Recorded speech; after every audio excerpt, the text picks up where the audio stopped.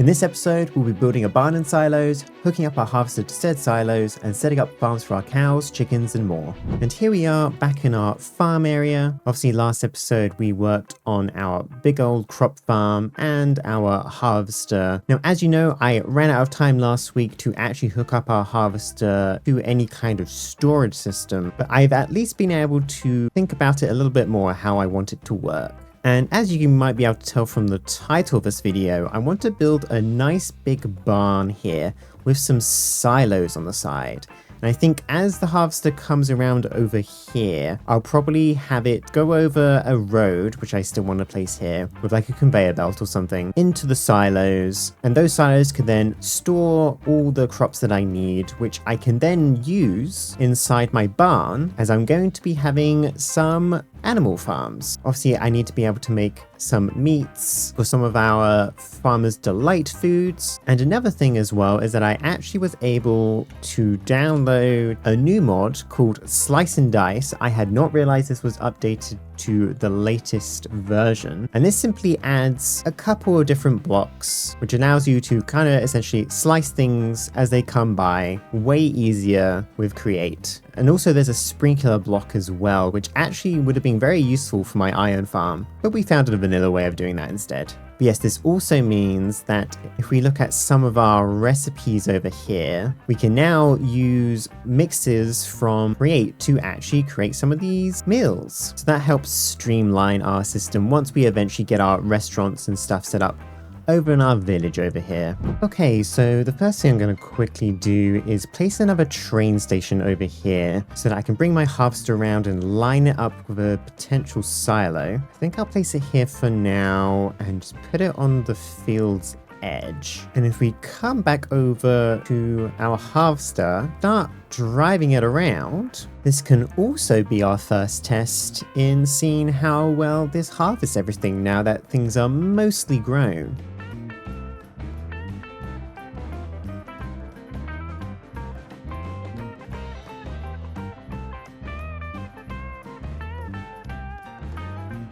And there we go, I've lined it up with our train station, but perhaps we might need to move this forward a bit. The silos are probably going to start maybe round about here. Well, that's not too far off, so I need to move it one or so blocks forward. With that aligned, let's come up with a silo design. So I mostly opted to use these mangrove blocks from Chipped, along with some stripped pale oak logs. The trim on the sides, I used this polished cut diorite wall. Then as we headed towards up to the roof, I opted to use some polished deep slate again with some half slabs, and then place down a rope pulley and crank. Then I think I'm just going to repeat that once or twice more, just so we have plenty of silo storage, even if it's not real. And there we go, there's our 3 quick silos. So now let's move on to the main building itself with the barn. So for this build, I wanted to use a bunch of dark oak logs and their chipped variants, as well as some of the mangrove that we used with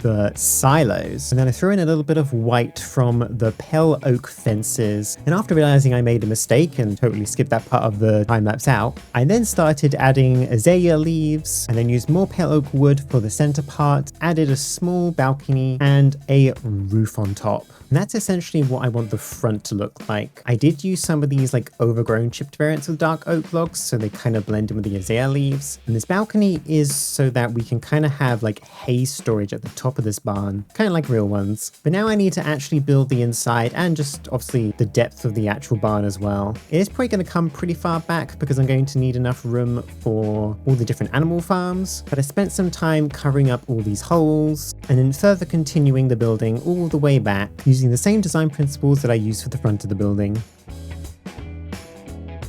with a roof on top, as well as some windows in the center, just to allow a little bit of light into the main building. And there we go, that is the exterior mostly done. Got our roof in, we've got our windows in the roof, and I've just cleaned up the walls on the outside, ready for the interior to be worked on. But the first thing I should really work on is getting this harvester finally hooked up to this silo. Now I realize this distance is actually quite far, further than I was expecting at least, but I still want this to be connected in some way. I just need to figure out how exactly. And I think actually what might be kind of fun and uses Create is use a mechanical bearing with a bar that comes up from the ground here, and then have a conveyor belt that reaches from both sides of the conveyor to the silo. And then whenever the harvester arrives here, it will rotate around to meet the two, and then when it leaves, it will rotate to kind of match with this fence.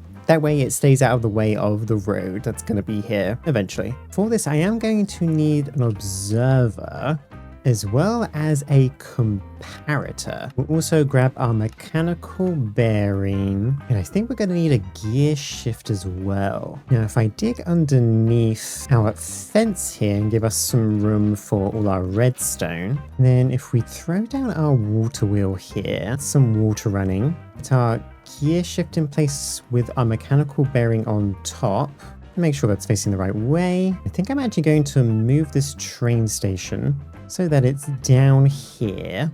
And then I think I want to place a pulse extender down from the train station and make that about 5 seconds, along with a redstone comparator and an observer coming away from that. Obviously making sure we're actually observing the comparator. And if we get our redstone and attach it to our gear shift, in theory how this should work is that when the train station comes, it will activate this straight away, making this rotate our conveyor belt so that it actually matches in between the two of these. And then once the train leaves, our pulse extender will hold that pulse for an extra 5 seconds to make sure anything coming out of it is still moving across the conveyor belt, and perhaps we'll have to extend that, but it will make sure that things coming off the conveyor belt actually get into the storage, and once it's done, it will swing back around. That's my hope anyway. I've also just suddenly realized I need a sequence gear shift, not just a normal gear shift. Now that we've got our sequence gear shift, we want it to turn by 90 degrees, await new redstone pulse, and then turn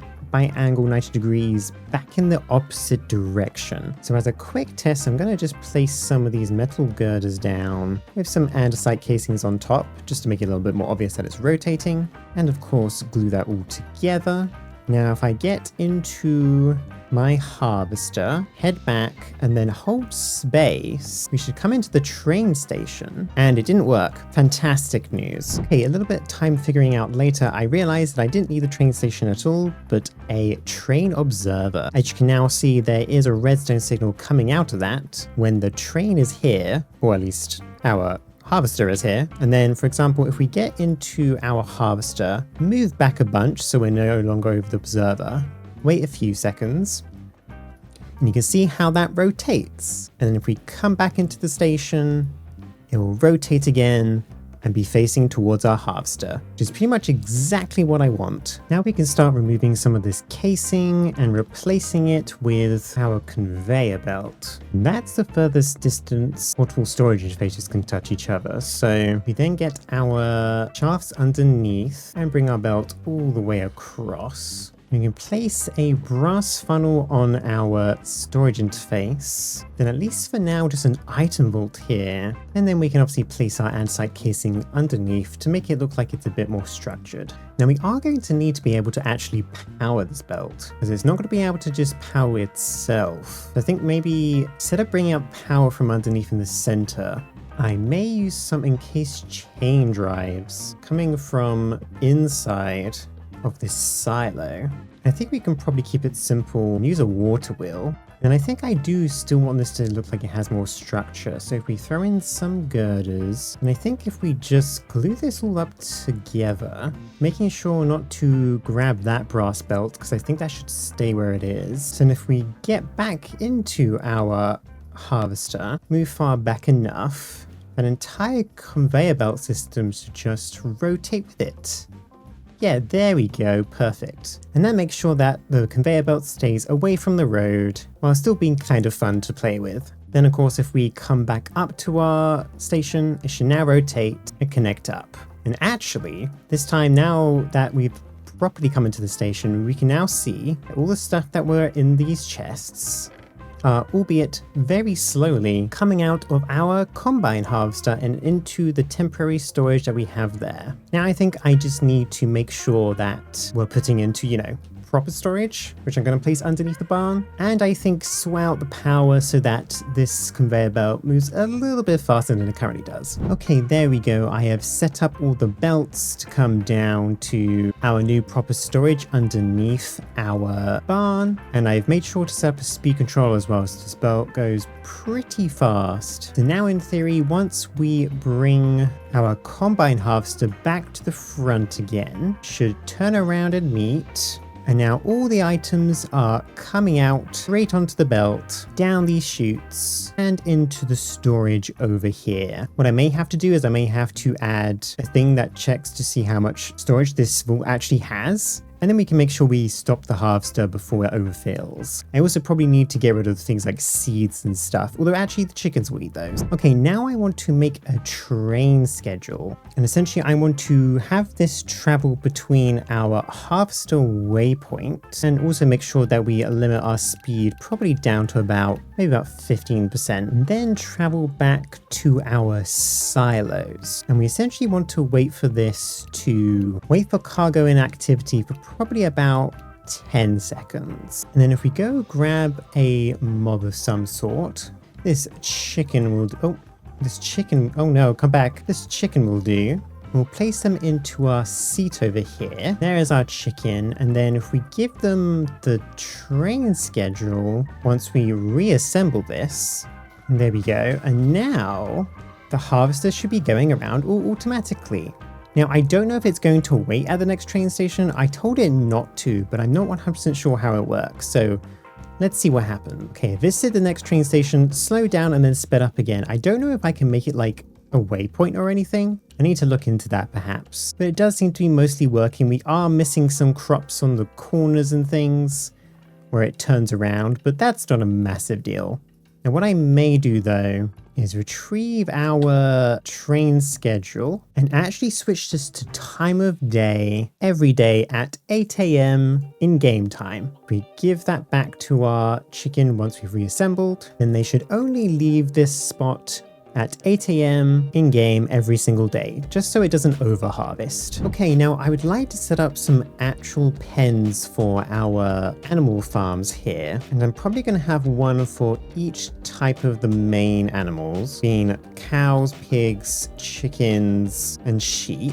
And I think we're going to have a pen for each type. So I think I'm going to start with the cows. And essentially what I want to do is have 2 or so adult cows at the top there. And once they have their baby, it will drop down into this pen. And luckily with how babies work in Minecraft, they'll kind of try to go back to their parents. So they should just stay relatively in the middle of this pen and won't walk off too far. And my main reasoning for that is that I'm going to have some fans at the back here. And essentially how that's going to work is I'm going to have a pit down here, although not quite this deep. I'm going to have a pit down here, and when these cows grow up, they'll get tall enough to be in line with these fans I'm going to place here, and then get sucked towards the hole, and then processed is the word I'm going to use. And I am going to give a little bit of a roof design to this pen just to kind of hide where the actual adult cows are going to be. So let me go craft these fans real quick, as well as a deployer.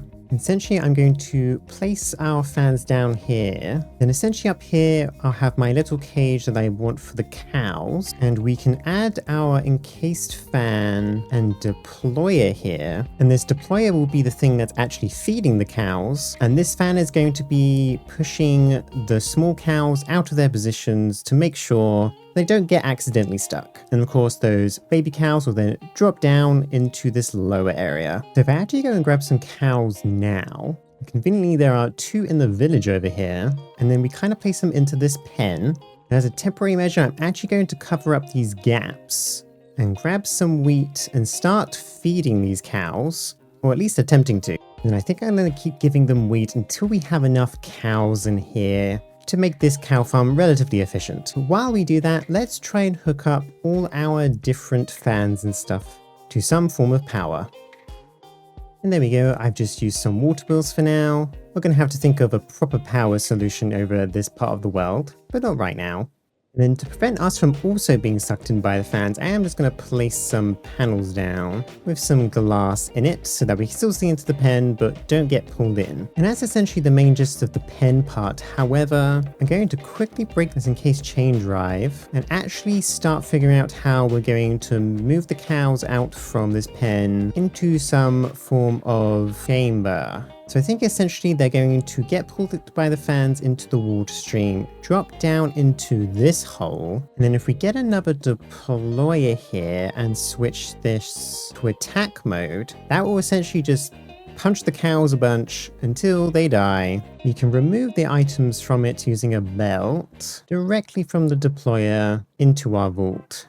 Though I may actually make a separate vault for this, as altogether this might be a little bit too much. And there we go, there's that mostly set up. And hopefully whenever it punches a cow over here, it should place all the XP and beef into this item vault over here. And yes, I do plan to actually make down here look a little less ugly, but you know, proof of concept and all that stuff. Okay, while I wait for these cows to breed even more, I think I'm going to start building the other pens ready for the other animals. Okay, that is the 4 main pens set up. And you may have noticed that in these 2 pens, I've actually raised the floor up slightly. And that's purely because pigs and chickens are a different size to cows and sheep. So they need to be elevated by half a block so that when they turn into adults, they are actually pulled in by the fans properly. Now I just need to go find some sheep, chickens, and pigs, and we can get those breeding as well. And with our animals in, I can start throwing things like seeds, carrots, and more wheat into the pens to actually breed up some more. After a little bit of time, we do have some chickens down here. I did kind of realize that this setup doesn't mean I can add more chickens to this, but I can probably go find more and just shove them in. But we do have a few chickens down here, as well as some eggs. Actually, you know what? I'm going to pick them up right now and throw them. And hey, we got 2 extra chicks from that. Although they just fell into the hole, which is not what I wanted. And now I think I have enough cows. I'm going to throw in some more wheat into our hopper over here. And there we go. We have our first cow that's dropped down below. And you can kind of see that they're staying kind of in the middle as they're still trying to reach their parents up above. So that should prevent them from falling into the hole.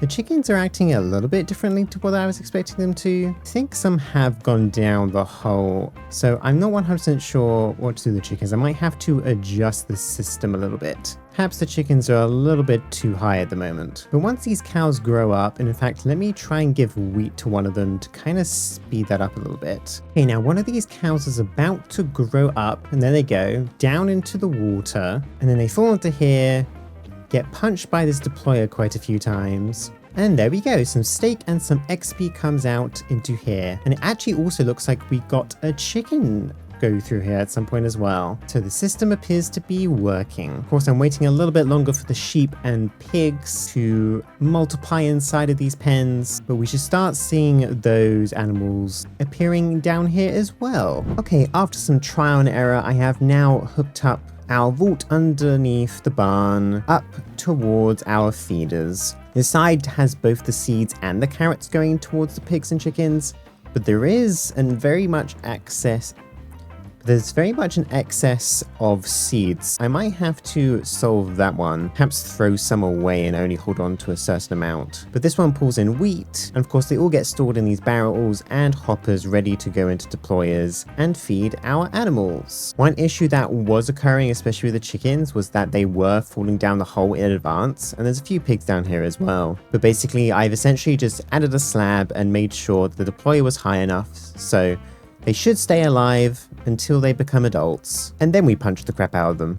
But we do have a decent amount of chicken and beef in here already, and some pork as well. I've only just started to get the sheep working. But yeah, it's a little bit busy down here. We've got our 2 fans on each side pushing up the seeds and wheat, etc. Hopefully I can clean this up at some point. It was definitely a kind of trial and error just to see what kind of works. But also at the same time, this is gonna be underneath. So like, do I care? I'm not sure. I think the important part is at least keeping this area relatively clean. I am going to have to figure out how to kind of cover up the areas up here a little bit more, I think. I know I did want the roof area, or at least the area up here, to be like a hay bale area. So perhaps we can hide some of this stuff with some well-placed blocks. But with those bits done, I would like to actually add a milking area for all our cows and also a sheep shearing area for potentially a bunch of different color sheep as well. So I think I want to use gantry shafts for this, going back and forth in this space, and have deployers coming down from this, a bit like so, with some buckets, though preferably one bucket at a time.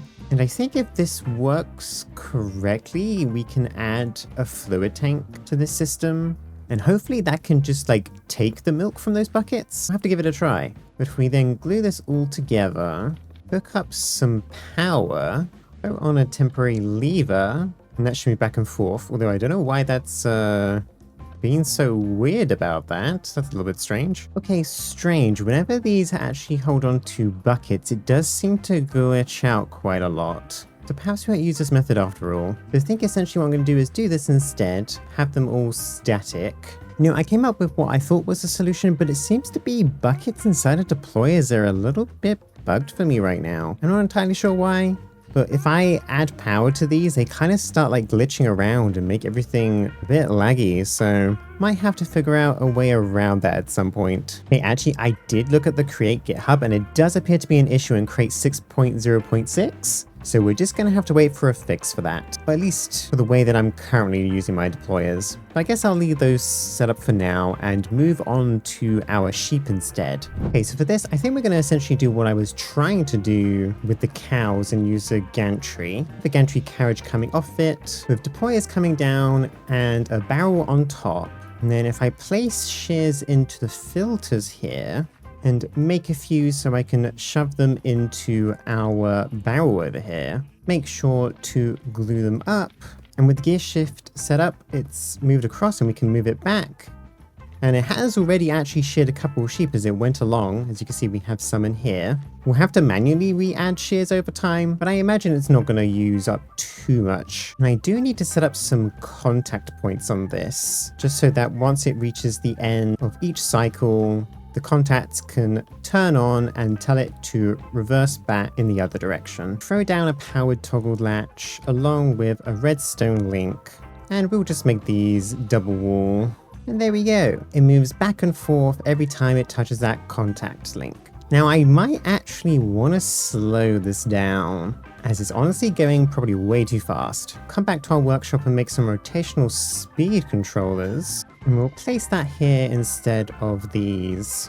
And I think we can probably leave that to about 16 actually. And I've slowly been stealing sheep from the pen next door just to make sure that we actually have enough sheep for this pen over here. And I'm going to need to dye a bunch of these sheep so we can get all the different colors. Now I do have some dye in here already, so we can reuse this stuff. And very mixings later, I think I've gotten all the dyes, at least when comparing to this list up here. So we can start dyeing some of these sheep, although I think I have to wait for them to actually be shearable. Can dye the babies, so let's do that. And a little bit of patience later, I believe I have one of every single color, as you can kind of tell from the moving barrel. But now we need to actually empty out from this into a separate storage that I can access. Stop this for now and add our portable storage interface. And make sure to glue that. Add a bit of a small vault here for now, mainly because I need more vaults. But if we then turn this back on, it should now empty everything out into here, although I have to make sure that it doesn't empty out shears. There we go, there's our smart chute, and then if we throw in shears, add this to our deny list and put the filter on top of the smart chute, that should now hopefully only ever put wool into our item vault. And there we go, there's that system pretty much set up. Now I think the main thing I want to do now actually is clean this barn up, fix up the floor, add our upper area for our hay bales and just generally make things look prettier. And there we go, there is more or less the finished product. I've placed in a bunch of dirt and gravel and stuff with these Farmer's Delight crates with all the different crops that we're growing. And I've also made the hay bale roof with just a bunch of the hay bales. I did use them to kind of cover up some of the mechanical bits over here, so it's way less obvious. And one other thing I did as well was I set up some hoppers underneath here to actually collect all the chicken eggs and place them into our item vault over here as well.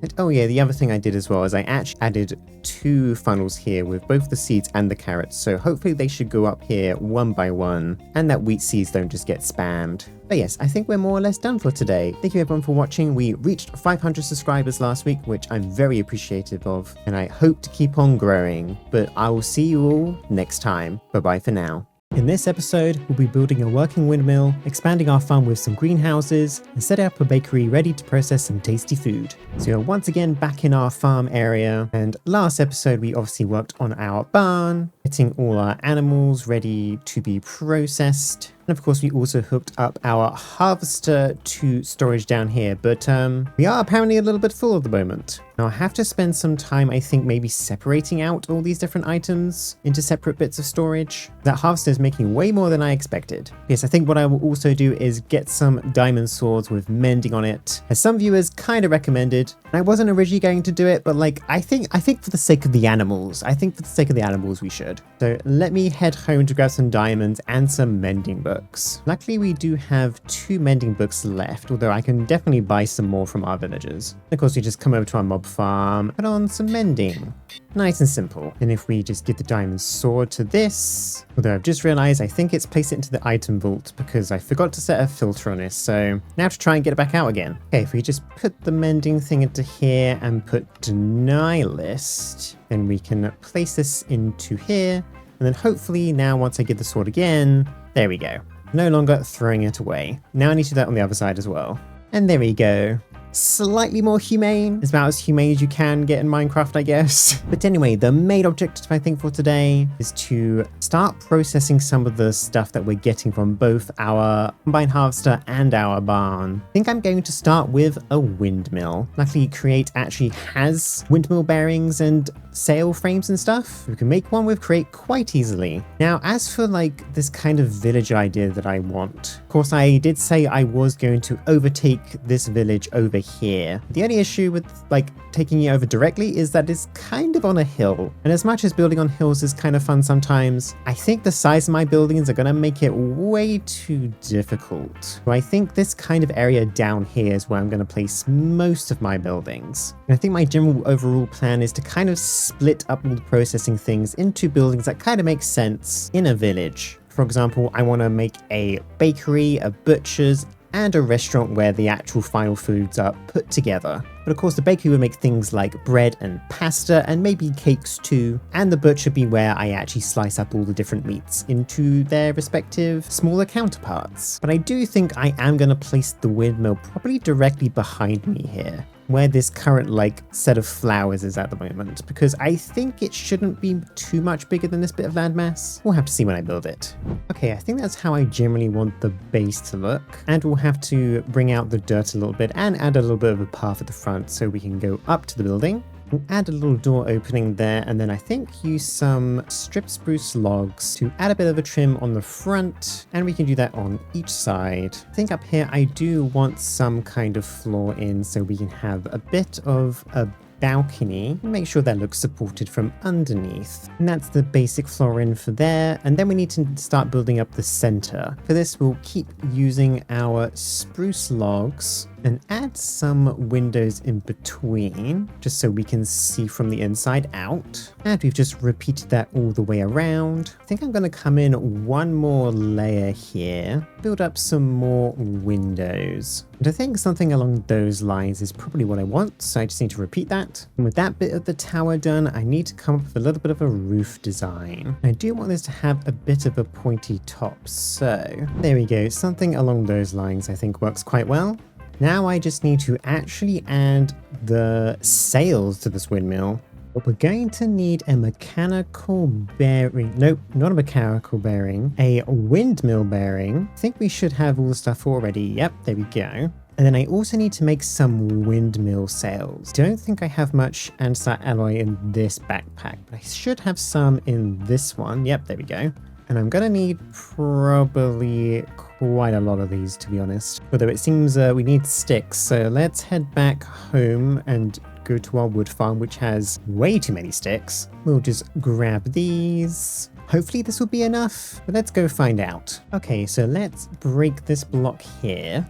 And actually probably just head inside, and we can throw in our windmill bearing and perhaps use some girders coming out of that. Hopefully that should be enough distance, although maybe that might be a little bit too far. Let's actually push it back one more. I think I'm going to use some of these spruce planks to get the main sails in, and probably following a kind of pattern here. We have 3 block stairs, 3 block stairs, 2 block stairs, 1 block stair, and then I just need to repeat that 3 more times. And then we can actually grab our proper sails and start attaching those to the actual main structure. Although I'm not going to lie, this is a little bit difficult while on a jetpack, so let me just place a platform for myself. And I think I'll make this stick out a little bit further from the actual wood. At least something along those lines. And then I just need to repeat that for all the different sails. And in unshocking news, I didn't make enough sails. I'm very bad at honestly estimating how much it's going to take. And there we go, that's generally what I want for the fan bits. And added some shafts in with these brackets just to give it a little bit of structure in the middle. Now luckily, in theory, all these wind sails should glue themselves to each other, but the rest of it won't. So I'm just going to try and glue as much as I can, and hopefully it should all just work. And for the moment of truth, if we right click on this, it is now working. Perfect. Now, is that rotating in the right direction? For some reason, I actually never know which direction it's meant to go. I feel like this is the right direction, but if it is the wrong way, someone tell me please. Now that we've got that going, let's clean up some of the inside of here and bring down the power to the bottom so we can actually start processing the materials we need. Also, yes, there was a skeleton here, and that's why I have an arrow in my arm. Okay, so I've added a couple fake floors. Obviously, there's not really enough room in this windmill to actually put anything on these floors. Let's start bringing down our power from our windmill to the ground floor, and we can add some structure to this just to make sure it doesn't look like it's too floaty. And I'm going to actually want to crush a few things in here, including sugarcane for sugar, wheat for wheat flour, and also rice panicles to make rice. And now I haven't actually set up a rice and sugarcane farm yet. We'll be adding one of those later. But for now, let's get in a belt and make ourselves a few more gearboxes, because I'm going to want to place, I think, 3 of these here. Make sure they're all facing the right way. Back to naturality, I think I'm going to actually need to use some chain caisson drives here, and then use 1 vertical gearbox along with just a normal shaft. And then I need to just go back home and make some crushing wheels. And one day soon, maybe I'll actually have this stuff automated, but for now, we're doing it manually again. And there we go. And if we just attach these 2 here, anything going on this belt should now be crushed by these crushing wheels. Of course, we'll place some andesite casing down. And I think the way I'm actually going to get the produce from like the barn and stuff is I'm going to have some kind of van at some point, probably pull up outside here. Hopefully we can get a train station and a post box up here, then just put it straight through these crushers and into some kind of separate storage system. Perhaps what I might actually do is actually extend the windmill to the side a little bit, have like a side building, raise up the ground and knock down this building, just so we can have an area for storage. Honestly, I think this is honestly the main thing that I need in here. I don't think I need to overcomplicate this. I don't need to make separate crushing wheels for all the different types. I think they can just go through here and into their own bits of storage. So I should probably decorate this floor and lighten it up a little bit in here because it is a bit dark. There we go, a relatively simple design. Put some hay bales around, kind of covered up the crushing wheels a little bit better. And I think once I get some rice going, I may put these bags of rice around in this room as well to go along with the hay bales. But I like it how it is at the moment. Now, the other thing I also did was I built out the cliff underneath the windmill, and I gave ourselves enough space next to the windmill to add, I think, a little storage house next to it. Honestly, this is like my first time doing like a proper like cliff face kind of thing. I've generally tend to avoid these kind of styles because I'm honestly too scared to do them, but maybe I shouldn't be. I think it actually turned out really cool looking. I might have used some leaves a bit excessively, but I still like it regardless. Now, I think for the storage building, I don't want it to be that wild of a building. I think something quite simple will do just fine. I'm going to leave a little bit of an air gap in between the two of them, mostly because I feel like the blades of the windmill might get a little bit too close to the potential roof of this. If we more or less build all the way to the edge, and we can use the same stone as we did for the main windmill. In fact, actually, I think I am going to make this building a little bit wider. The pure reason that I think only a little bit of storage will be able to fit in there and nothing else, so let's give ourselves at least a little bit more room. And then I kind of forgot to record the rest, but it's a relatively simple building, nothing too wild. Pretty much just enough room to hold on to a relatively large vault. And I've opened up the wall here to bring a belt through, because I think I'm going to try and bring everything from down there into the storage over here. So let's throw down our belt. And luckily, there is just enough room underneath this to still walk past. And I'm going to have to think of how I'm actually going to get up over there. I think as long as we kind of just follow the ground over here. With a little bit of fiddling out later, we've got the belt heading out into the storage room. It's a bit messy, but it's really not the end of the world, honestly. And that belt will go into a bit of a smart chute and then into the item vault, mainly because it doesn't actually line up. Although maybe we can actually raise this up by one so that it's kind of standing on stilts. That way you don't have to bob over the smart chute. And then maybe we can also pull from underneath it as well. But I am once again out of bolts. I really need to spend some time making a bunch of bolts, to be honest, for both this and for the wall inside of the barn. But yes, I'm liking how that little storage building is looking. I'll have to add a bit of a pop-up here and probably add some more leaves and other bit of decorations. But what I'm actually going to go and do instead is build some greenhouses. Now, I don't have all the crops like I said earlier, and I would like to start growing some pumpkins, melons, sugarcane, rice, and some berry bushes, but I didn't want them to kind of just be out here on the field. Pumpkin and melon can't actually be harvested by the combine harvester anyway, so I think what I'm going to do is actually build 4 greenhouses this side of the field and bring the roads around each side of the field to meet them. Honestly, just so those roads actually have a reason to exist. Now, these greenhouses are going to be relatively wide, so I'm probably going to have to do some landscaping, help flatten the land, hopefully not get too close to this river. Mainly because this is actually a very nice natural river. I feel like even though Terralith does change the landscapes a bit, that the rivers don't tend to get this wide, so I'm trying to at least hold on to that. But let me flatten out this land and I'll get back to you in a second. Okay, there we go, all nicely flattened out. And I've brought the road round to this side so we can access the greenhouses easier. Although I do still need to do it around this side, so. But let's actually get a design down for these greenhouses. And I think I want to use mostly just a bunch of spruce logs kind of separated out into sections so that we can have 3 wide farms on each side of the greenhouse. If we just build up a bit of a frame, something along those lines with perhaps some logs sticking out, then I think I actually want to use some of this andesite wool with the weathered panes of glass from Create, which I love the look of and I think works really well for a greenhouse. But actually, I think I want the top to come in a little bit more than it currently does. And we can throw some glass in there as well. And there we go, I think that's how I generally want the front to look like. Throw in some spruce fences and kind of came up with how I want the roof line to look a little bit. Although I'll definitely be having a lot more glass from here on out. And I'll probably have these come down in like 4 wide partitions, I think. Keep using our mix of andesite and iron panes. And then I think I'm going to use the full-size blocks just to bring it up to the top here.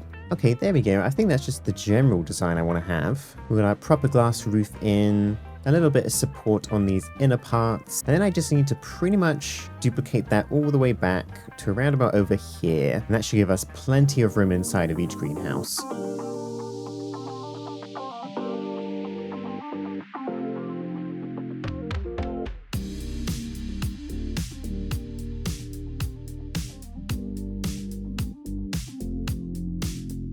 There we go. There is our first greenhouse done. Now I think what I should probably do is grab a schematic of this and make sure that we actually do get the buttons and stuff that are sticking out the sides. And then I essentially just need to do this pretty much 3 more times on each side. So if we get our cannon down, then pretty much place it more or less directly next to this one. Be far away enough. I did give us some extra room, even though this does make this side a little bit too high versus the river. Though I think if I do still have it this far out, I think I'll do what I did over at the windmill, which is create my own little cliff face kind of thing. And I think that would look quite nice next to the river. But actually, let's move this one further away. That way we can still probably have a small path down here as well. We'll grab our clipboard and actually see what we need from this. And we can ignore the short grass, but we need everything else. But this shouldn't take me too long, and I'll have to times this by 3.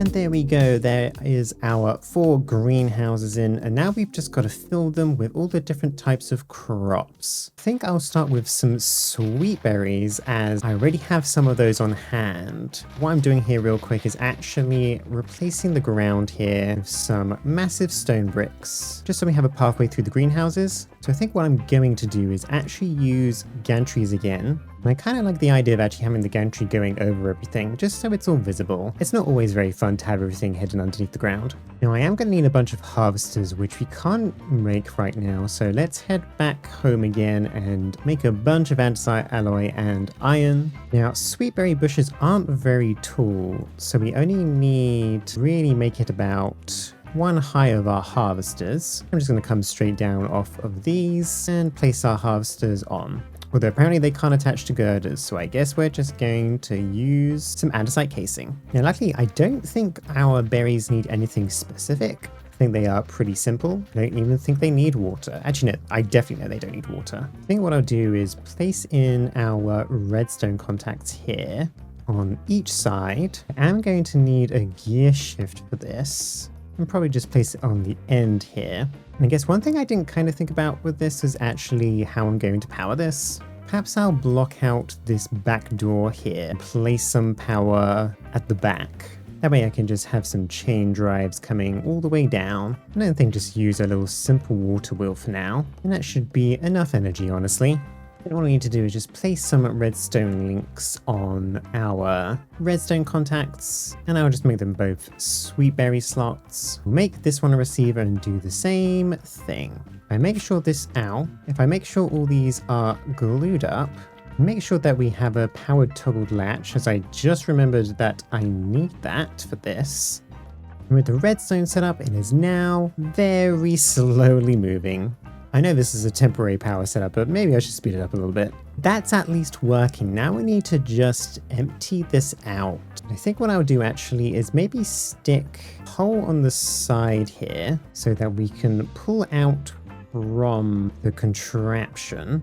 And then I can just replace this last block over here so they actually attach up when they're moving by. And I'm not entirely sure how I want to move items from the greenhouses over towards our main storage area. I might honestly just put a belt straight underneath the fields into the silos, but perhaps I can build a vehicle at some point to come around here and just pick it up and take it over to the barn instead. So let's place our portable storage interface there. That should still be glued. And I'm also actually going to replace this casing here with a barrel, just so we actually have some storage on the contraption. So now if I turn this back on, it should start collecting all the berries that we need. And I'll leave this just set up for now with just a barrel, and hopefully that should be enough until we have a proper system to collect everything up. So I'm giving in and I'm actually going to hook this up after all. I think we only really need it to be about 64 though. It doesn't need to be super fast. And that should hook up, although I think it was mostly empty. I must admit, I didn't actually realize how quickly these berries grew, so making it a little bit easier to actually place these down with any extra berries that we're getting from this. But now I need to more or less do the same thing in all the other greenhouses as well. Perhaps slight different changes to the design depending on what crop it is. Okay, so for this one, I think we're going to do sugarcane. And this one's going to be ever so slightly different in that I'm going to want to have 2 layers of our harvesters, because obviously they can grow a little bit taller and we don't want to harvest the bottom layer. And pretty much just set up the same system as we did in the sweetberry room. We need to grab some water so that we can start placing in our reeds. And after placing in all our water, I'm going to cover it up with some slabs. Should waterlog them, but still mean that we can place sugarcane on top. And then we can actually place in our sugarcane. And if we make sure this is all glued together, after giving that some power, it should now all be working perfectly. Once again, I've added a temporary storage solution here until I figure out how I want to attach everything. Okay, so I went ahead and made our 2 other farms, including our rice farm and our pumpkin and melon farms. This one's a little bit different in that we use some drills because the way it normally harvests doesn't work, but each kind of melon stem and pumpkin stem has 2 sides to potentially grow on, so that should at least maximize the growth here. And then the rice, of course, has to be inside of water. And once it grows to a certain height, it's then harvested by our normal harvesters. And it's going to take a while for me to get enough rice. I'm probably going to maybe have to use a bunch of bone meal on this just to speed it up a little bit, because our fields are looking a little bit empty at the moment, but it works at least. And then in terms of our portable storage interfaces, I ended up moving them to this side. As you can see, they kind of just connect up there. Not currently attached to any kind of storage because I'm thinking of potentially putting a conveyor belt through these and like just adding maybe like a vault here or something. And then I think we can have a van come along and pick up everything here. But there we go. At least we have 5 more crops now actually added to our farm, ready to make even more foods with Farmer's Delight. And now I think I'm going to decorate this area a little bit, probably add a bit of a road up here and sort out this rather awful cliff face. Hopefully I can again use the design that I used over near the windmill. There we go. I simply just put a bunch of dirt down and some paths along with our new little tiny cliff face. And it also meant I didn't have to actually mess with the river, so that's all good. Did also make one slight change to this farm as I realized that gantries can be blocked by like pull-on blocks. So when any pumpkin or melon grew, it got stuck on it. So I opted to put some drills on the back of it as well. But I think what I'm going to do next, head back over towards the windmill area and to start looking into making a bakery. Now the main thing that the bakery is going to do is essentially turn produce from our windmill into dough, and then I can also turn that dough into bread and pasta, which I realize is not what bakeries typically do, but that's what ours is going to do. And in the future, it may also make cakes, but at the moment, milk is not working properly with the createmod stuff. So I'll leave that out for now. Okay, so I flattened some land over here next to our windmill. I think we're just going to start building.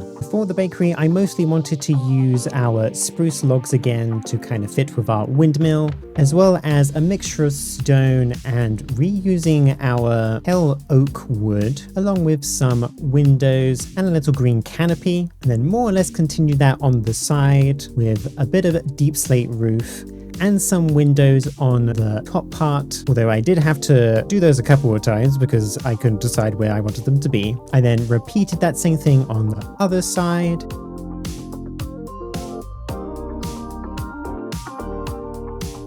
And then around the back of the building, I set up some stairs to go up to the second floor, which I'm probably going to use as some form of storage rather than any kind of housing. And then finished off with some azalea leaves. And there we go. There is the exterior of our bakery mostly done. And I've also put in a little basic interior as well, where we have like a counter of sorts, and then also the kitchen area in the back, which we're going to put all our contraptions in. Now, the general idea is that we're going to have a van come along at the front here and probably place stuff into a post box back here. So if we get a simple belt in, and the first thing we need to do is actually take our wheat flour and place it into a basin with some funnels on each side with a mixer on top. And I'm going to have to place some water into that mixer. And luckily we don't need to overcomplicate things. I can just put a bit of a water source down here and then use a pump coming straight up from underneath into our basin. We'll just have to hook that up to power. Then after that, I want to actually split this belt into two. And I'm going to mostly do that by using a brass funnel, but making sure nothing passes through the center one. That way we can use our slicer from the Slice and Dice mod with some knives, and that will cut up the dough into pasta. And then I'm going to need a fan. I think I'm going to place our fan here and a campfire here. And hopefully I can pull the heat towards the fan and cook anything here into bread. Then place some barrels here and some funnels going in, and I'll make sure to set a filter on these to make sure that they only go in once they're processed. Honestly, just now I think I just need to hook up everything to power just to make sure it's all working the way that we want it to. And there we go, there is everything powered up. It was a little bit of a tight squeeze back here. I probably should have made this building bigger. I guess that's what I get for building a building first before building the create stuff. Okay, so what I'm going to do is actually grab some wheat, take this wheat and plop it into our windmill to begin with. And then that produces wheat flour and seeds. And obviously typically that'll go into our storage, but I take this down here and just throw some onto our belt. In fact, let me get rid of this brass belt first, just so it doesn't move straight out. There we go, it's starting to mix. And then one went through into here. So let's sort out some of these things. Place that on the basin to make sure it's only making that. And then I also actually should probably remove this brass belt, put the dough in, although apparently the slicer is going the wrong way, so let's put in another gearbox to fix that. And then that turns into pasta. You can then grab and place into a filter on a brass belt. And then the same thing on this side. We'll cook this bit of dough into bread, then grab our brass funnel and put in the bread into that as well. So now we should just be making both pasta and bread. So let me throw these bits of dough back in real quick.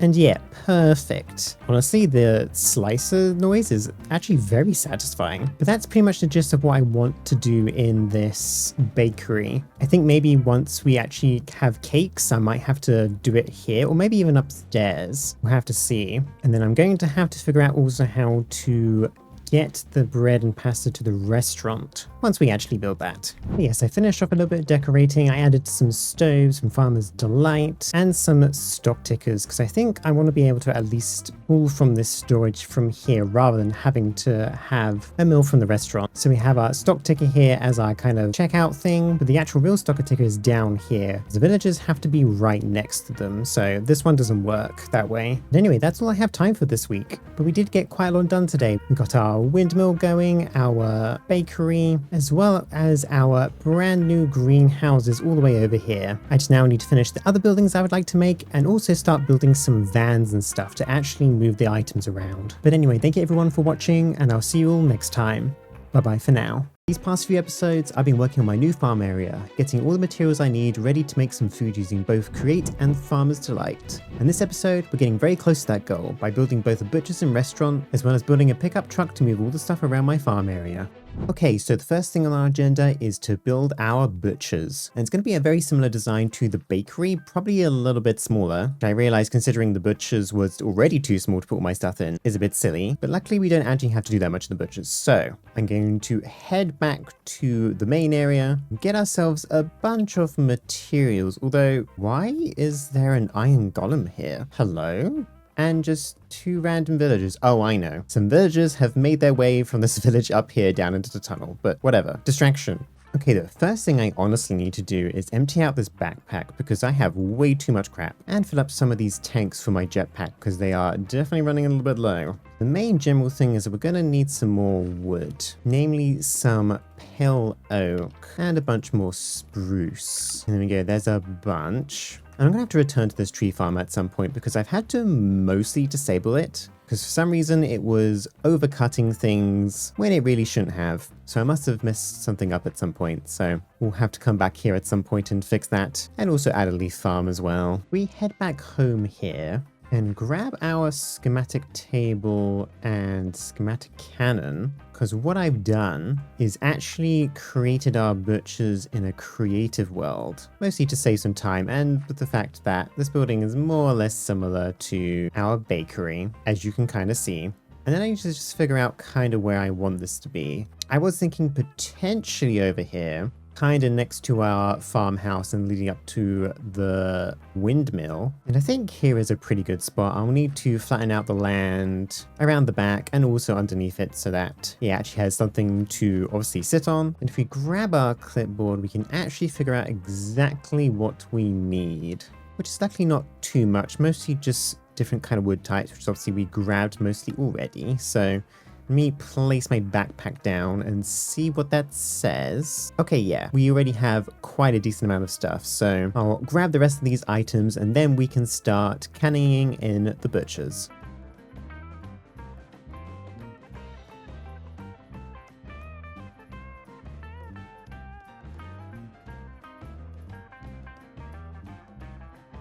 And there we go, nice and simple. I've also thrown in our different floor and it's all pretty much prepped, ready to start cutting things up. And I think I will be making this upper area also into storage potentially as well. But yeah, just like the bakery, I think we're going to have a post box outside of here. Place in a simple belt, make our slicer, which is just a turntable, a cogwheel, and andesite casing. Now if we place this down here, and there is a little bit of a bug with create slice and dice at the moment, meaning that it's not showing up correctly sometimes. But if we grab ourselves a knife as well and put that in and get this hooked up to power, and there we go, there's that very simply set up. Go and grab some meat and throw that onto our belt. We'll see that it starts cutting it up, even though it's a bit invisible at the moment. And that's pretty much all I need to do. There's no special things I need to do for this, purely for cutting up meat ready to put into our meals. I think what I'm going to do is add a little bit of a hole here, place down a small bolt to hold on to all of our meat. That way we can make ourselves a fan to place underneath some chutes. We'll have to make sure I actually put it in the right place. But then if that's hooked up, hopefully when the minced beef goes straight in, it gets pushed up and directly up into our item vault here. And then whenever our restaurant needs it, it can request from this butcher and deliver it straight to the restaurant. Speaking of the restaurant, I'm thinking of generally placing it into the center here, as it's going to be a relatively big building with some outside seating. And I want to make sure there's still some room around to allow a road to pass by for all the trucks to move along. I think what I'm going to do is, I think actually level the grass down to this level. Although I really need to be careful because this shovel is literally about to break. I think I should have another one in here, although that's also about to break. I'm going to go fix those real quick. And with some flashing done over here and here, I think we can make a start on where I want the restaurant to be. So I mostly started with a spruce wood frame along with some andesite and fence pillars. I then used a bunch of parapets to cover the outdoor seating. I also made a start on the second floor along with the pale oak wood for the windows. I made sure to continue that stone wall style at the back of the building that I'd used on my bakery and butchers, and then went in with a very simple spruce and deep slate roof with a couple of trapdoors for the center part. Made sure to add some small windows into the roof area and then added some stairs and trapdoors for a little bit of more structure, followed by some buttons on the logs and some spruce window shutters, as I thought that looked quite nice next to the pale oak wood. Then finally finished off by placing a bunch of azalea leaves on top of our seating area to make it look a bit more prettier. And there we go, that is mostly the exterior done. Now I just want to get our interior in, at least on the bottom floor. And I think I'm going to do all of the actual food making and stuff on the second floor, once I place the ceiling in, of course. But I think I'm going to start with the outside first. Just get ourselves a nice floor in so we can place down all our tables and chairs. I think I'm going to use some of these overlapping stone tiles for the outside trim. And then probably use some of these tiny tough bricks for the actual main base that the tables are going to go on. And I think I'm going to have the kitchen kind of back here, or at least the fake kitchen. And then bring up this bit of dirt here, throw in some more of our trim again. And honestly, just to make sure that the floor isn't too great. I think I'm actually going to throw in some green concrete here, some of these panels, and then some mosaics in the middle, because I kind of like how that looks, and it adds a little bit of color on the inside. Then I think I'm going to probably get in the ceiling here. Probably use some oak slabs just to have it a little bit of a variation of color, even if it's not actually that much. And that also gives us a floor to place stuff upstairs as well. I think I'm going to throw in some of these iron bowl lanterns because I kind of like how kind of cozy they are. I think they look a bit better than using just the plain lanterns. Then as for the actual kind of counter, I think I'm just going to use a bunch of these pale oak counters, which is actually from this mod called Every Compat. Essentially allows me to take the modded pale wood and convert it into some of the other mods that we have as well. So there's our counter, and I'm thinking of using some more of these stockade fences at the top. And I think like how I did with my other restaurant in the train station, I'm going to use these side tables as a form of stool. Then I think we can place some plant pots down, throw in some flowers and things, using some checkered cobblestone tiles for this. And then for the kitchen itself, I think we're going to place a few stoves down with a couple of cauldrons and levers to look like a sink. And honestly, probably more of these counters on each side, just so there's plenty of surfaces. And then perhaps some cutting boards on each side, just so we break up the monotony of the white a little bit. Though perhaps I think I can actually change the tops of these. Yeah, here we go.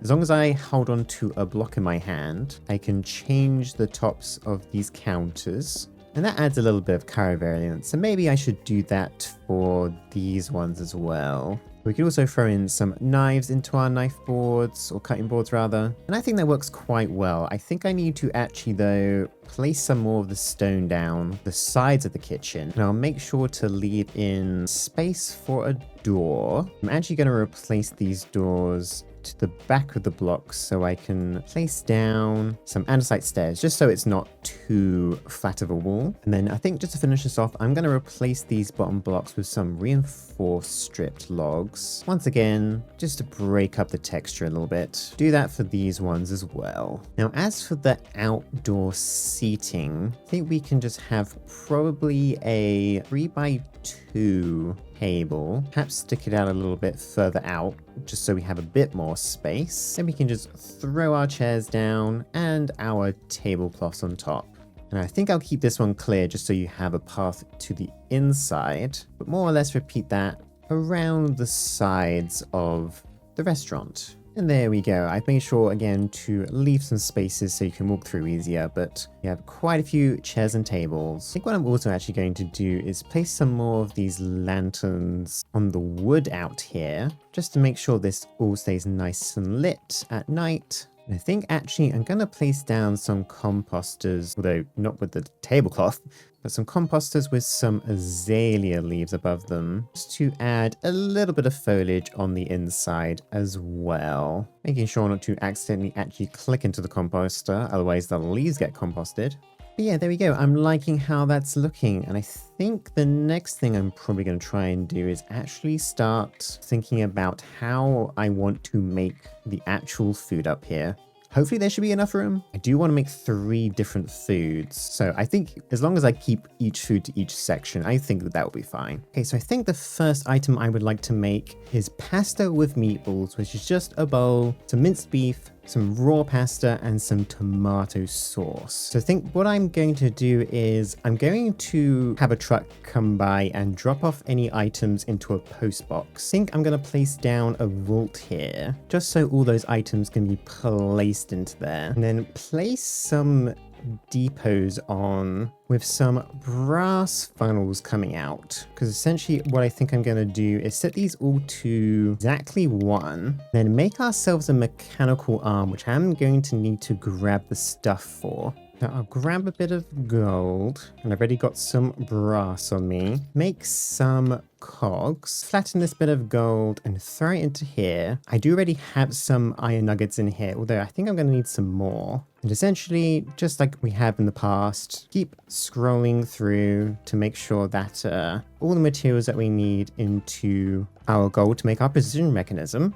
flatten out our brass, strip a log so we can add our brass ingot to that. And that should be everything we need for that. We head back to the farm, where I've realized I need to make a mechanical mixer with a blaze burner underneath. So I'm actually going to need to make another blaze burner and head to the nether. So back home we go again. We do already have the items that we need for the blaze burner in storage, so let's grab those real quick.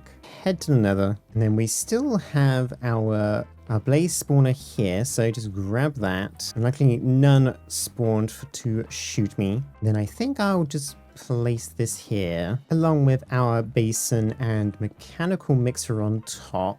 And then I believe I can just use my mechanical arm to extract from all these points and then deposit the basin here. And we can just place that there and then switch this to forced round robin. So once I set up these funnels, I'll have them drop one item each onto these depots, and mechanical arm can place them in one by one into our basin here. Now, I actually don't have a way of fueling the blaze burner at the moment, and the idea is that potentially next episode, spoilers by the way, I may be building a train. I think I'm going to bring some lava over from our power station to our farm area and then just fuel our blaze burners with those. But that's not super necessary right now. What I am going to need to do with this is that obviously we're going to have our minced beef set up and we're going to have our raw pasta set up, as that comes from our butcher and bakery, but we don't have our tomato sauce, which is just simply just 2 tomatoes, a bowl into a mixer.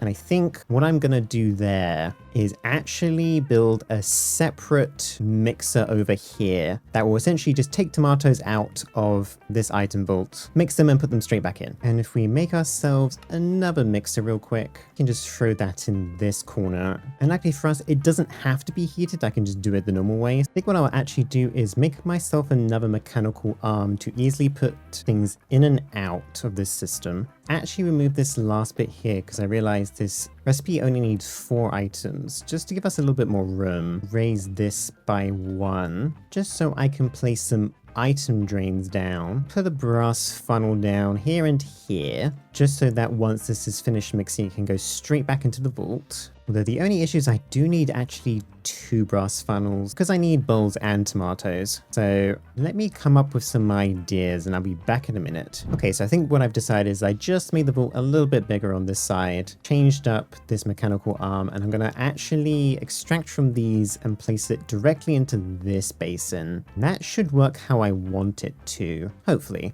Now, if I grab all the items that I actually need for this and start placing these into the funnels, so it works the way that I want it to, we can then hook up some power and see if it works or not. For each of these, we can put bowl, beef, tomato sauce, and pasta. And then for each one of these, I also need to do a bowl and tomatoes and actually change this one to exactly 2. I need 2 tomatoes per bowl. Also going to throw in the tomato sauce into the basin here to make sure that's what it's making all the time. And now I just need to hook up some power. Okay, I believe that is everything hooked up. Now I just need to place the items into this vault just to see if it all works properly. I think I'll place down a brass funnel and just throw in what I already have in here. And that's now grabbing everything. Although this is not quite working how I want it to. Let me grab our tomato sauce again and place that in there. And I also forgot to set this to force round robin. And this one too. So let me actually throw this stuff back in here again. And that one is now making tomato sauce, which is exactly what we need. And now if I get some lava, come grab that from our power station, put that into our blaze burner to cook.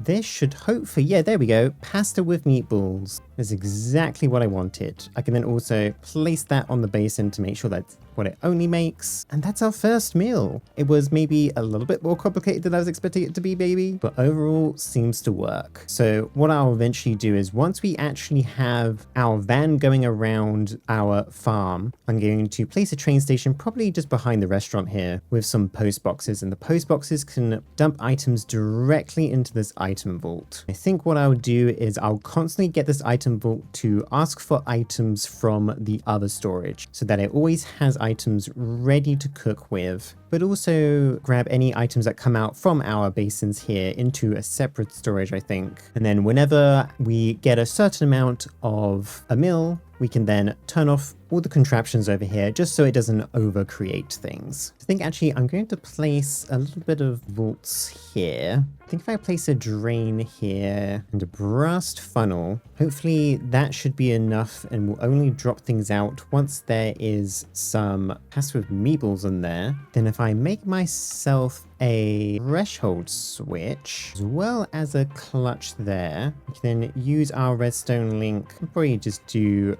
meeples and pastrin both. Make sure that one receives and probably make it pretty low. I'm just thinking that I would like one stack of it, I think. So hopefully that keeps that under control and then turns off the system when we don't need any more. And now I was planning to do 3 meal items up here, but honestly, considering how much room this took up, it might only be 2. Unless I decide to stack some of these on top of each other, but probably not.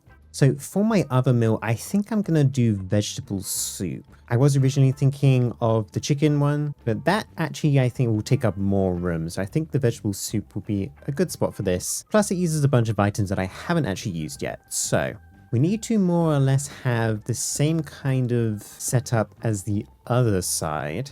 Now this one actually does need 5 things. So we'll place 5 depots and funnels down.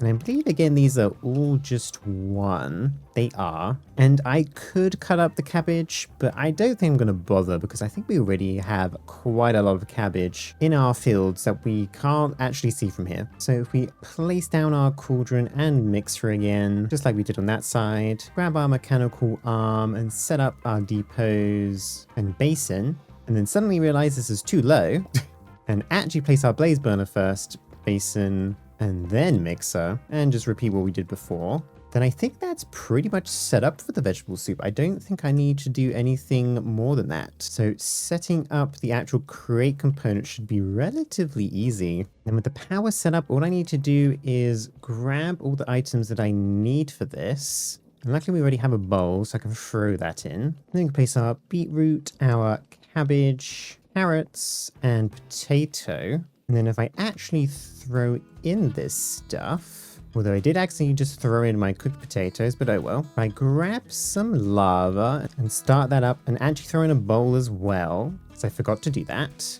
I made sure to set this to force round robin.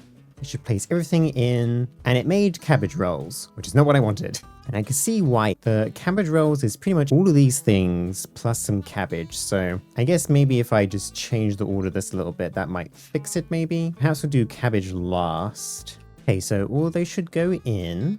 And now this should properly make what we want. There we go, there is our vegetable soup. So I can now also place that on the basin to make sure it actually makes the right thing. And if I just do what I did on the other side, which is place a drain in and add our brass belt funnel facing the right way. And there we go, we also have some vegetable soup in here as well. Now I just need to more or less do what I did over here. And I think I'll just add the clutch to this bottom bit here. And although the mixer will still keep on going, the arm won't be able to keep on giving it ingredients. So that should work well enough. We'll place down another threshold switch with our vegetable soup as our filter. Use it for our redstone link. Make sure that receives, and we'll once again switch this to 1 stack so it doesn't hold on to too many. And that's more or less what I wanted to do here. I of course need to actually hook this up properly with the rest of the system, and also I think add a little store down here so I can actually take out some of these bits of food. But the first bit I need to do is actually build in all these roads around our new village area. And that's probably going to take me some time, so I'm going to get to that and hopefully I'll be back in a flash.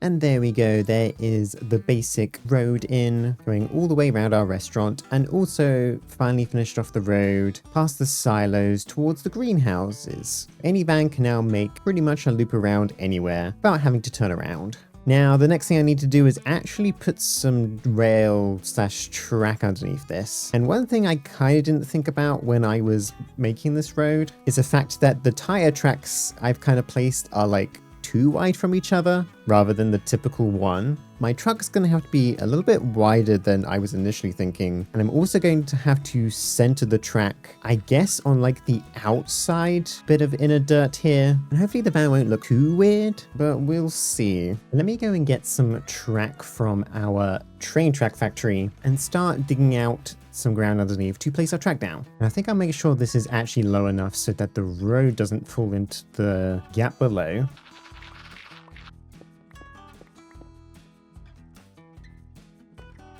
And there we go, that's pretty much all the track laid down, as you can see in the cave map. And now I need to start thinking about how I want to design this truck. First thing I need to do is actually place down a train station out here. I think I'm just going to place it here for now, perhaps move it somewhere else, because I do eventually want to attach a post box to that. If we then create a new train and throw down our train casing down, that way we can then use some of this glass panel, just so that we can attach our truck to it. I think I will just use some copycat panels first, though at the top part of the block. Kind of spread that out to decent size. This truck's going to be kind of long. Hopefully that's going to be an issue. I'm going to use some weathered iron on the bottom and then throw some steps on each side. Also use weathered iron for that as well. I think I'm going to start the front here actually with some concrete slabs. And then I think I'm going to use mostly green concrete for this, because I kind of want it to match my harvester a bit. So I've got some of this real green concrete. I think I'm actually going to place some panels on there with these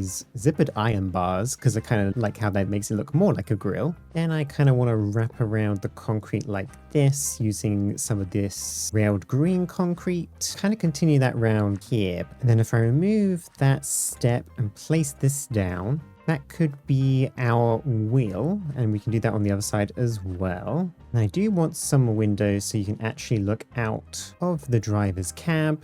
We can just throw some normal glass in there, and then use some more of these steps, some of this green concrete panel, and some bites on the side just to make it easier to wrap around. And I think I'm going to use some more of this weathered iron for the kind of roof part. Then as you can see on my combine harvester, I kind of have these kind of windmill things, but truck's probably a little bit too small. So I think I'm going to use these half panels instead, with just more weathered iron on it. And I think that like works well enough, I would say. Would like to continue this up here and make sure that this is all connected. And that's more or less what our cab is probably going to look like. In fact, I can use some factory gauges on this as well, although unfortunately I need to tune this to a stock link. It means I can place these on the front and potentially put some lanterns in there as well. But as for the rest of this, I think I want to use some more of these vertical steps with, again, some more weathered iron, because that kind of makes it look more like a truck.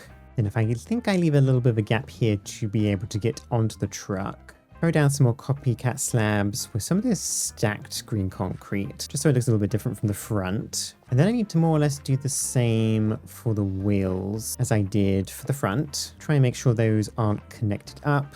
And of course, do that on both sides. And I think I'm actually going to have a little bit on top here. Grab our two other factory gauges and just kind of connect them to these ones.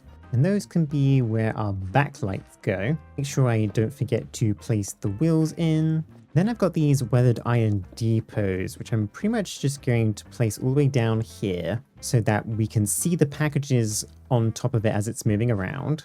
And I think I'm going to use some of these woven spruce trapdoors to kind of wrap up the sides a little bit. Then of course I'm going to need some train controls, a seat, and then I'm going to place two bows here just because this is not going to be probably enough space for all the packages, but I still wanted a visual. Then I can just throw in these glowstones at the front and this redstone I think at the back to kind of make it look like that there actually are proper lights. Then I guess the only thing I really need to do now is make sure that this is all glued up, including these buttons and the factory gauges too.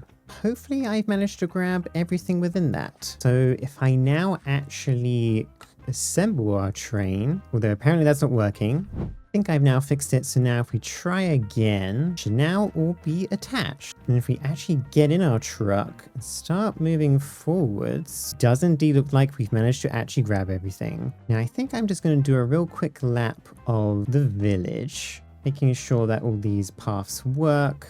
Although I am going down the wrong way in this one at the moment, because I did plan it to go in the opposite direction, but that's fine. But the truck seems to be looking mostly okay, and following the track for the most part.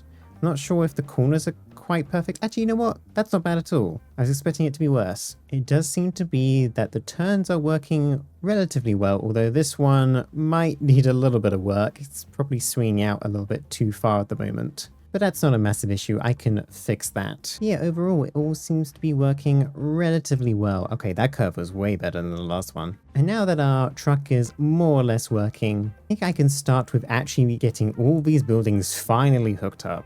Been a long time coming. So one thing I have done is actually converted the two big vaults I had down here into lots of small separate ones, hooked up some packages and some stock links onto them. And I know maybe this looks a little bit complicated, but the system isn't actually too bad. This is the conveyor that comes down from the combine harvester, so I've set up these brass funnels to take in each of the different kinds of crops and stuff into their own separate vaults, and then everything else goes into lava. And I did the same for all the animal farms as well. And then whenever we decide to call for, say, for example, some carrots, they will be turned to a package, put out onto this belt, slung across the room here. And then I'm probably going to place down a post box here so that when the truck comes by, I can come and pick it up. I haven't actually tried to make sure that works yet, but one thing at a time. In fact, let me hook up a post box to this train station. And I made sure that these post boxes can go a pretty far distance. So if I just place that there with a brass funnel, any kind of packages coming in should go straight into this post box. And I don't think I need to name this because it's purely a pickup point. But let's say I want to bring some wheat to our windmill. I think if I just place a train station down here, just plop this down outside, call that the windmill. If I connect our post box up to, let's say here,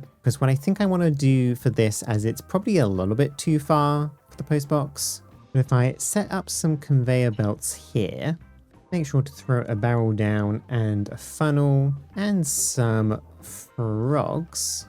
Although I just realized I need to make sure I do that on the packager. It means anything coming into the post box should end up directly into our crushing wheel. And I think I can just use an extra conveyor belt here just to bring power onto it. And then I am going to place a packager onto our main item vault here, along with a stock link. I think I actually have to pull out of the windmill this way. Although once again, I'm kind of new to all this. See if that even works. So I think what I'm going to actually try and do is hook up to this stock link with two of our factory gauges here, one with wheat and one with wheat flour. Make sure that these are connected, and basically one wheat to one wheat flour. There is obviously a chance to get more than one wheat flour, but that is the general trade-off. And then I think if I just put in windmill here, save and close, and say I want just the one item, hopefully, because that is connected up to this system. Yes, I watched a package go into this post box, and I think it's actually being picked up directly by our truck already. Which, yeah, there we go. We can see that it is on the back of the truck. Then if I manually take this for a ride, although this is a little bit of a complicated junction, hopefully it goes the right way. And if I come in to pull up at the station here, I should pull that out, go up onto our conveyor, and this seems to have worked so far, get eaten by our frog here, and then the wheat comes out to the crushing wheels and out the other side.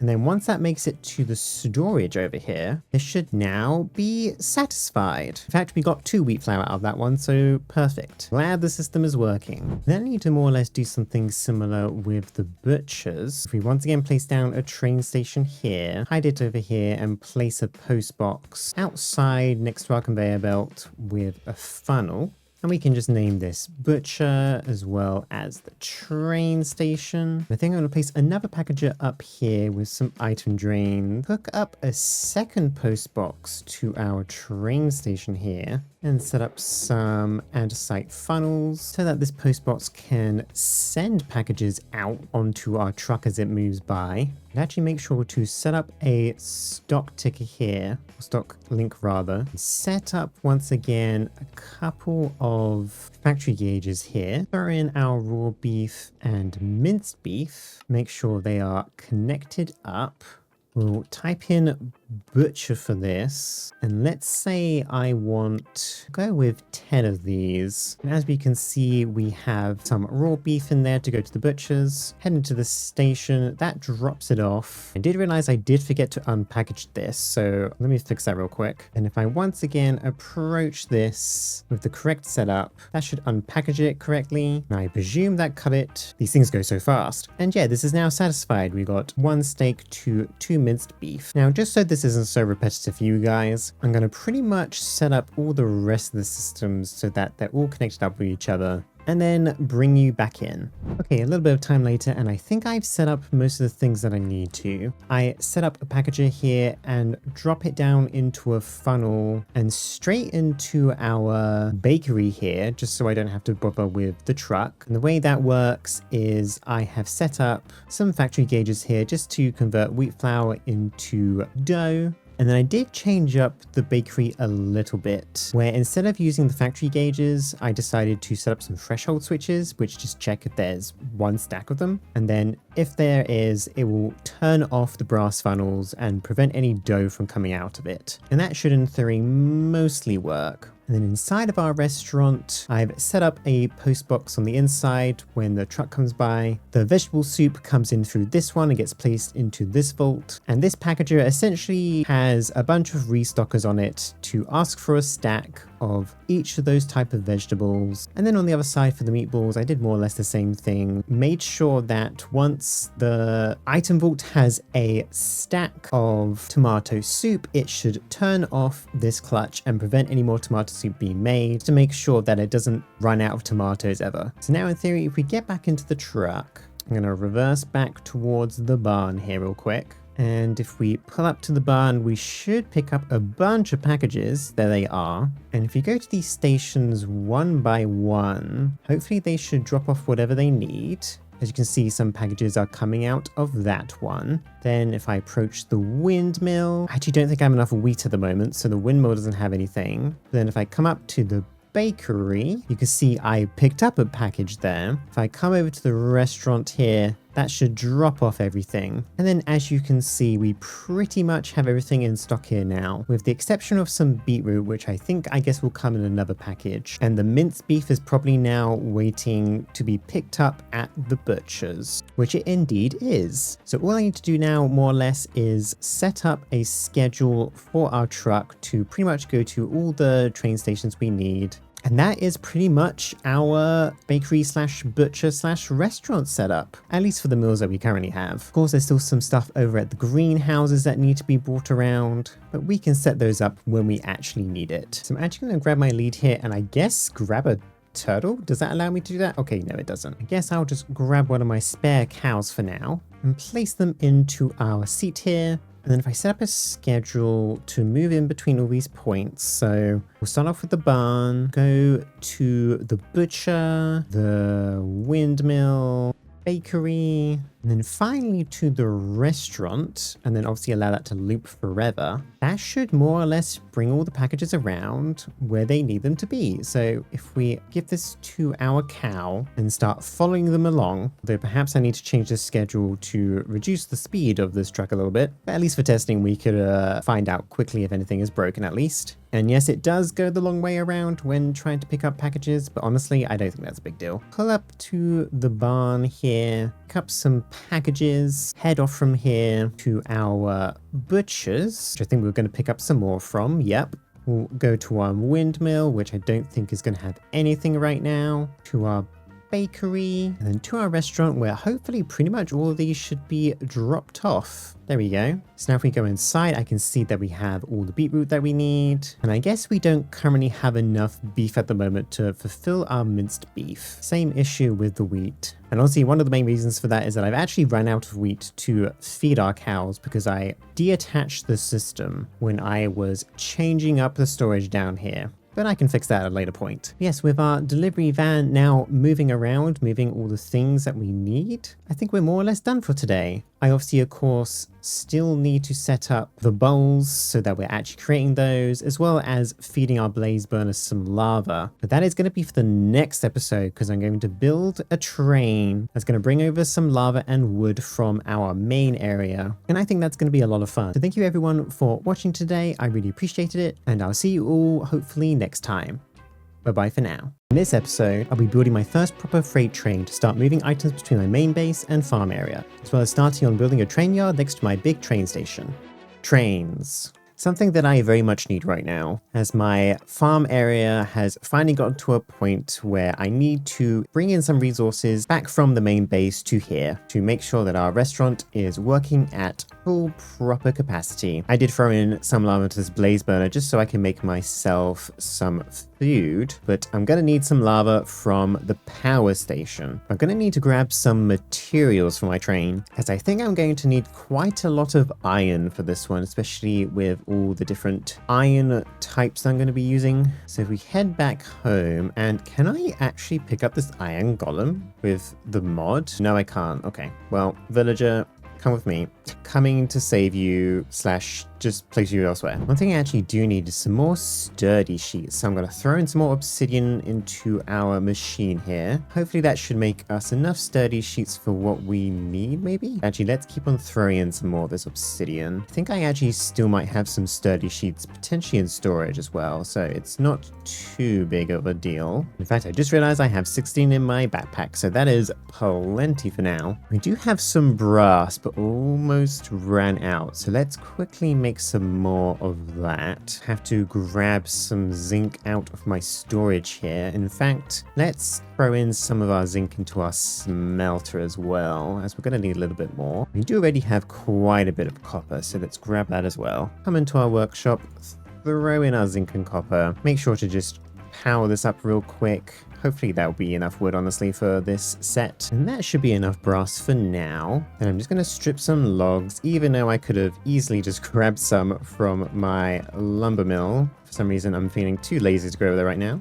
But let's make a bunch of these train casings. Probably going to grab a couple of train stations so we can actually build our train. So grab a ton of iron here to make sure that we have enough for what we need. I'm actually going to grab some of this crimsite pillar and viridian pillar, along with some more of those in their raw form. Don't think I have found any of the blue stuff, which is azurine. Do I have any azurine? Okay, I have some. I'm gonna need more than that. And actually, if I remember correctly, I think I do have a bunch down here. Yeah, here we go. Let me mine through some of this, just so we have enough for what I want. I've also realized I need to make a bunch of iron bolts, so I'm gonna use this mechanical press here to make myself a bunch of iron sheets. Now, I'm definitely at this point now where I think I've definitely outgrown this workshop a bit. I'm going to have to need to build a proper automated system at some point, so I don't have to wait around for these things to be ready,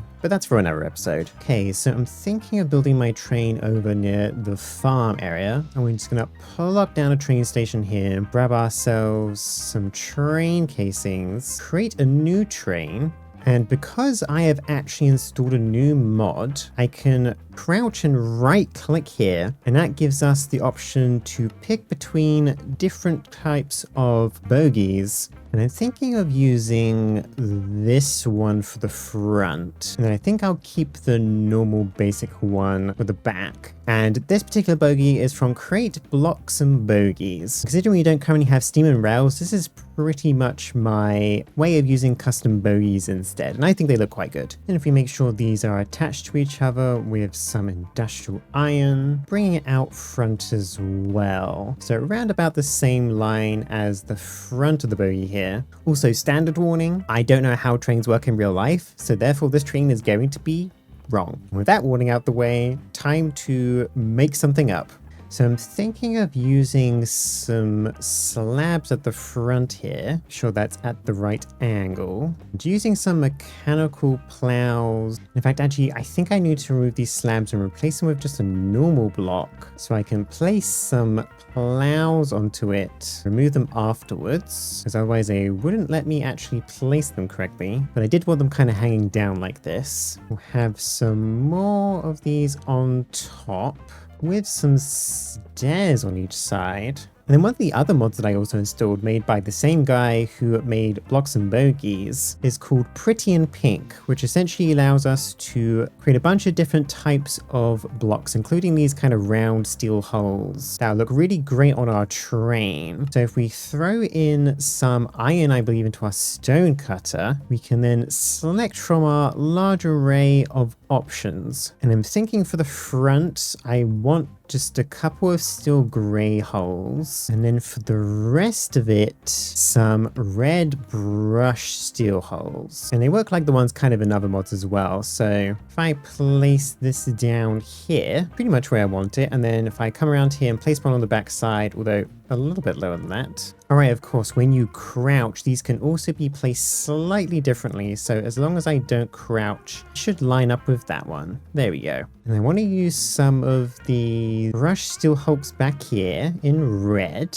And that's pretty much how our tank is going to look like for our train. Then to kind of prevent any kind of Z fighting, kind of like what you see here, I'm going to place down a vertical stair so that it's on the outside of that, and do the same thing over here. And also place a vertical step there. That gives us a little bit of the look that I see on some trains where they stick out the sides a little bit. And then throw a placard in front, because I like how that looks. Then I'm going to do the same kind of thing on top here. I think it'd be a lot easier if I place this down first and this one afterwards. Then I'm going to grab the bell from Create, because I just kind of like how that looks, even if it doesn't make any sense for a real train. Then we need to start kind of filling in the rest back here. Throw in some more industrial iron, grab some more stairs, I think. Start placing these like that above the wheels. Make sure I also place in some of the full blocks as well. I'd also like to place some shafts down on each side of the tank. Grab our metal brackets, place it so that it looks like it's attached to the tank. In fact, actually, I think I need to increase the distance of this as well, because I think it's a bit too short. Then I'm going to grab some normal blocks so that I can place these here, some industrial iron in the middle and the red polished stuff on the sides. And we can continue our stairs on each side as well. And to prevent this from looking so flat, I think I'm going to just place in a metal girder and a couple more stairs in the middle here. Throw in some more brush steel. That gives it a little bit more interest to it. Now back here is where I think the actual train controls are going to be. So I need to make sure there's actually enough room inside of the carriage with the help of some slabs. That actually, I think I need to start the slabs a little bit further down. And place some stairs on the bottom here as well to make sure that floor is covered up. And then we'd also place some ladders to actually get into the carriage. And for our windows, I think I'm going to just place some more of these panels down, preferably in the right orientation, just so we can see out of the cabin. And then kind of continue our roof line back here with some more industrial iron. I think place some of these little half panels to give a little bit of a lip to the sides of the cabin. Then we can just throw a chute back here to look like it's where the smoke comes out of. And that's more or less what I want for the front engine to look like. Still need to build like the coal wagon behind it, and obviously of course all the carriages. I'm liking how that's looking so far. I could perhaps grab some more factory gauges to add for lights, but we can do that a little bit later. So if we now place our coal carriage, should definitely not be this type of bogie. We want this to be significantly smaller, and I think I want to use this trailing style bogie and just have a relatively short bit of train here and connect that up pretty much all the way through. Continue our stair idea going all the way across on both sides.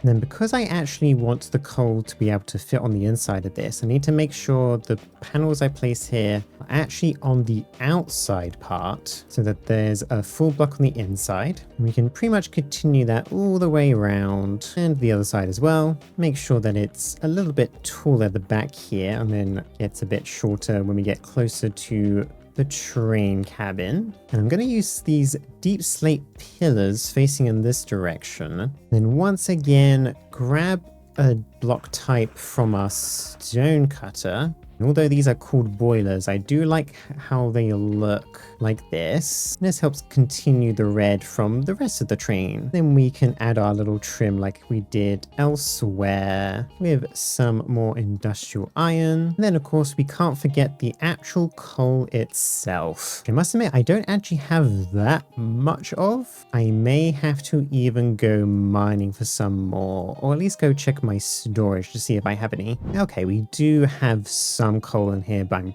probably going to need more. I must admit I didn't think about this when I was initially creating the design, but that's okay. I'll make sure to grab some layers of copycats as well, as that will make it look a little bit better. We'll see how far this coal gets us. I think what I will do, in fact, is actually place some deep slate on the lowest level, just so that I don't have to worry about using so many of the coal blocks up for bits that we can't even see. But actually, I can probably even get rid of this layer, grab our layers out, add a little bit of variance to that. That's more or less what I want. I think I just need a couple more coal blocks and we'll be good to go. There we go. That's more or less the actual locomotive done. And if I grab my glue, I can start gluing some of this stuff together, making sure I get all the bits that are sticking out.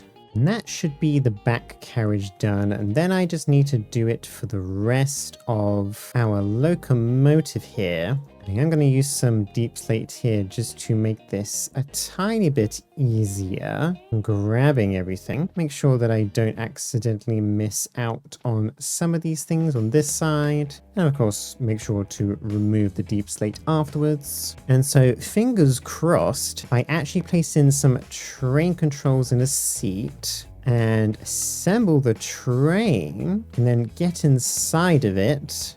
And I think I've managed to glue everything. First time too, perfect. Let's head back into the station again and disassemble that so that we can start designing some carriages. So for these carriages, I do want to place down some of these valves to act as kind of buffers in between the train and the rest of them. And these carriages are going to be a little bit longer than the coal part of the front engine. We can connect them up and also switch these to our training type, as I like these ones. For the first few carriages, I think I'm literally just going to place some containers on them. So if I kind of build out the base here, and I think what I'm going to use is actually some crimsite pillars, although I need to make sure these are actually facing the right way. Have that more or less come all the way along the sides here, but I do want to make the center part look a little bit more interesting. So I do want to wrap around the rails a little bit here. But then for the middle part, I think I actually want to use some of these slopes. They're preferably in the other direction. I think actually we can keep these ones, place it here. And if I keep adding these slopes, I can make them match like so. Then I need to just do that on this side. We can pretty much have something like that. I think that looks like a pretty good design for a carriage. Then we just need to repeat that on the other side. Then we can also place some more valves here and some stairs on each side so you can climb up to it. Then as for the container itself, I have installed this mod called Create Vibrant Vault. And yes, I've installed yet another mod, don't at me. But we can essentially make some shipping containers with these. So I convert all these and place them up here. You see, it looks much more like a shipping container rather than the vaults from Create. But I am going to need to make a bunch of these. But that's at least enough for one carriage, and I like how that looks. Although I've come to a sudden realization that I think these carriages are actually one block too far away.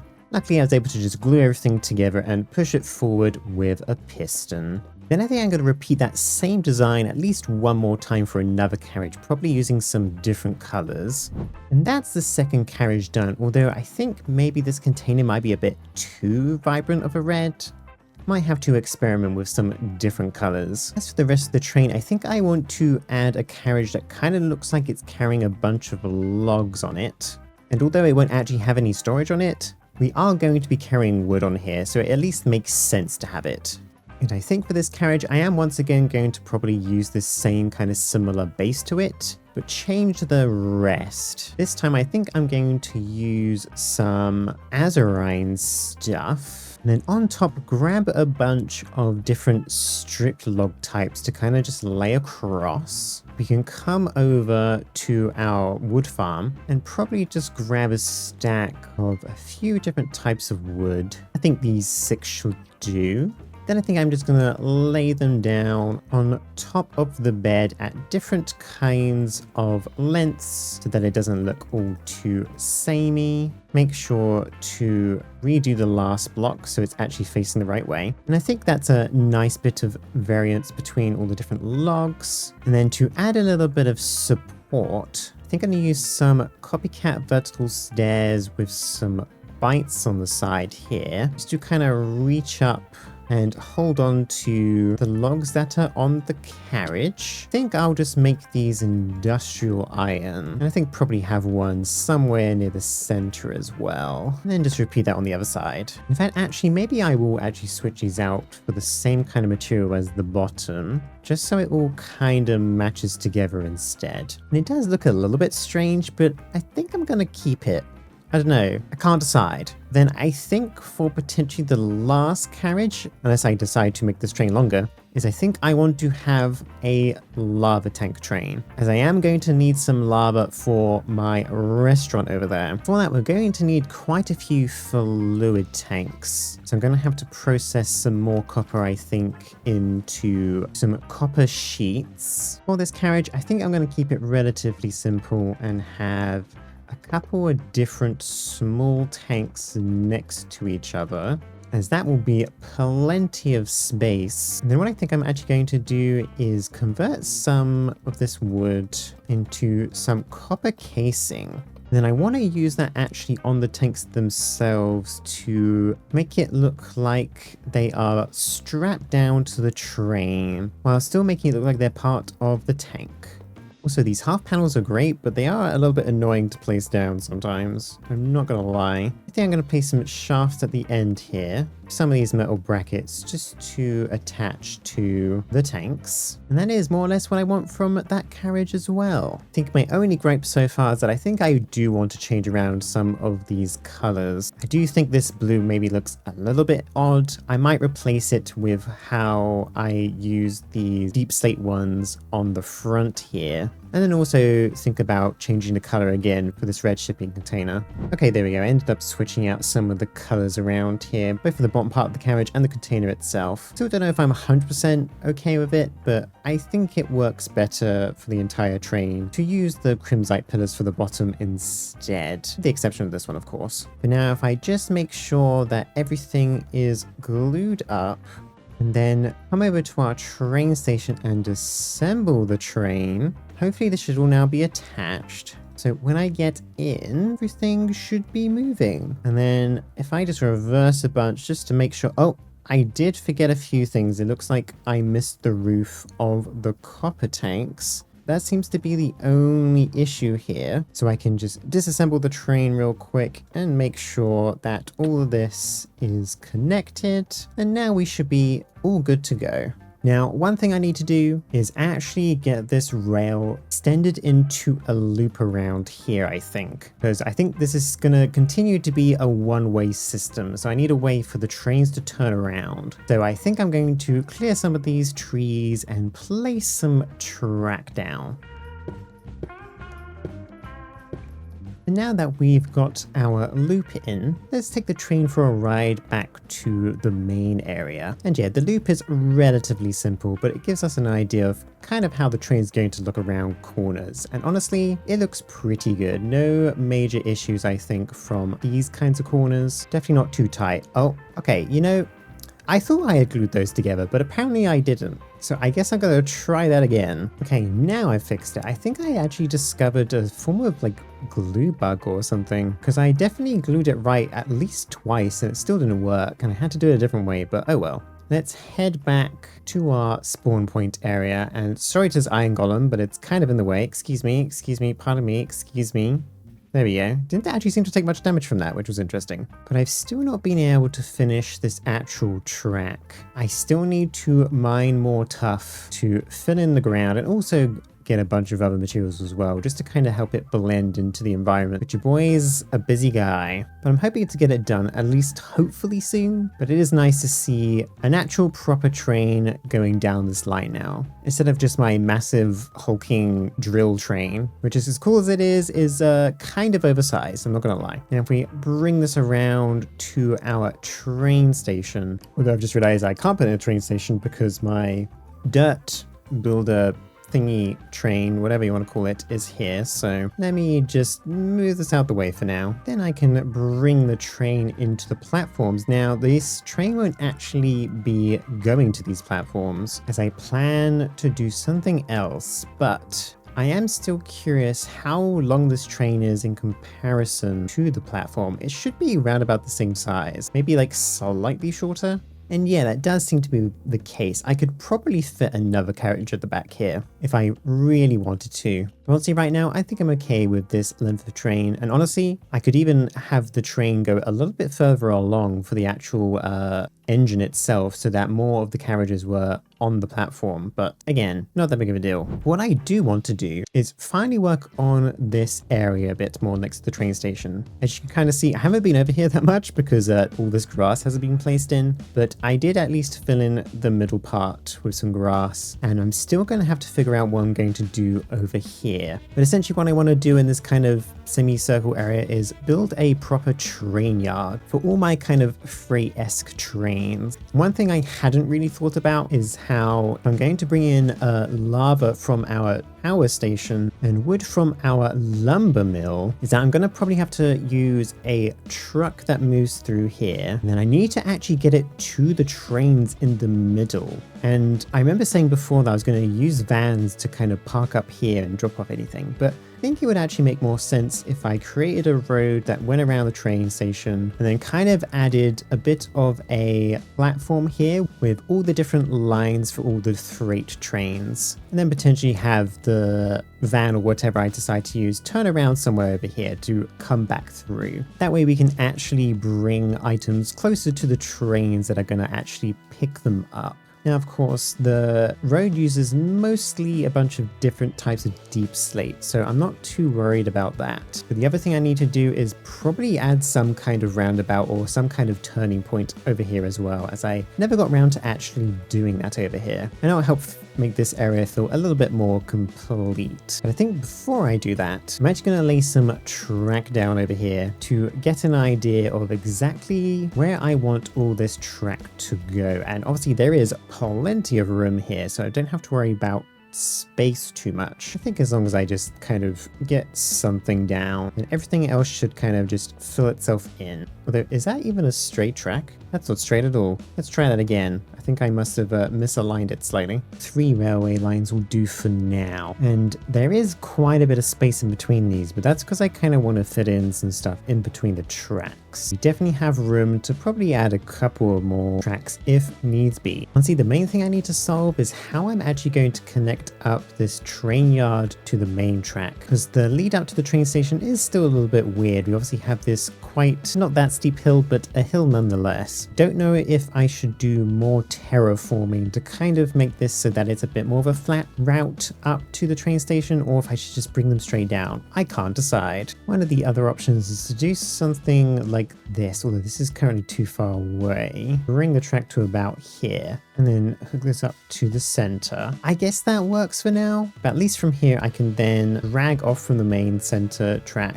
to the side tracks. I think that should be good enough. Okay, so what I've done is actually brought my train down one of these tracks. I'm gonna use this as reference point for actually placing some of the infrastructure around it, because any kind of freight train, I guess I'm going to kind of fit into this kind of same spec, with all these carriages around about the same length, even if they don't look exactly the same. I think my general idea was that I was going to place a kind of structure around each of the tracks here to have something hanging above the train, because what I'm also kind of planning on doing is using the chain conveyors to pick up anything off of these trains and take them up above so that everything is nice and easily accessible, and pretty much make these the same length as each carriage is. And then what I can do is then use a couple of girders and these chain conveyors to essentially chain everything up along the center parts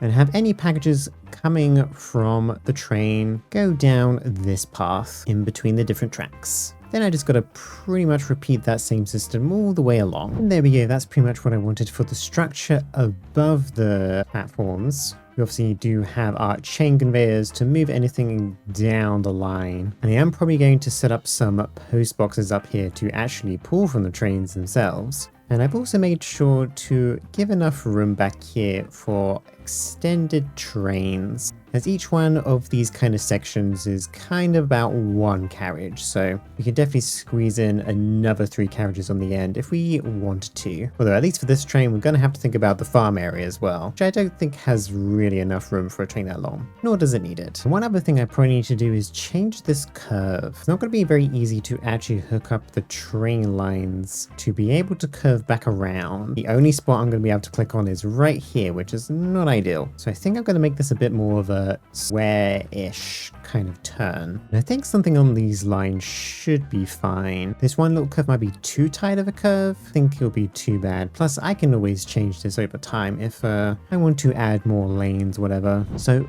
for our freight kind of platforms, I'm thinking of using some of these edge stone bricks more or less all the way along here. I think we can actually bring it out a little bit in between some of these pillars here, but potentially not every single one, perhaps every other one. That way we can kind of have this bit of changing platform and make it kind of look like the platform at least gets a little bit closer to the rail sometimes to be able to pick things up from it, as this is where our truck is going to go along after all. And of course on top of this wall I want to place a bunch of deep slate down from my road design, and I haven't quite decided how wide this is going to be. It's going to have to be wide enough for at least one truck. And I think that width would probably be fine. I think I will keep it to one truck width and then perhaps put some extra containers on this row just to make it look a bit more interesting. And for the most part, I'm probably only going to have one kind of truck going down here anyway, as I'll probably use the same truck to move things back and forth between my factories and station. I can always change that though if that becomes an issue. I think on the trims of these walls, I think I'm just going to place some more of these deep slate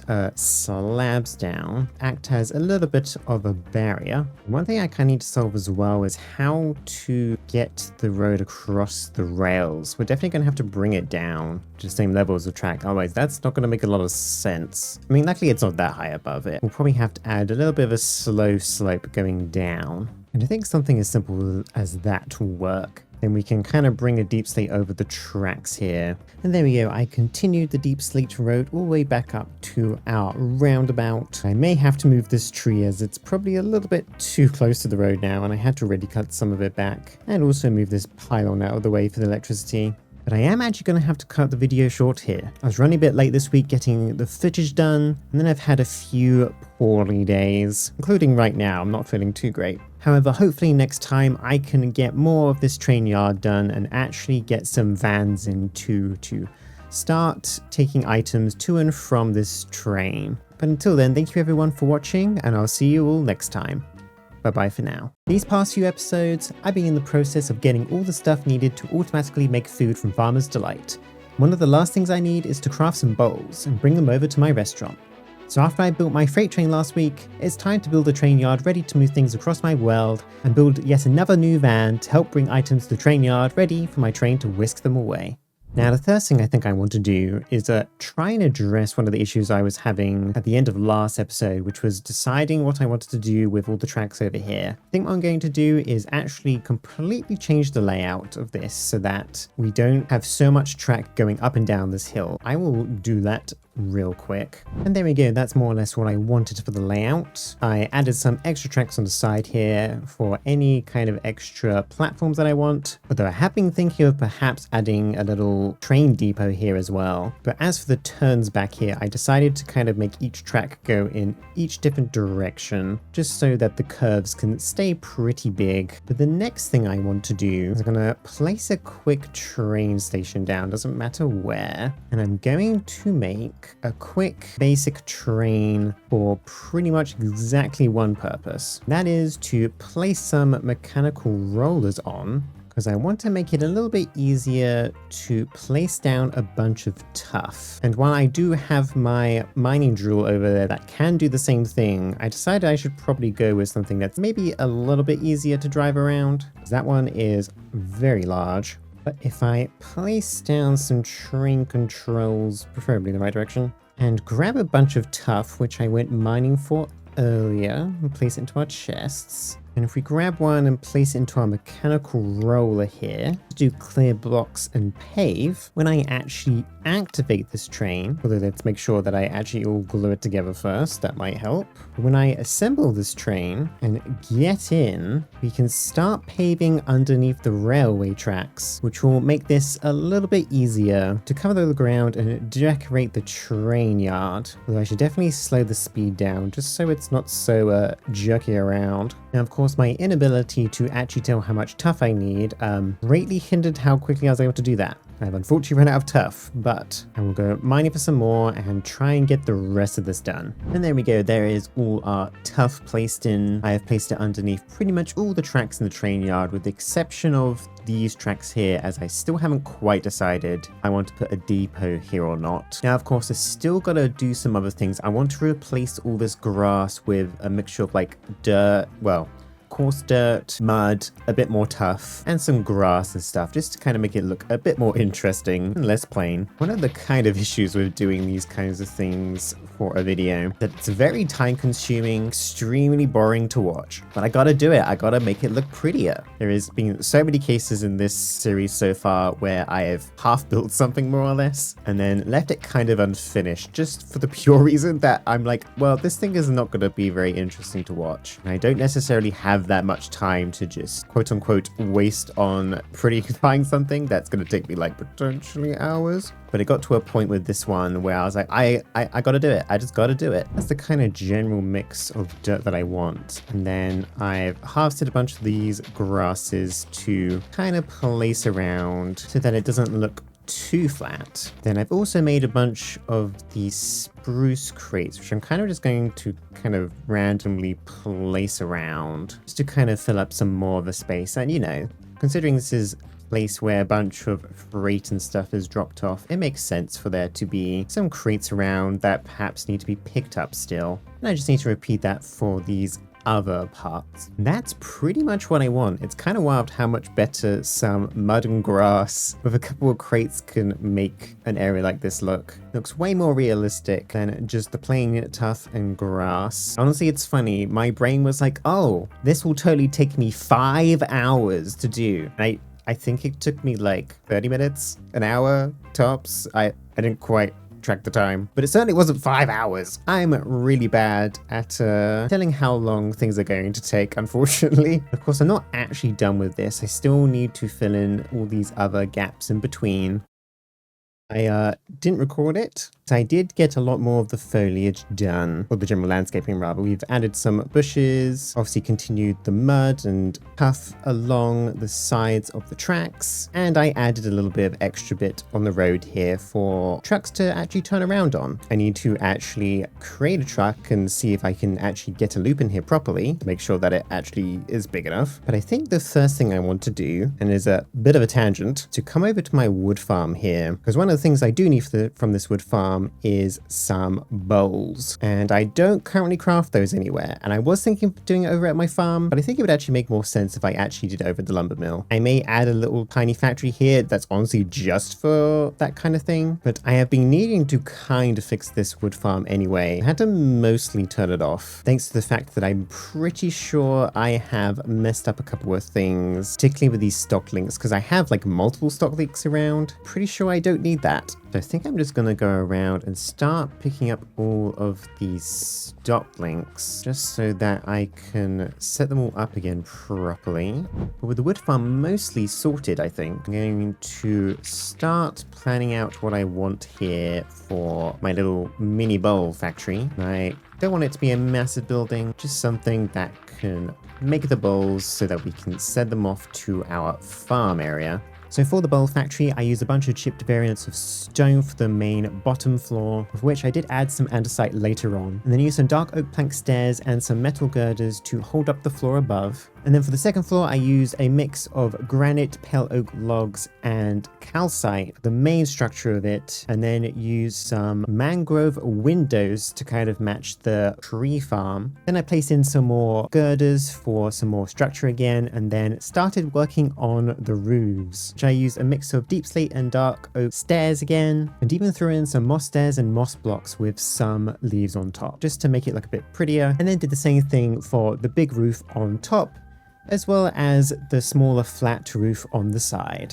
And there we go, that's more or less the exterior done. I did add a couple of little details like these parapets and some of this dark oak for the roof. But as for the inside, I've placed some ground down and lowered pavement down so it kind of matches the road. And of course, I do want this to be a little mini factory. So what I'm going to do is, because bowls are actually only made possible through crafting, and I think I'm going to use these crafters from Create to do that. And I am going to do it slightly differently, where of course we only actually need these 3, but I'm going to add some additional ones along with a barrel here. Make sure that these face all the right way. And I do need to make some of these craft covers, which luckily are pretty cheap, so we'll grab a few of them. I need one here, and one here, because I'm going to essentially try and use some brass funnels on both the crafters and this barrel here. And I'll just cover this middle bit up. But it means that any kind of items coming through here will just go into this crafter, and as long as I have these covered, they won't actually input into those slots. Just so it's nice and fast and I don't have to use the arms. And we can make it a little bit prettier by putting some dark oak around it. And then I do want to take up some of the floor here and place these down underneath, as well as some barrels, some packages, and some frogs. And of course, these frogs are going to need to attach to something, so I'm going to place in some chain conveyors here and make sure those are hooked up.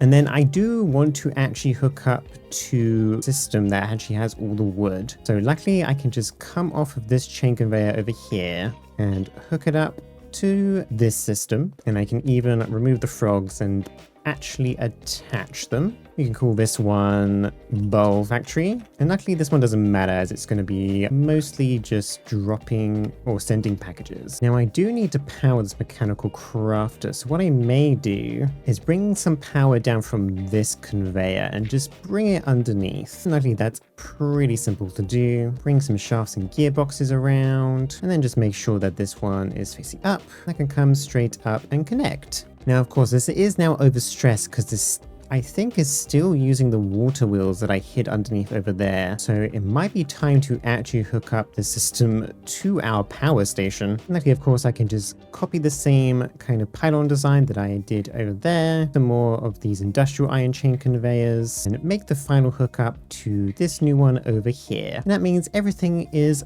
powered. Now, I think I am going to hook up these stock links again to the same system that the rest of the lumber mill is on. And actually we don't need this one as that one's just purely an input, but we do need this one as this is where our final destination for our bowls is going to be. Then I think I can once again grab some factory gauges. Honestly, it doesn't really matter where these go. Essentially, I'm probably going to use some spruce planks for this. And of course, make our bowls. We can attach our new connection and use mechanical crafting for this. We're going to send it to Bowl Factory, so let's make sure that we place that in to there. If I say I want, I don't know, let's say 8 of these, hopefully that should cool from the wood. And you can see it's coming through the system. goes in there, and I've just come to a sudden realization I need to actually come to the back of these and make sure that these are all actually attached to each other so that it works.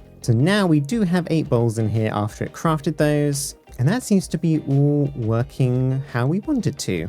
Now, of course, we need to actually get these bowls over to my farm area, which is all the way over here. So we're going to need to put these bowls onto some form of truck and over to our train yard. So that means it's time to build another van. So the design for this truck is going to be a little bit similar to the one that I made over in my farm area, with the main exception being that it is going to be a little bit less wide. Some of you may remember last time when I was making the truck, I didn't take into account the tire width on the track underneath it. And so it had to be a bit wider than I would like. But for this one, I don't have to do that. So the design's going to look a little bit different, but more or less the same. That will probably be the general base. And you see it kind of actually fits properly in the middle of the road here.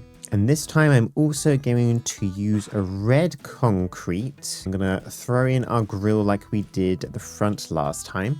It is going to be a little bit smaller to match the slightly smaller frame of this truck. But we are going to keep using our copycat stairs to go over our tires, although I do actually need to fix these ones so that they don't connect up with them. And of course, we got to put our panel and the zipped iron bars in front to help make the grill look a little better. And also place down a bunch of these panels for our front window. Which, funny enough, even though this is going to be a smaller truck, the windows I think are actually wider than the other design. Still want to have the wing mirrors on each side, so we'll throw up our half panels and do something similar as we did before. We have our weathered iron on top, and surround it with some copycat steps and bites. We can then place our red concrete down for that red trim like we did for the other one. Once again, kind of place these vertical things that kind of almost look like exhaust pipes. And as for the back of this truck, I do want to place some more of these depots down so we can see the packages on them. And then because this also needs to transport lava, I'm also going to put in a fluid tank in the center of it. Because what I essentially want to do with this truck is to actually have a bit of a canopy over the top of it, so the design looks a little bit different from the other one. And of course, we're going to have our panels on top as well. Let's cover that all in our nice red concrete. And if we grab our buttons for our tires, throw on some factory gauges on the front and back with their respective lights, etc. And that's pretty much what I wanted. I know it might look a little bit goofy for like the extra wide windows with the smaller grill up front, maybe looks a bit odd, but I still kind of like how it looks. Now, one thing I did actually forget to do, quickly remove this fluid tank for that. Place down a possible fluid interface, because we're going to need to able to transfer this tank directly into a separate system once we get to the train yard. Now I just need to more or less glue this all together. We can use some of these temporary blocks to make that slightly easier for us. There we go. And now I need to just actually place the track underneath this road so we can actually get this vehicle moving, and also probably build a roundabout over here so we can actually turn vehicles around. Okay, I've got all the tracks set up underneath, and I made my little roundabout. That's not really quite a roundabout, but a turning point for the trucks and stuff. So the next thing to do is actually place down a train station here, temporarily at least, until we can actually create this. Hit create train, grab our glass panes, we'll place down our bogey. And I always remember this is not quite how it works. Hello, skeleton. Where did you even come from? Oh my god. Anyway, place the bogey down, and then we can put our glass panes onto this and make sure to actually cover up that hole again. Before I glue it all together, I'm actually going to make sure I remove all the stone and stuff next to it so that it's a little bit less obvious. And of course, we'll grab our glue, make sure that is all connected to the truck above, which it looks like it is. We'll throw in our train controls and seat. If I assemble the train here, or our truck as it actually is, this should now hopefully work. So we get in, it looks like everything has worked. And this hill, it works well enough. It goes around this corner, probably way too fast. Oh my god. But hey, it's working, and that's all we needed. Then I can just cover up this hole That is our truck ready to go. Now, of course, it's going to need to be able to pick up some lava. So I think what I may do here is go and grab myself a bunch of tanks. Which actually, I might have some in my other backpack. Okay, I have 12, but that's not enough. Let's go and get some more. I think I'm going to set up a bit of a tank system outside our power station here. And of course, it doesn't have to be anything wild. I'm probably just going to have a big old tank standing on some stilts. And then there should already be a pipe moving through here because of my tracks. So let's go and find that. And yeah, as you can see, it's not too far away, so let's bring this pipe over. Now in theory this should start filling up as I have hooked it up, but it doesn't actually seem to be doing that at the moment. I might have to add an extra pump into the system. Okay, there we go, now it's filling up. Make sure we cover this up again, and I'm gonna need to place in our portable fluid interface, as well as another train station. Now I'm not 100% sure how this is meant to line up, so again we'll temporarily place that for now. We put our interface there, dig a hole across. I'm probably just going to have a pipe coming out of the tank and underneath the road. And I've actually set up the pipe to connect to the bottom one as well, so it can go straight in, but obviously start emptying the tank if it needs to pull from it. And I think as far as I'm aware, the fluid interface should go straight through that. So if we get in our truck here and try and pull up to the train station, if it lets me, although I think I've just remembered that I put the train station the wrong way around. I need to make sure it's pointing in that direction. And if we approach the station, okay, we just need to move it one block forward, and now it should hopefully line up. Yep, there we go. The fluid tank is indeed filling up. And luckily I don't have to really worry about telling it to fill up to a certain amount, because I think I'm just going to purely make this fill up every single time and try and fill up a tank over the train yard. So don't need to overcomplicate that. We head towards the train yard, see how this works. Of course, I'm going all the way around the roundabout because it's kind of hard to figure out the tracks, but can I not turn left here? Why is it not allowing me to turn left? Okay, well, clearly I need to work on the tracks underneath. I guess I didn't show it yet, but this is the mess of tracks that I have underneath. This is completely over-engineered and unnecessary. I could totally make this better, but I'm not going to. In theory, once I figure out how to get back out of here again, I should now be able to turn into where I want to. I'm actually having this very strange experience right now where if I try to get off this roundabout, it just doesn't work, period. It'll just keep going round and round and round, and I'm not entirely sure why, to be totally honest. So I guess I'm going to try and set up these bits of track again, just in case there's something wrong with them. Okay, something definitely weird was happening with those tracks, so hopefully this will now work. There we go. And we'll head across the tracks. I have no idea if this is going to look good. Yeah, good enough again. Can't be perfect. And then we stay on kind of the left-hand side here, which I think works the best. I do want to have a bunch of containers and stuff there, and then there is a turnaround point here. Should work. Yep.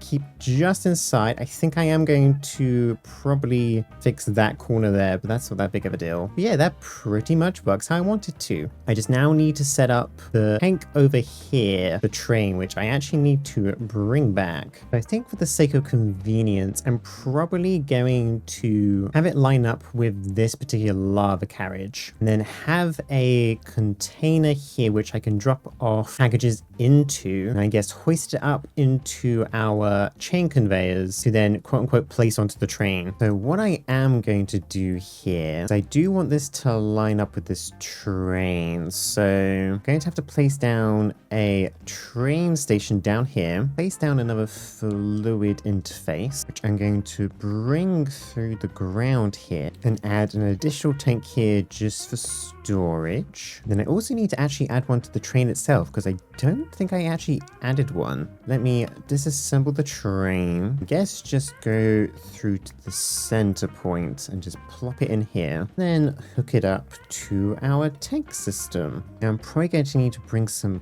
power over here to actually pump this in and out. So I'm going to need that power anyway to power these chain conveyors. And actually I do already have some power going to the train station up there. So let's try and grab that power from over here. Bring that straight across over to my actual packaging ones. Sure these are all connected up together. And I think I'm actually going to try and bring the power down. I'm actually going to remove my train station so I can bring the power underneath. So now I think in theory, if I reassemble this train, the fluid thing is attached. And if I bring my train in, or my truck rather, you can see the lava is emptying out into the system and directly onto our train, which is exactly what I wanted. And I'm going to also place down a shipping container here. Honestly, it doesn't have to be a huge one. And I'm going to attach a post box to this and then throw some item drains down and some andesite funnels. And essentially any packages that are inside of our truck should go into this post box and into the shipping container. And I'm going to actually continue this line of hang conveyors. And I think try and place in a system up here.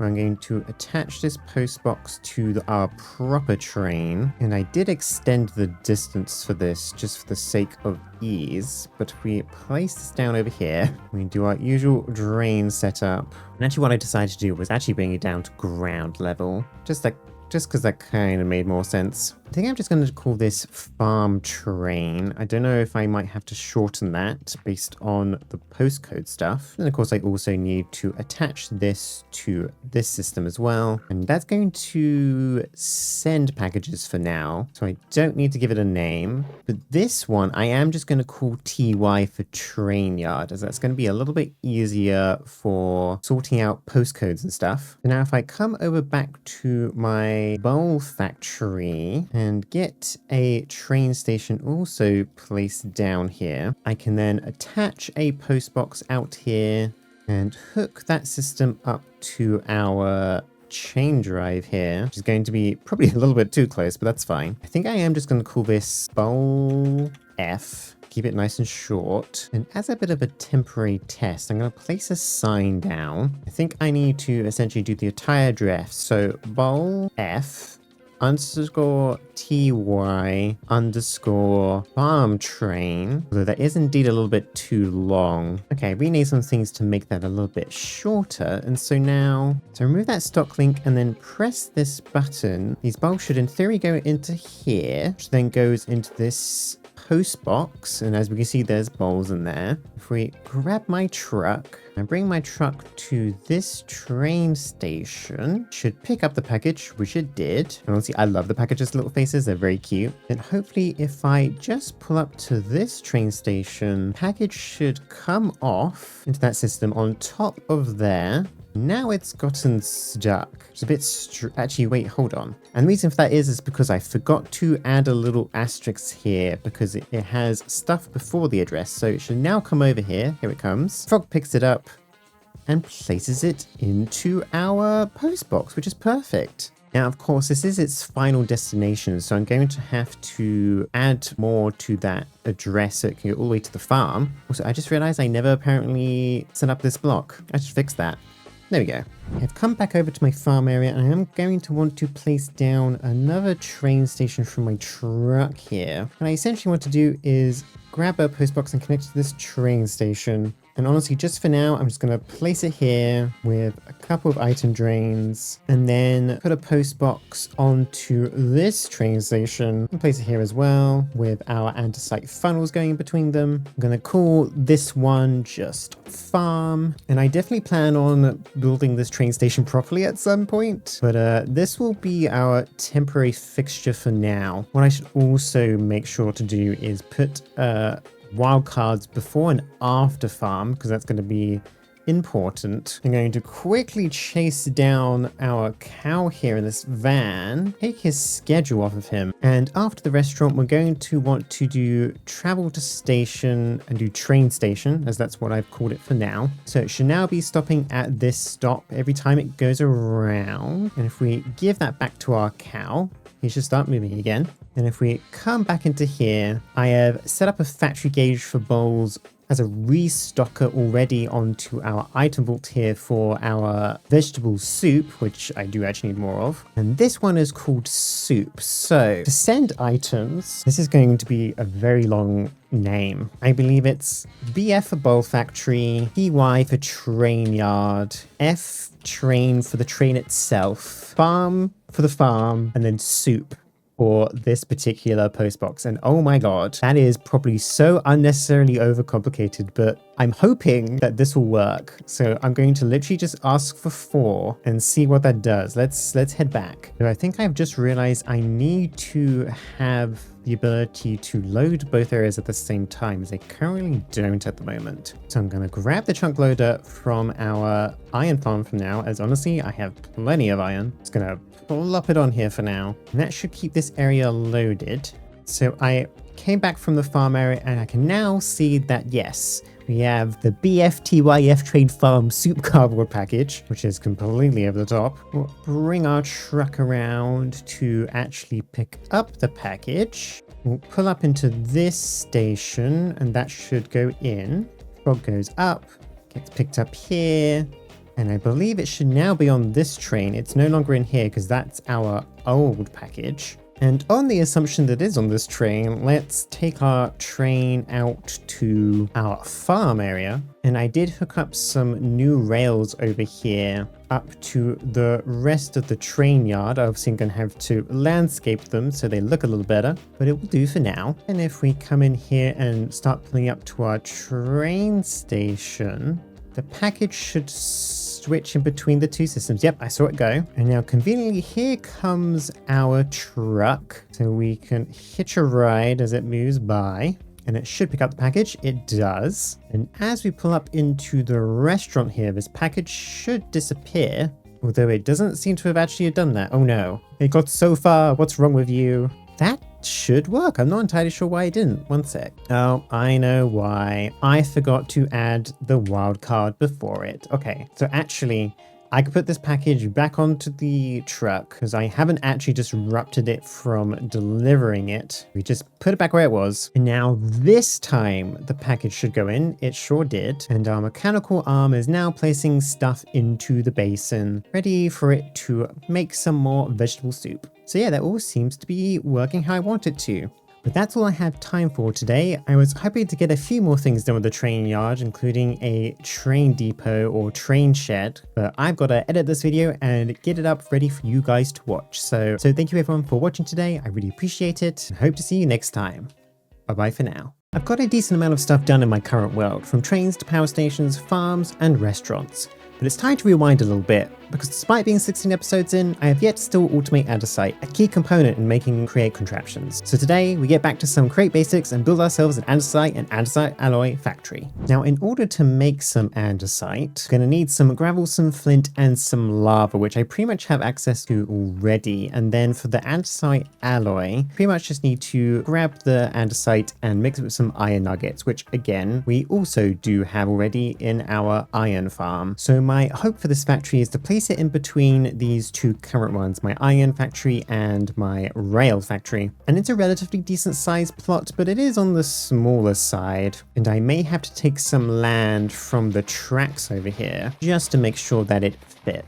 So I don't want it butting up to this factory too much, especially considering I actually want to get some resources out of that factory and pull it into this one. So I'm thinking for this factory, I kind of want a bit of a kind of semi-rounded front part here. Use a bunch of different granite chipped variants, and I'll probably have a nice big window in the middle with some door frames on the side. Then I'll probably use polished stone just to kind of separate different floors I'm gonna have. The second floor should be a bit more rounded than this one. Probably something about this curved with same kind of height roof, or walls rather. And actually let me remove this bit of stone here because I do want the window to kind of go all the way up the wall. And I think actually for the third floor, I think I want to use some Viridium because I love how this green looks. And we can use these pillars along with a stack of normal Viridium and then cap this off with another layer of this polished stone. And that adds a little bit of color, as we obviously do use a lot of kind of brown and gray tones at the moment. Now, I don't know why, but I kind of just want a massive pipe coming out the front of this. Will it actually serve any use? No, but I like the idea of having a big old pipe here that kind of comes out the top and down. It will go in front of the window, but And I think I'm going to mostly make this out of deep slate. And then just to make sure this actually looks a bit more rounded, I'm going to use some of these vertical copycat steps and just some normal steps to do the top parts, and that helps certainly make it look a bit more rounded. If we throw in some of our weathered deep slate, kind of help break up the monotony of that. And then I think what I'm also going to do is use some of this smooth stone at the same level as the floor partitions to help break up the pipe a little bit more, as well as add some girders on the side for extra support to the building. I do love using my girders, so we're gonna keep using these up the base of the building as well. Now, as for the sides of the building, I do like the idea of adding some more chimneys on this one, as the only factory that kind of really has one at the moment is our power station. You can even call that a factory. And I'm thinking of having 3 chimneys on each side, and I'm probably going to actually have to borrow some land over here because there isn't that much space, but let's throw this down. Now, they aren't going to be too big, so they'll probably stick out this far, and I removed some of this metal fence so we can set it here, but actually looks like we'll be able to save most of this, which kind of works out. For this bit, I am thinking of using some more ripstone, just so it's not all granite, including down here, I think. Keep it relatively simple. The design kind of like that. Do the same things on the sides. And as for the chimney itself, I want to use some dripstone pillars. We can throw in some more viridium into this, kind of top that with some deep slate pillars. And I think that's the kind of chimney design I want to go for. Then I just need to repeat that a couple of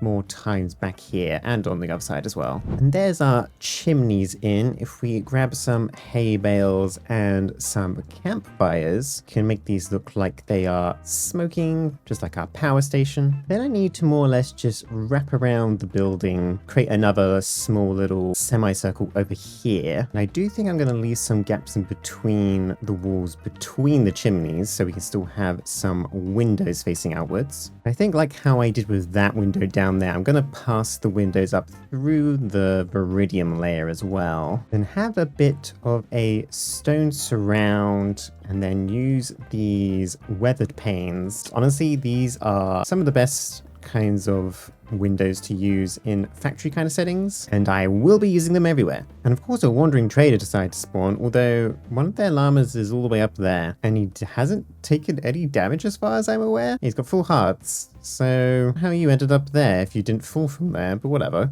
I think the last major piece I want to do on this building, get in some kind of roof, which I think I want to actually make out of quite a bit of glass, as well as our weathered iron kind of act as the supporting structure. There we go, there is our nice big old roof in. I of course used some more of the weathered iron windows. It made a bit of a stretched out dome on top. As for the factory itself, I'm going to quickly replace the floor here, although mostly only in this central area, because my kind of plan is to use each one of the chimneys as a place to kind of bring in materials slash make materials. What I'm thinking is this section is where I'm going to actually bring in flint from my iron farm, as what I'm currently doing is I have some smart chutes down here which drops any kind of gravel and flint straight into lava, but what I'm going to do is grab the flint instead and reroute it, and just bringing up through the ground here. I then also want to do the same thing with the iron. I'll probably have to turn them back into nuggets, as I do already just press them directly into iron ingots, but that's fine. And over here, I wanted to add a little tiny cobblestone generator so we can change that into gravel, and then bring up some lava into a tank here for making the andesite itself. Because as a reminder, we obviously need lava, gravel, and flint to make the andesite. And then we need that extra iron ingots to make our andesite alloy. And I think for these last 2 bits, I'm probably just going to place in some form of storage to hold each type of the andesite and andesite alloy. But let me get in this floor, which I am just going to use some tuff for, and we can start getting our create contraptions down. And luckily now that, because we're actually in an area that has a big old power station, I don't have to worry about placing water wheels in very weird and obscure places. There is our floor in, and I think what I'm actually going to start with little tiny cobblestone generator here. Now, although it's a little bit tight in here, I think we should be able to fit the entire thing in. The first thing to do is throw in our vault. We actually hold on to our cobble. Then we'll need our chutes on each side, our cobblestone to both drill and also place down to hold on to the lava and water. Need our mechanical drills, of course. Our encased chain drives to have these all connected up. I think we can also put one here as well to make sure those are connected. I'll grab a few of my granite again just to place in front, prevent any of the water and lava spilling. And if we actually grab some water and lava, place the lava kind of in the middle because that should spread out properly. Kind of place the water similarly. Should be good enough. Then we just need to get some power in there. I think how I'm going to do that is probably place in some kind of chain drive going into there. I need to get rid of this tree first. So I'm going to place down another power line here. Obviously in the same design as the other lines. I think I'll place this one on the edge here. Make sure that we make enough chains to hopefully reach all these spots. Connect up over here. And then with that connected to the side there, I think I'll actually place this down right there. Connect these two chain conveyors up. And now, as you can hear, there's now mining away. And honestly, that's a decent enough speed. I don't think it needs to be much faster than that. Now, just for the sake of our ears, I think I am going to very briefly break this chain, because otherwise that's gonna get very annoying very quickly. Now, obviously we need to bring out some of this cobblestone, turn it into gravel, and then bring it into central storage thing here, just for sake of getting everything in one spot. And I think I'm gonna use a funnel and force this to put out exactly 64 each time, so it's not constantly spitting out one by one. Add a funnel on that side, and then this is where our our flint is going to come into. I want it to all go into this item vault. Then I do need some crushing wheels to come out of this one to actually crush it into gravel. So let's go and make those real quick. We can of course place these on the side. And then I do want to bring in some power to actually roll all of this. And also we do currently have a power source coming in there. What I might do actually is bring out this particular chain drive, lower that down to this crushing wheel, and that should give power into this system. I am going to turn this on again briefly, see the direction that this is going.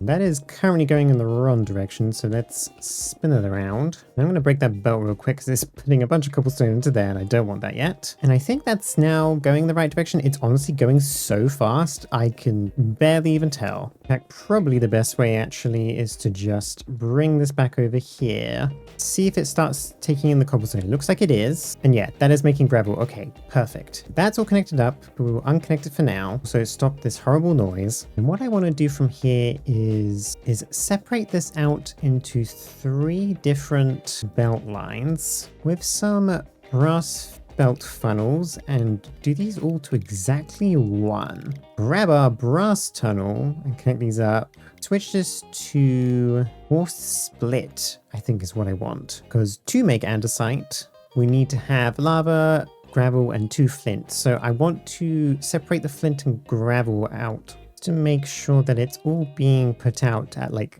the right amount. And then the brass tunnel should then kind of make sure that it gets evenly distributed between our 3 basins here that I need to make. And the fun thing that I learned about basins recently is that you can actually place them at this level with the belts and they'll just go straight in. Don't need a funnel or anything. So that's actually quite convenient. And then we're going to need to make some presses to get some iron for, which is very conveniently next door. Of course, we'll place these above our basins, although preferably facing all the right way. I can just quickly make sure that these are all connected to power up.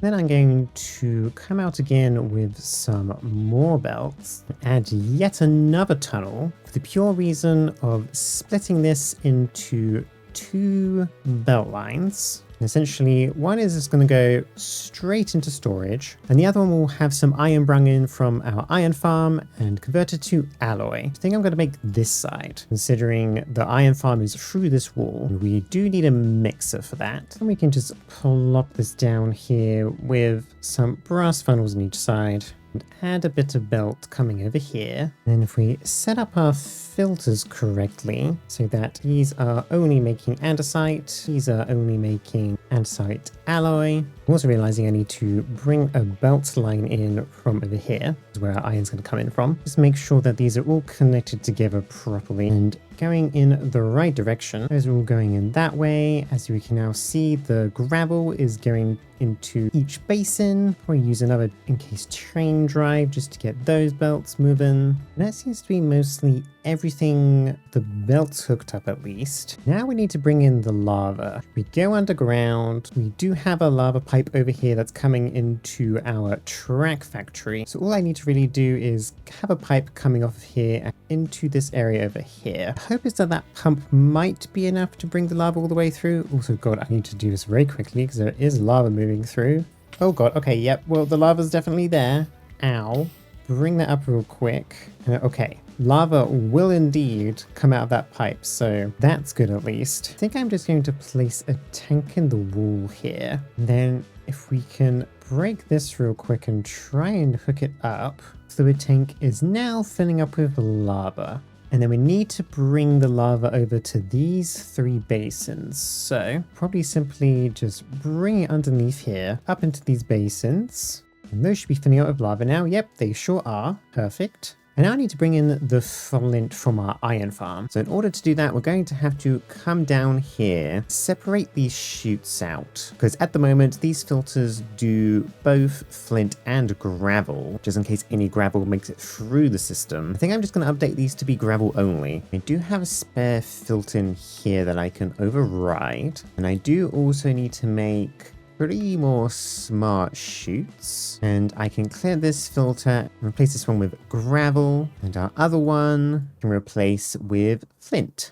So I'm going to very temporarily turn this around to stop the belt from moving. Update these with our new filter. Then if I place 3 more of these down and replace these with our flint filters, and I can place in a belt underneath here, and hopefully this should all be going the right direction once I actually hook up this belt. And the best way to figure that out is to turn this power back on, and that is very much indeed going the wrong way. So let me fix this real quick. Okay, that should now be going the right direction, at least for this belt. Of course, I do actually need to bring the power down here to do with a bunch of chain drives. The fan is blowing upwards, so that's good. And there we go. Now everything should be heading the right way. And also, I don't know why I've just realized this, but I don't need filters for this. I just simply need to put flint on them. I don't know why I thought differently. I think it's because I already had filters on the last one for the 2 items, but whatever.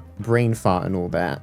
But I can't remember to get the other filters, so this will do for now. Cover up this hole, re-rotate this back around in the right direction, and that should start moving that. Now, hopefully, our flint gets picked up there, and we can now see the flint is starting to move through here into our item vault. Started also being added to these basins. Of course, they are already all full of gravel, but we are seemingly starting to make the stuff that we need. Of course, this one is filling with andesite as we haven't hooked up to iron, but we do have some andesite building up here, so I'm going to make a little vault here. In fact, actually, to deliberately keep this quite close to the wall so it's easier to access. Then I can throw an andesite funnel in so that starts filling up. We can get a depot down and a brass funnel so we can easily just grab that andesite out. Then we can throw down another vault here as well, ready for when we start getting our alloy in. Now I just need to do the same thing with our iron. Now this one may be a little bit different because although we are creating iron nuggets over there and pressing them into iron nuggets, I think I still want to pull from our iron ingots. So we are going to bring in a small little belt line underneath here. Of course, do the same thing with the fan.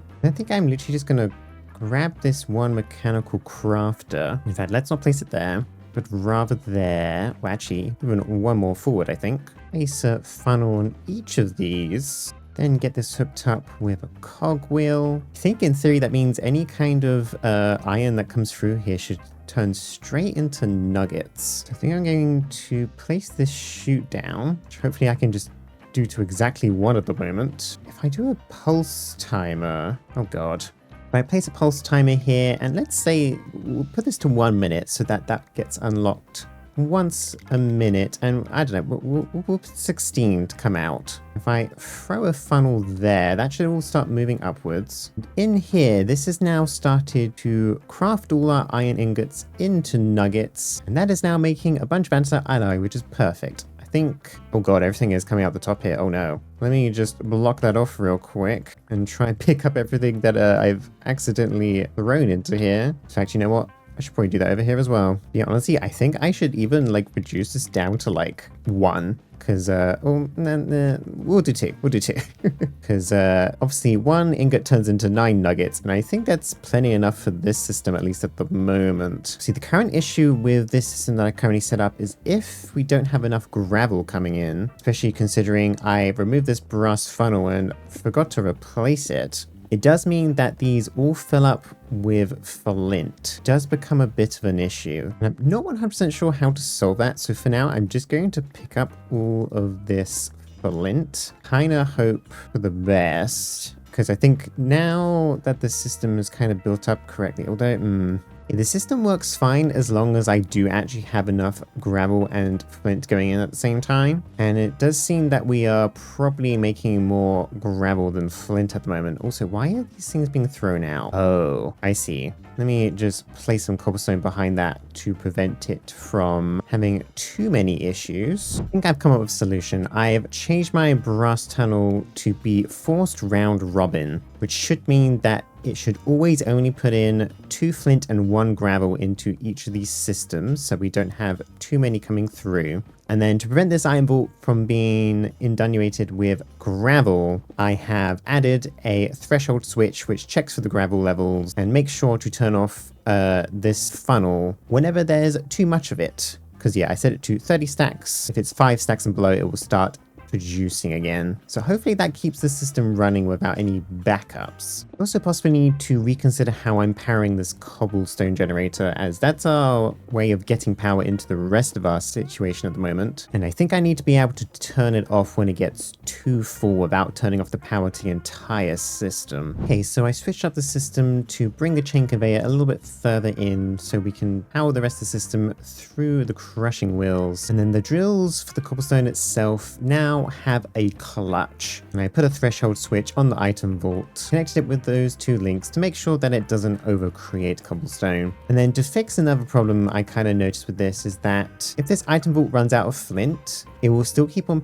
outputting gravel, and as soon as it gets to 3 items here, it will constantly put 3 bits of gravel out individually onto each line, and then eventually this ends up filling up with too much gravel. So I essentially just made a threshold switch to check if there was at least 1 flint in here, and if there isn't, then it turns off the gravel from coming out of the vault. So that should hopefully prevent too much gravel from being output when there isn't enough flint. That's the hope anyway. But yeah, that's pretty much what I wanted from this factory in terms of like the output. We've got our andesite and andesite alloy coming in quite nicely. If anything, we've got too much andesite alloy, actually. That's quite a lot, but I guess I can't complain. Now I need to kind of just prettify this place up a little bit. I think I'll start by kind of encasing in all of these different compartments. Let's make sure that some of these have some torches in so that they don't spawn anything bad. With those all encased, I think I do want to place some more of these cobblestone or stone on the sides of these things, just so that this wall doesn't look as flat. As always, there's quite a lot of granite about. And I think just to make my life a little bit easier when walking over these belts, I'm gonna set up some of these iron bridges so that I don't get pulled along so easily. Now, I'll do that over here as well.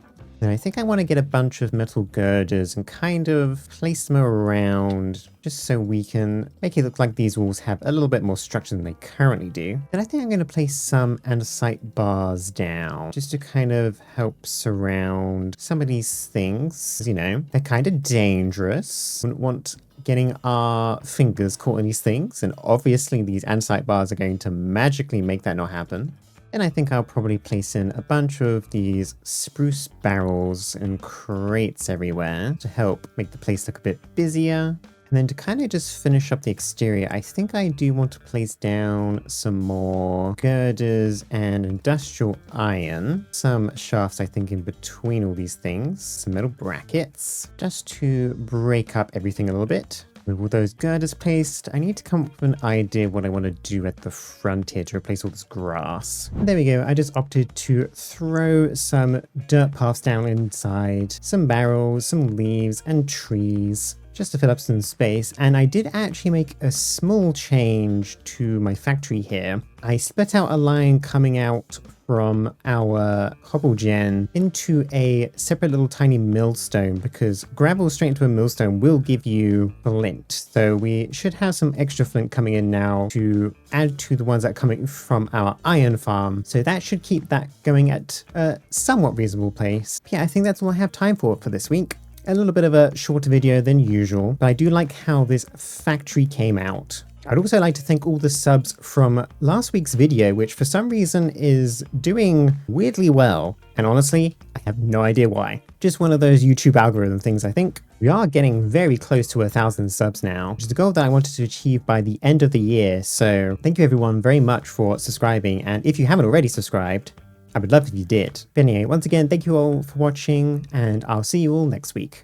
Bye-bye for now. After completing our andesite factory last week, it's time to move on to the next material I need, tuff. I'm mostly using it for under my train tracks, but also as a building material too. So this week, I'm building a whole factory dedicated to it, as well as getting some bonus materials from crushing the tuff too. So for our tuff factory, I'm thinking of placing it over here, right next to our andesite factory that we made last episode and our rail factory. And the first thing I actually need to do is come into our andesite factory here and grab a bunch of andesite, because I do want to make this factory a little bit different compared to my other ones so far. And I want this first little building to actually be made out of some andesite. So if I quickly just flatten this area a little bit with some dirt, essentially want a little bit of a small building here, leaving room for some windows and a door frame. Then also have some kind of second floor here, I think. And use some copycat stairs just to make that look a bit more interesting.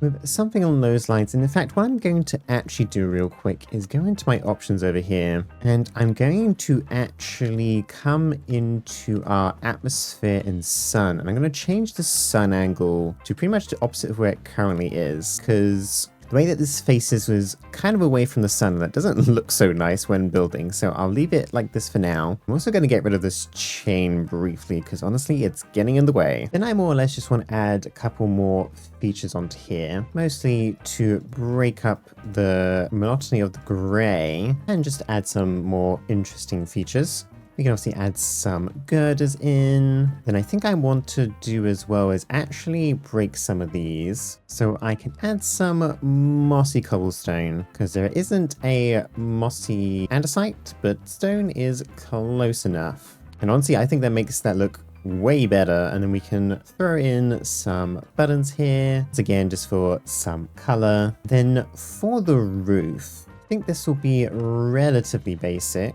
with just a typical kind of slanting roof, but I want to actually use some copper for this one, which I haven't actually done yet in this world. But the one thing I actually do need to set up is some kind of way of oxidizing the copper to the level that I want it at. And that's luckily not too difficult to do. I'm going to need a spout. Luckily only requires some copper casing, and I already have some dried kelp. Then if I come into my little workshop over here, I do have some fluid pipe hidden inside of here. So if we bring that up, we'll break away some of these encased gearboxes, throw in our spout, and actually make sure that this connects up correctly. There we go. And then in theory, if we grab some cut copper here and just throw it on top, that will start converting it to exposed cut copper. And I'm probably gonna have to do this a few times to get to the level that I want. And then I did grab some honeycomb from some bees nests to make a honeycomb block, which I'm just gonna throw into our deploy over here. And once this is all done and ready, I can then throw my cut copper into where this honeycomb block is, and that will start waxing all the different copper pieces. Now I'm pretty sure this is not part of base create, and this is part of create oxidize, which is honestly extremely convenient. And that is currently in my mod pack, but my mod pack does need an update, and I will get around to it soon. I've added quite a few mods recently, and it probably would be quite nice to get that all updated for you guys. And there is all our stuff waxed, so it shouldn't keep on changing, although I guess I didn't actually need to wax this one because it's already at its furthest point, but whatever. But I have converted these to stairs, and then I think I'm going to use a mixture of the two to kind of get some kind of roof into this. And the two different variants of copper kind of just add a little bit of color and texture. So it looks a bit interesting, although that is a weirdly consistent pattern considering how random that is. Let me change it up a little bit quick. Okay, there we go, that's better. And now the one thing I actually wanted to do differently with this is I'm gonna have lots of different smaller facades, as if they were for like smaller warehouses and factories in the past. But of course, on the inside, they'll all be combined. So for this one, I'm gonna grab me some bricks, convert some of these into some different chipped variants, have a bit of a smaller little building here, throw in some granite, I think, just for a tiny bit of color variance. And then throw in a pretty simple deep slate roof. I really want to get rid of this power line for now until I reroute it somewhere.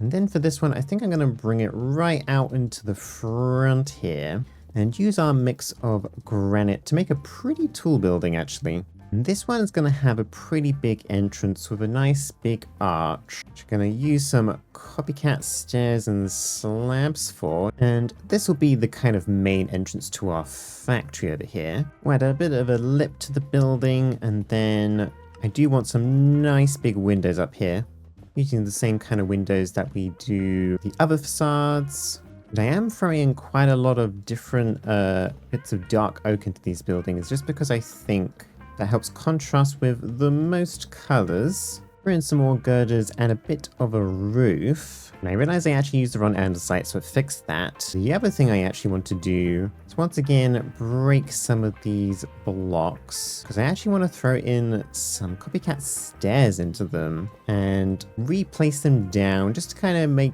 the building look a little bit more worn down. And the convenient part about putting it next to these windows is that it also makes it look like some window panes have been slightly broken. And I like how that looks. I think on the side of this building, I think I want to have some kind of chimney that goes above the roof line. And it's going to be a vaguely similar design to my andesite farm, but with a bit of different colors like blue. And then we can do the same thing of throwing a hay bale in and a campfire to make sure that the smoke goes as high as possible. That's looking pretty good so far. And then for the next building along, I think I'm going to use a mixture of some diorite, calcite, and oak planks again, like how I did on my barl factory. And we'll use some dark oak logs for a bit of a trim, some fences on the sides, some girders, and then once again use a bit of a deep slate roof.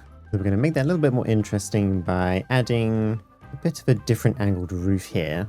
And I think for the last building on this row, I'm probably going to do something similar as I did from the first building, with a slightly different design. And there we go, like I said, similar to the first one, but a slightly different design, added almost like a little balcony thing on it. Now, before I do the rest of the buildings and some of the exterior decoration a bit more, I think I want to try my hand at like a very little simple crane. It's not going to move or anything. I like the idea of a little crane to pick up things off of trucks and stuff. So if we grab a bunch of industrial iron, pretty much place it on the edges of this building and make it reasonably tall.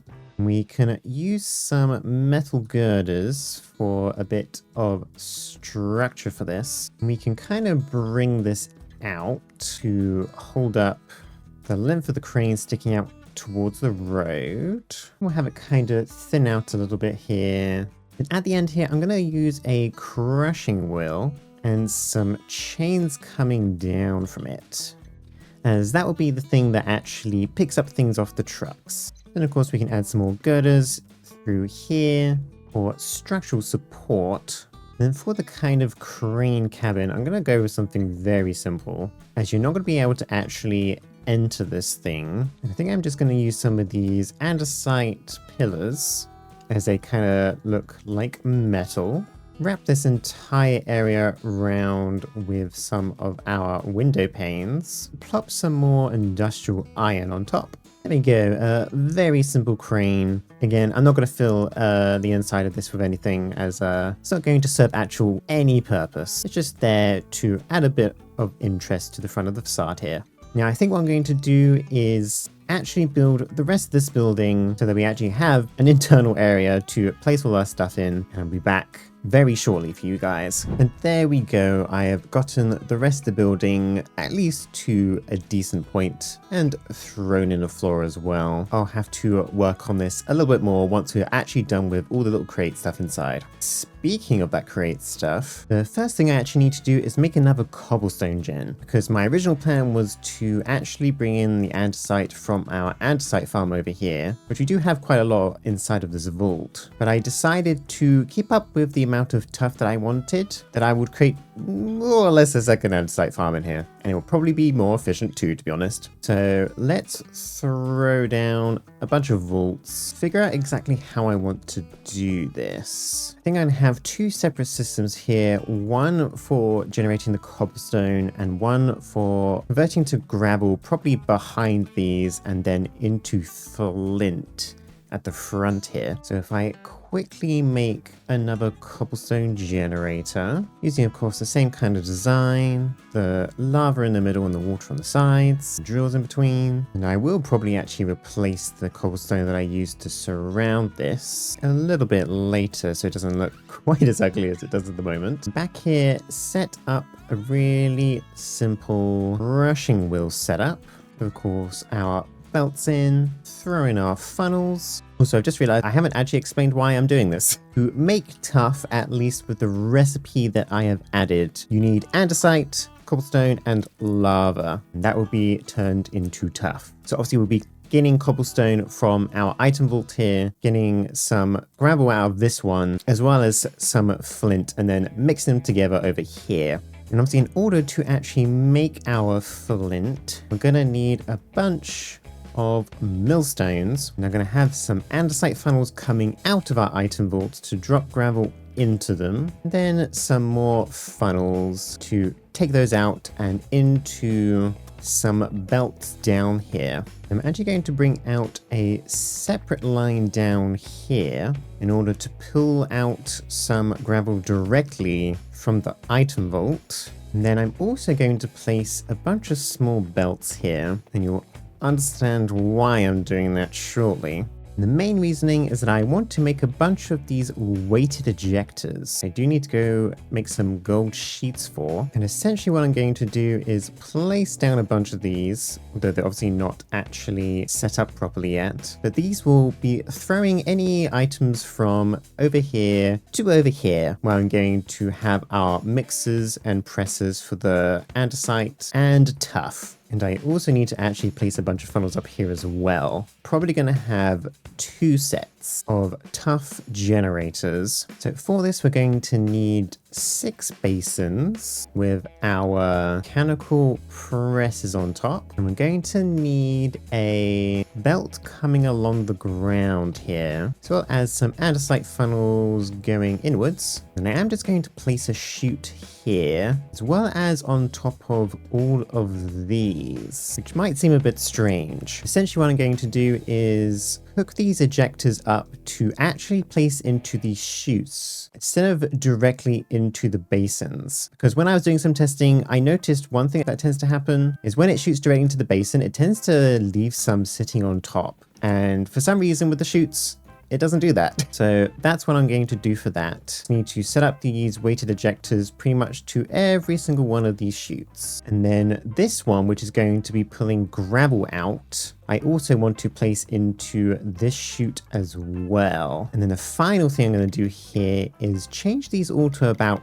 10, just so it's not throwing too many of a stack at a time, because that is what also causes the overflow effect on top of the chutes. So that means now that all the flint should be coming into these chutes up here and all the gravel into this bottom belt and being mixed in these basins into some andesite. And I'll make sure that these are actually andesite by throwing in some andesite into the filters. And then back here, we are going to need another belt. Although apparently I've run out of dried kelp, so I need to go and get some of that real quick. Can't believe I haven't made a farm for this yet. Okay, there we go. Got some more belts. And I essentially just need some brass funnels on the back here, and also place some andesite to make sure that's the only thing that it's pulling out. And then bring this along here and place down even more funnels. I'm gonna place some mixers down on this to help make our tuff. One thing I have actually realized I've forgotten to do is place some pipes underneath all this, because all of this is going to need some lava. Of course, we are going to need to bring our lava pipe over, probably from over here, which currently also goes into our andesite farm. And yeah, that's not too far away. And hopefully this should still be close enough that we don't need another pump. Also, once again, racing to make sure I don't get lavaed up. Oh god. Oh god. Okay. Okay, there we go. That's all of those hooked up. And I also need to make sure that I do the same thing with the chutes, these ones as well, and start hooking these up to their respective spots. Then actually what I'm also going to do is split this belt into two, because I believe we are making enough andesite to do about 16 different tuff makers. So we definitely have enough cobblestone. So let's hook up a separate belt on the side here. And we're just gonna more or less repeat this exact same setup over here. With of course some more chutes set up on these ones. And then grabbing these and hooking them up to these chutes. My one concern at the moment, I think, with these is it potentially hitting the cobblestone above it. Although I do intend to at least get rid of the top ones when I make it a bit more prettier. So we'll see what happens after I am done with this. And of course with these as well, I also want to set these to probably about 10 to prevent any kind of overflow. And then once again, need to make sure that these are all filtered up correctly to be making tuff. And all of our funnels going in, although definitely not up there. I think I only need to place an andesite tunnel for this one, because I think that just distributes it like kind of evenly. I don't actually remember. Of course, I still also need to pull out the tuff from these ones as well. And then I do want to pull around the tuff to this side, because this is where our storage is going to be. I also can't forget to also hook up the basins over here as well to our lava source. And that is more or less the basic setup done. I now just need to kind of hook everything up to our power source, as well as of course actually making sure everything is attached to each other. So let me go do that real quick. Okay, I believe everything is now hooked up. I brought in a bit of powered chain to the inside of the middle and then did a bunch of underground stuff to make sure everything is powered. Now the last thing I really need to do is probably just place some lava down and some water, and then hook up our chain drive, and that should start mining the cobblestone. In fact, actually, I did forget to hook up these, so let me fix that real quick. There we go. Now, all of that should now start flipping it over, although I've come to a sudden realization that the placement of this means that the gravel is hitting that. So, Gotta figure out a way around that one. Okay, there we go. With some adjustments later, I moved the power all the way over here so it didn't get in the way. And now everything seems to be working as it should. We have gravel going into here and into these basins, and then mixing with the lava and the flint. But I'm pretty sure I actually do need to swap this out for an andesite funnel. Force split that so it's going into each side. So yeah, it appears that the andesite is keeping up somewhat. And now I just need to place these into some form of storage, but I also want to split this out into two as well. And I'm definitely going to turn this down in editing, but oh my god, is it loud over here at the moment. All these mechanical presses smacking down. But I think what I'll do, actually, let me take this. I'm actually going to create two storage systems over here. And I'll put them on stilts to make it look a bit nicer. But I'm going to have one big vault over here.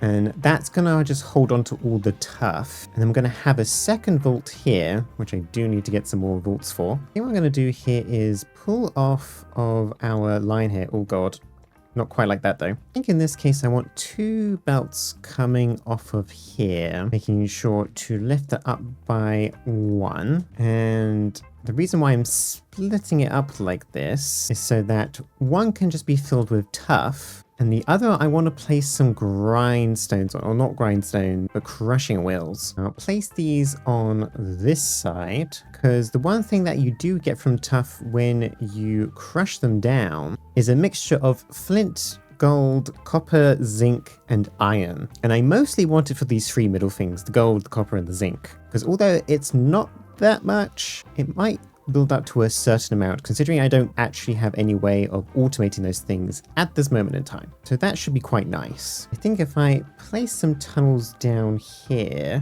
I don't know if that works or not. I guess I'll have to just give it a try. They don't look connected up, so perhaps not. Okay, after some messing around, I realized I had set up the belts wrong, so that should all now be doing that properly. And then I also need to make sure that is going inwards. So we now have one path of tuff going into this item vault, and a bunch of other tuff being processed into this item vault. And as we can see, we already got a little bit of everything so far. Yeah, there we go. That is more or less what I want. We are making quite a bit of tuff. We've already got over 1,000 in here. We're slowly producing all this stuff as well. I might have to change up this belt system so that it goes in 64 at a time. I believe that's actually quicker than one at a time, but I'm not sure how I would go around about that. So I'll leave it for now. Now, the next thing I need to do is more or less just kind of make this look a bit neater and prettier, although it doesn't look too bad at the moment. But the main issue is the cobblestone farm, I think, needs to be changed. And then I do want to decorate the rest of the inside and outside of this building a little bit. So I will return once I've done that. And there we go. That is more or less the finished product. On the inside, I've added a bunch of different crates, some andesite bars, some more girders around, and some scaffolding further up. I ended up doing a little bit less in here than I was originally expecting to, mainly because I need to essentially leave room for all these things to be flicked across the room. As you can kind of see, they go up pretty high. So I couldn't really do anything in addition to what I wanted to do, but for the edge walls, I did add a kind of retaining kind of thing, make sure those walls stand up. Of course, did that on the other side as well. And then on the outside wall on this side, I added some scaffolding, which you can go up a ladder for, and it doesn't actually go anywhere, but it's just there for the aesthetic. And then on the other side, I did more or less the same thing, but just more retaining wall and just threw some trees in front of it for now. So I'm sure there's going to be another building there at some point. I also kind of boarded up these like old doors, so to speak, where the old entrances to these buildings used to be.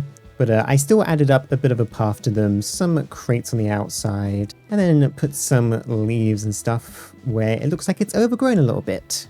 Yeah, all in all, I think it looks quite good. Again, a little bit different from the rest of my factories, but I like that. That's kind of the point. And in terms of our production, we already got 11k tuff and quite a bit of gold, zinc, iron, and copper. I might have to figure out a way of just getting these out and turned into ingots for easier access. In fact, you know what? Let's do that right now. Have enough space here for all four of these things that we need. I think if we simply put in some item bolts, our mechanical presses in, some brass funnels, and make sure to filter these to our different types. Filter the basins so they're doing it properly. And then I think as long as I put these depots down and hook these up so they're actually connected to the system, turn these around, that should start putting some ingots on. Although these are coming out one at a time. So I'm actually going to place more of these down with once again their respective ingots. And I've set these all up to exactly 64 so that they'll only pop out when these are ready. They only currently have about 58 or 59 of them, but that's fine. But if I need any of these kind of materials, I can just quickly come over here and pick them up. But anyway, I think that's all I have time for today. Thank you everyone for watching. I super appreciate it. We are getting extremely close to 1,000 subs now. At the time of recording, I am currently at 986 subs, so getting extremely close. And thank you everyone for the support. It's greatly appreciated. And I'll see you all next week. Bye-bye for now. In this episode, I'll be heading away from my current home base and setting up a swamp-based factory to tackle another set of blocks useful for decoration: coarse dirt, normal dirt, and mud. So pack your boots, it's going to be a wet one. Did I just open up Minecraft just now and it crashed while I was loading? Yes. Did it scare me and thought I have maybe corrupted my world? Also yes. Did it? No. But anyway, before we get on to our mud, dirt, whatever you want to call it, factory, I did make some changes since last episode. One thing I did is I actually expanded the gravel to flint by 1 and then reduced the cobblestone by 1 because that seemed to work better in terms of how much andesite we're making to the amount of tuff makers that we have. I then also removed all the funnels off of these basins here so that they just automatically now go onto the belt. I'm not entirely sure why I decided to use funnels. I think I'm just so used to using funnels everywhere that I just kind of forgot about the normal ability of them to be able to just drop onto the belts, but whatever. That at least saves us on some funnels and a little bit of lag. And I've also switched out this brass funnel for an item vault first, which fills up with 64 tuff and then comes out into these tunnels and sometimes goes left and sometimes goes right. Mostly for the sake of these crushing wheels and speeding up their conversion into all the different nuggets and stuff. And I also actually did make a small change with this as well, where I made the item vault smaller and added an item drain before it dropped it into the basin because they were overflowing and I kind of forgot about that. So that's fixed now too. And I think that was everything. Oh, actually, no, wait. I did realize that when I was decorating and placed in this metal girder, I forgot to replace this encased shaft in between them. So half of this cobblestone generator was not working, but at least it is now. As for this mud dirt farm thing, I'm actually going to build it a little bit further away from the main base here. I'm going to head southeast over to the swamp. And I more or less just want to plop this straight in the middle of the water here. And you might be thinking to yourself, Lifor, why are you going to build this in the middle of a swamp? And the first reason is because I want to. But the second reason is that I think it kind of makes sense for the swamp to be where, you know, you mine for mud and dirt and stuff. So I'm going to clear out some trees here to allow for some room, and then we can start building our little factory. I think actually I am going to use some of these mangrove logs for the actual base of this, because I do like how these logs look when they aren't stripped. There is a little bit of a hole here, so I think I'm just going to probably just place that a little bit down and not all the way. Also, wow, it's kind of harder to kind of step back and look at everything because there's a lot of water here. But I'm thinking of something about this size, the main kind of entrance to the building around about here. I think for the center part, I want a really tall kind of A-frame kind of situation. Probably something about that tall. I think I'm actually going to use some dark oak for this, mainly because it's like a kind of similar color, but at least still a little bit different to contrast against it. I think something that shape is going to be what I'm going to aim for. Then I think I'll use some more mangrove on the sides here. I'll start building that back a bit further once I've also figured out what I want for these lower bits of the roof as well. I don't think I need to go too wild with this bit, but I think to help transition between the mangrove log and the mangrove roof itself, add some trap doors so it kind of features both colors. And I think I'm going to use some more dark oak logs just to help kind of cut up this red too. And I think actually I might come across with a different roof line here. And I kind of like something like that sticking out the sides. One, because it almost looks like a flower. And even though there's not actually any flowers involved in this factory, I don't know, I just like how it looks. And I've repeated it on the other side as well. Now it almost looks like some kind of plane or bug. And I'm not going to think about it too much. And I think around here, I want to build another bit of roof line, I think. Kind of match it up with the kind of petal part of this roof. And I think something like that should work well. And then bring across this roof line so that we can transition into the different roof types. And of course, I've mirrored that on this side. And now I just need to more or less finish off this same design on the other side of the building. And then, well, I more or less completed the rest of the roof, including the central part where the main kind of entrance slash exit is. Now you are probably thinking to yourself, Lifeor, this looks hella bland. Maybe you're not, I don't know. But I think it's hella bland. And considering how pretty green the swamp area is, I think we can throw in some more color into this building by getting in some leaves, some moss, and playing around with chipped too. And I think I'm going to make a start with the chipped variants because there is this overgrown mangrove log variant. And I think I'd like to replace some of these blocks down here that touch the water with some of this. And I did get myself another new mod. Yes, I know, another one. But this mod is called Mechtrowel. And it does something similar to the Shuffle mod, where you can place a bunch of different blocks in different random orders. But this one is like a little bit more like high tech. There's a little UI where you can, for example, I don't know, throw in some blocks here. You can change the percentage of how much that block you want to show up. And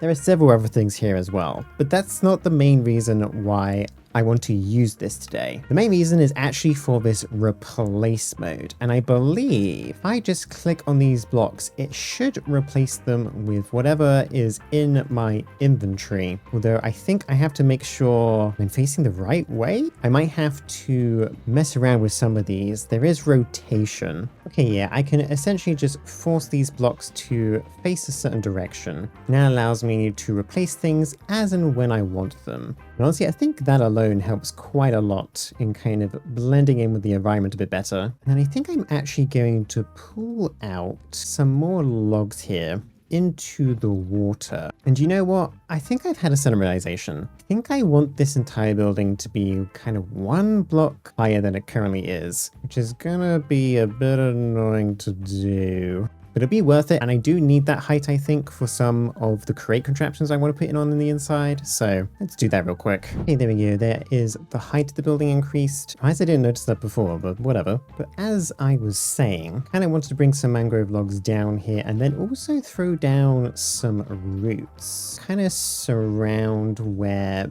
both this pillar comes down and also the actual support structure as well. So I think that makes it look a bit more interesting. Throw in some moss down, I think.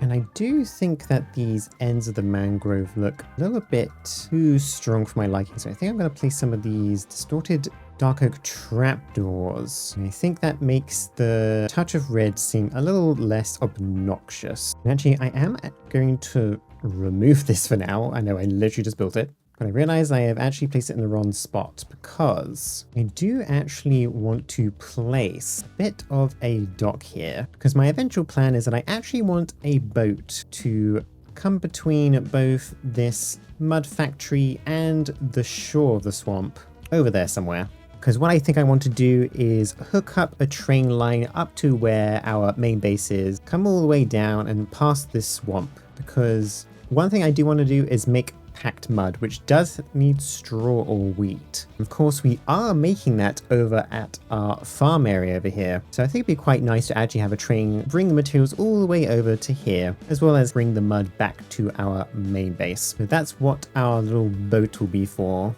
I'm actually going to leave the dock design until I've probably made my boat. But what I do want to do is actually start replacing some of the stairs here with a mixture of moss, also some leaves, I think, to kind of make this look a bit more interesting. I think I'll definitely place in quite a bit of moss back here. We can throw in some short grass as well to sit on top of this moss. And I think that definitely helps a lot with making it look more interesting. One thing I did learn, however, and this is part of the supplementary / amendments mod, but you can just put moss carpets on stairs, which is actually really convenient. I think I'll be definitely trying that on different parts of this building for sure. The other thing I think I'd like to do up here is actually try and make my own little custom mangrove tree. Now, it's not going to be very good, but I'm going to try anyway. There you go. There's something that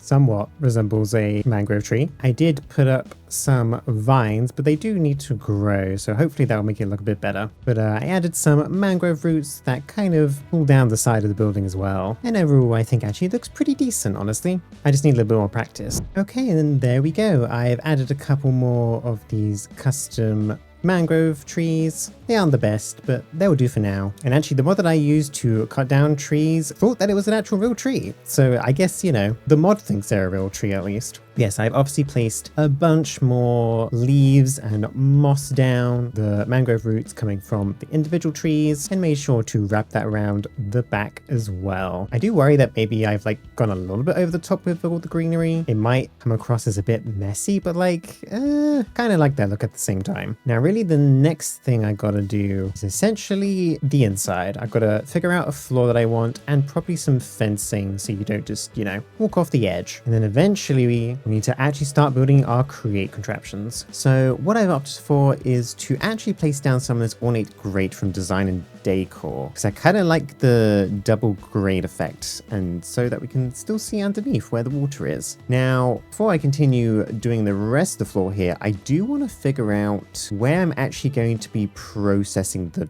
dirt, because the only way to actually make dirt in the at least base create mod is essentially you have to create coarse dirt first, which is 2 bits of dirt and 2 bits of gravel. What you can do is take that coarse dirt and go over it with a mechanical plow. And the mechanical plow will actually turn that all back into normal dirt. I mean, you can essentially convert gravel into dirt, but you just need some dirt to actually get the system going. So what I'm going to do here is add a little bit of an extension to the back of our building. And I think something as simple as this will work out. And I'll have something in the middle to rotate around. Before I move on to the actual mechanics of that, I'm going to add a little bit more of a design in our interior. And I can really get my hands dirty on the create stuff. There we go, we got some lights in and a bit of a roof / floor. And I will be making use of some of these areas soon, but first, I'm going to want to place down a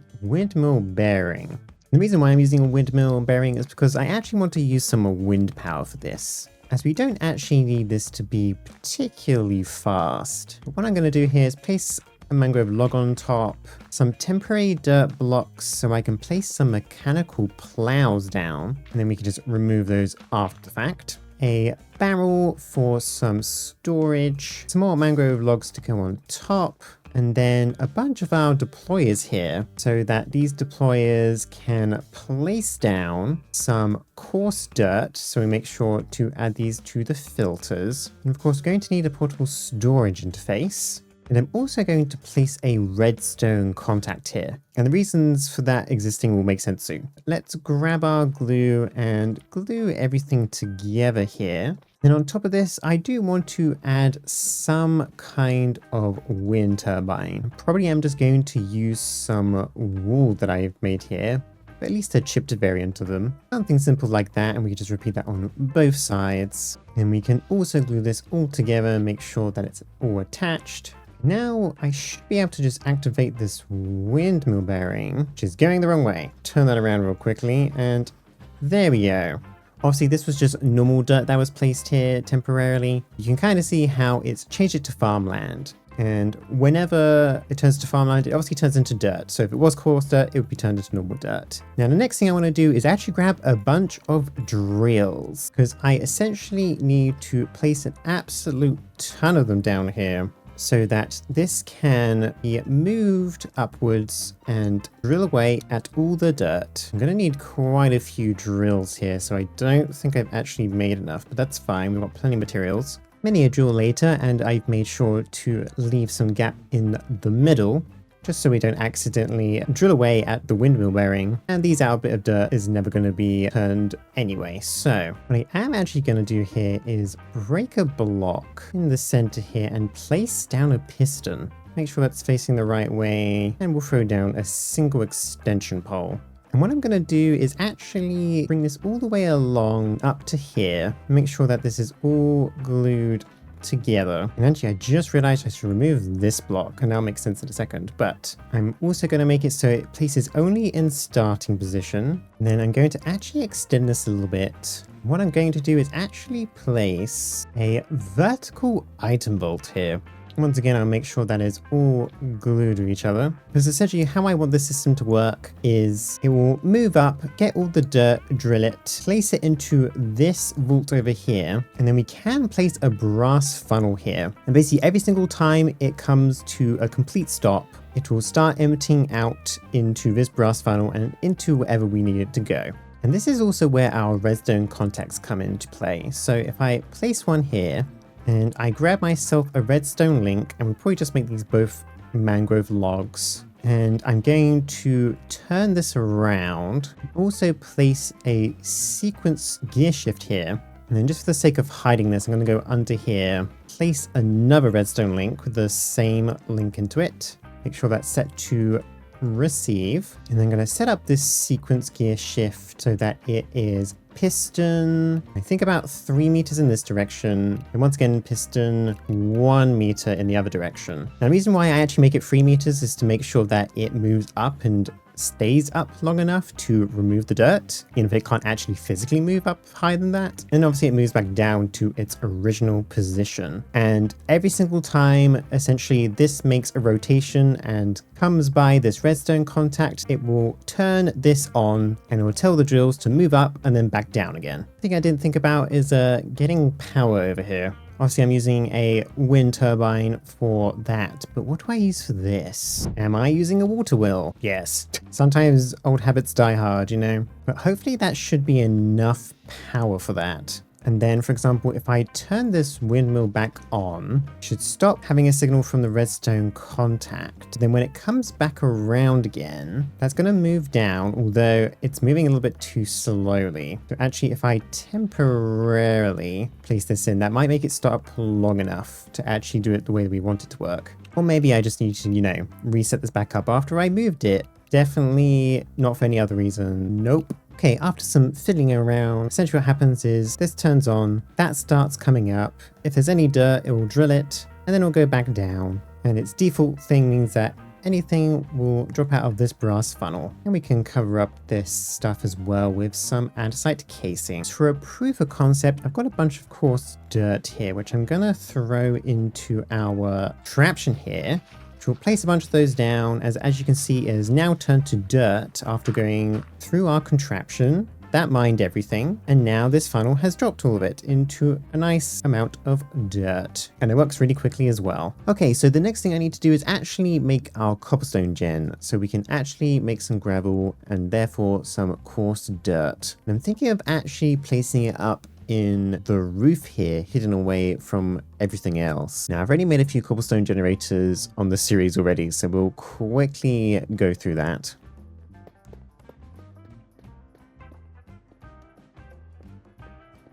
And there we go, there's that pretty much done. I had to make the design a little bit different because of the ceiling height. But the main difference was that I threw in some water where the jewels are and put the jewels to the side rather than on top. And that should work just fine. Now, of course, we don't currently have access to any proper power over here from our power station, and I may do that at some point. But what I'm going to do, at least for now, is probably make a bunch of water wheels over in this roof area, and just make this where we generate our power for now, as I don't really have any other plans for up here. And I think I'll just keep it to 6 of these for now. Throw a rotational speed control in here. Okay, maybe I definitely needed more water wheels to get this going, but our cobble gen is running, and we probably don't need it to be much faster than that anyway, as we don't need that much gravel. I think the next task is to get in some crushing wheels here. Okay, you know what? I've changed my mind. I'm bringing power over here right now. And honestly, I already have power a decent amount of the way because of my tree farm. So let's continue this around, shall we? Okay, there we go. I brought the power all the way through from our main base, placed it underneath the water, and now it comes up right here where we need it. Probably should have just done that in the first place, but whatever. And there we go, there's our cobblestone gen going at full capacity and 2 crushing wheels as well. And I think I want to do here is break this and bring down some chutes down to our lower floor here, because we're going to need that gravel and the dirt coming out of this system to make more coarse dirt. And I think I'm going to have to figure out exactly how I'm going to craft all this coarse dirt together. Because one thing that I actually did do is the normal crate stuff only allows you to craft coarse dirt this way, which is 2 gravel, 2 dirt in some mechanical crafters. But I did create my own recipe that just allows me to put them into a bunch of mixers and come out with the same result, as I think that kind of makes more sense. But I essentially just need to have the dirt coming out of here and heading over in this direction. Although what I actually truly need to do is I do need to leave some space here, because I need to split this dirt kind of evenly in couple of different ways. I need 2 dirt for every single craft of the coarse dirt stuff, so 2 have to come over in this direction, and these 2 other paths are gonna just be for general dirt storage and turning it into mud, I think. And we can make sure that this is a forced round robin, and also make sure nothing comes out of that one. Okay, what I've actually done is moved this entire crushing wheel set up to the other side, throwing the chutes down over here. And now what I can do is grab a basin here along with a mixer, as well as some andesite funnels that go inwards. And so we'll have the gravel coming on this side and dirt on this side. And then the coarse dirt should come out onto the center belt here. Now I think that does mean I am going to have to leave a gap in between each one, just to make sure that it can actually deposit back onto the belt. I don't think that's a huge issue. And I think 5 mixers should probably be enough for what we need. Can't imagine that we'll need much more than that, hopefully. I am obviously very terrible actually telling how much I need of these things, so...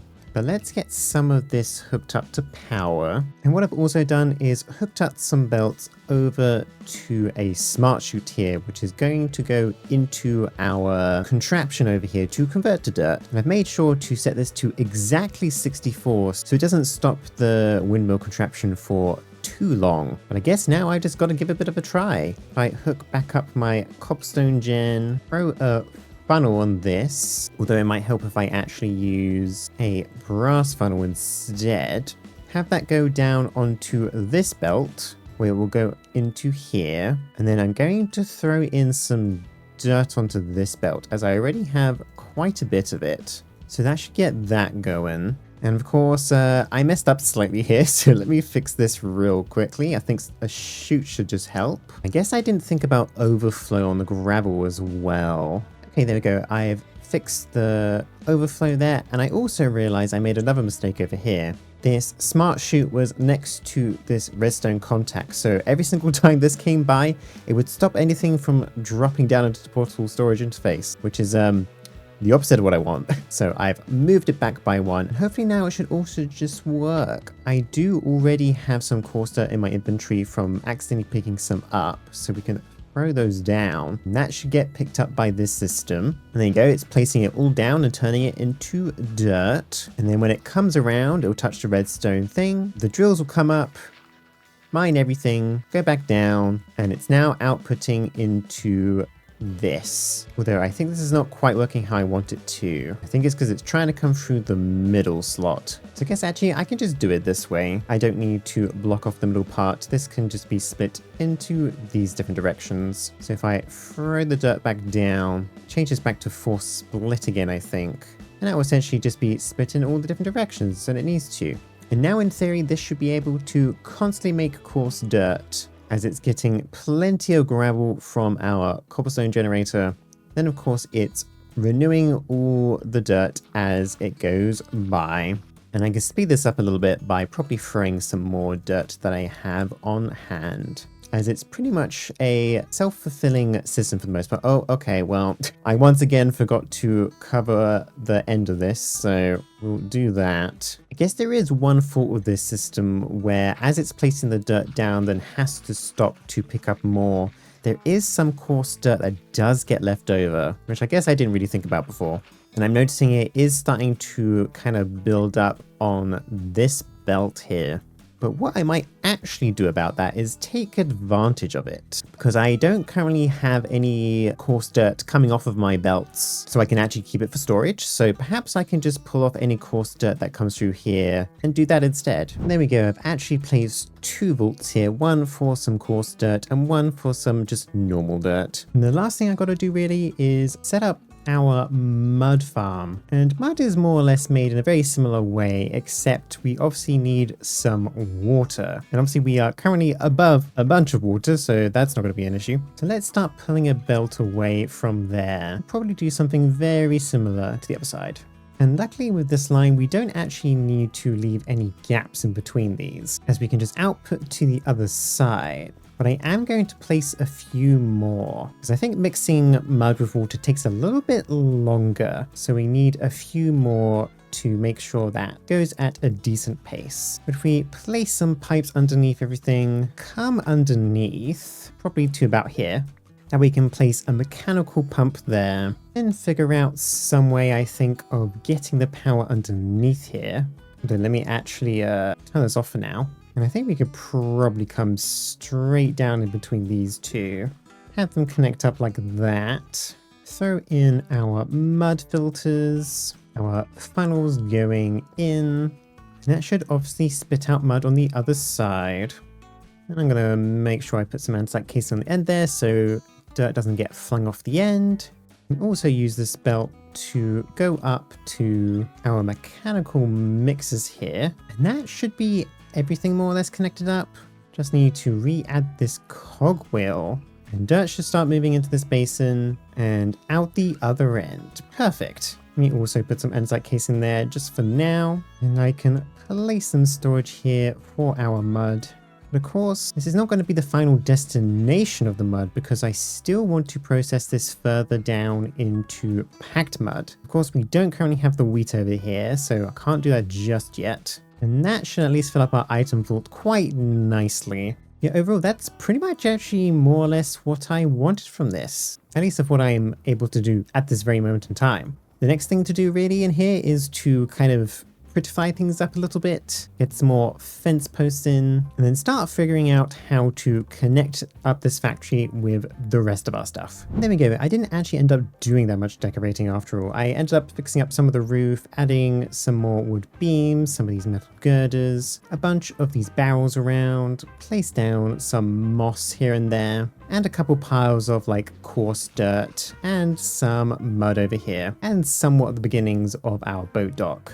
If anybody has any other ideas of how you would decorate inside here, please tell me, because I'm honestly out of ideas at the moment. A place like this doesn't exactly exist in real life, so hard to get references for. But overall, I am pretty happy about this build. A little bit different again compared to some of the other builds I've made in this series so far, and we aren't fully done. I still want to create some packed mud alongside our normal mud, but I am out of time for this week. I'm hoping to get a boat in between our dock here and to the shoreline over there, as well as bring down our train line over to the swamp area as well. But that's definitely going to be something for next episode. So thank you everyone for getting me to 1,000 subscribers. Thank you so much for the support. I got there much quicker than I expected. But yeah, thank you everyone for watching, and I'll see you all soon. Bye-bye for now. In this episode, it's time to hook up our mud and dirt factory to the logistics network, including a new pedal boat to cross the swamp to the new train station and train line, as well as a new train to take the straw from our farm to the mud factory to make some packed mud. And I think the first thing on the agenda is to actually get a bunch of track, because I would like to set up my rail yard over here, train yard, whatever you want to call it, and set up a track that actually comes all the way down to our swamp area. I think the best way to do that is to just pull off of this set of tracks and start bringing that down towards the swamp. Although this is not exactly the most ideal junction, but life goes on. I think with this track, I'm kind of just going to kind of wing it where it's going to go, because we are going to go through a few biomes over here. All that different kind of levels of height. So I think it's best just to get at least one track placed down, see where we go from there. And I have cleared some land around the swamp area where I kind of want my station to be, as it's going to be pretty much opposite where the mud and dirt farm is. We're going to have a boat going in between the main station and factory. And then with a little bit of a basic line in, I pretty much just need to start clearing out all these trees and stuff that are kind of in the way, including this big bit of dirt. And I think in order to do that, we're going to grab our big old drill boy, which I realized that we still haven't named. So if anybody has any name ideas for this big train, feel free to leave them in the comments. But one thing I need to figure out is one, turn it around first.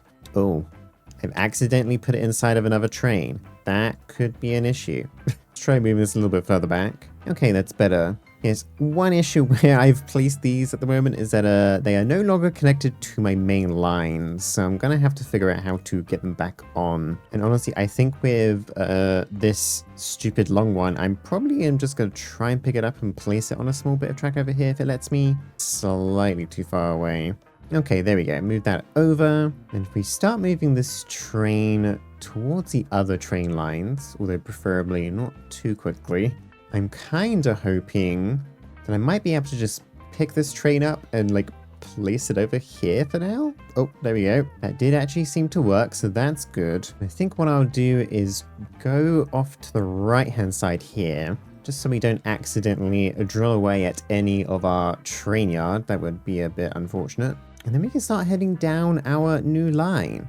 Now, I think the drills appear to be on, so we can certainly start carving out some space around here for our tracks. And luckily, there isn't actually too much work to be done, so we can probably breeze through this relatively quickly. And I will probably bring in my other machine at some point to help kind of place some tuff on the ground and stuff, but mainly just want to use this for clearance for now. Oh, okay, well, something seems to be going wrong at the moment. Not sure why that didn't clear properly. It's possible that I went too quickly through it, but let's see if we can back up without it knocking me out again. Yeah, okay, that seems to be working. I think the angle of this meant that it didn't register the hits properly, so this should hopefully work properly now. And there we go, that's more or less all I needed to do, at least for that track. And then I'll also need to place a second track on the side so we can actually have the trains come back through here as well. There we go, there is our two basic lines in. Now, of course, over here, I do want to get in some kind of train station, probably in a similar design as our mud factory over there. And then I can hook it up to some kind of dock design that I'll probably have over here with some chain conveyors going in between the two of them to transfer any items. But yeah, I think we'll just get started here. I think I'm going to do a bit of a time lapse this time, so let's go.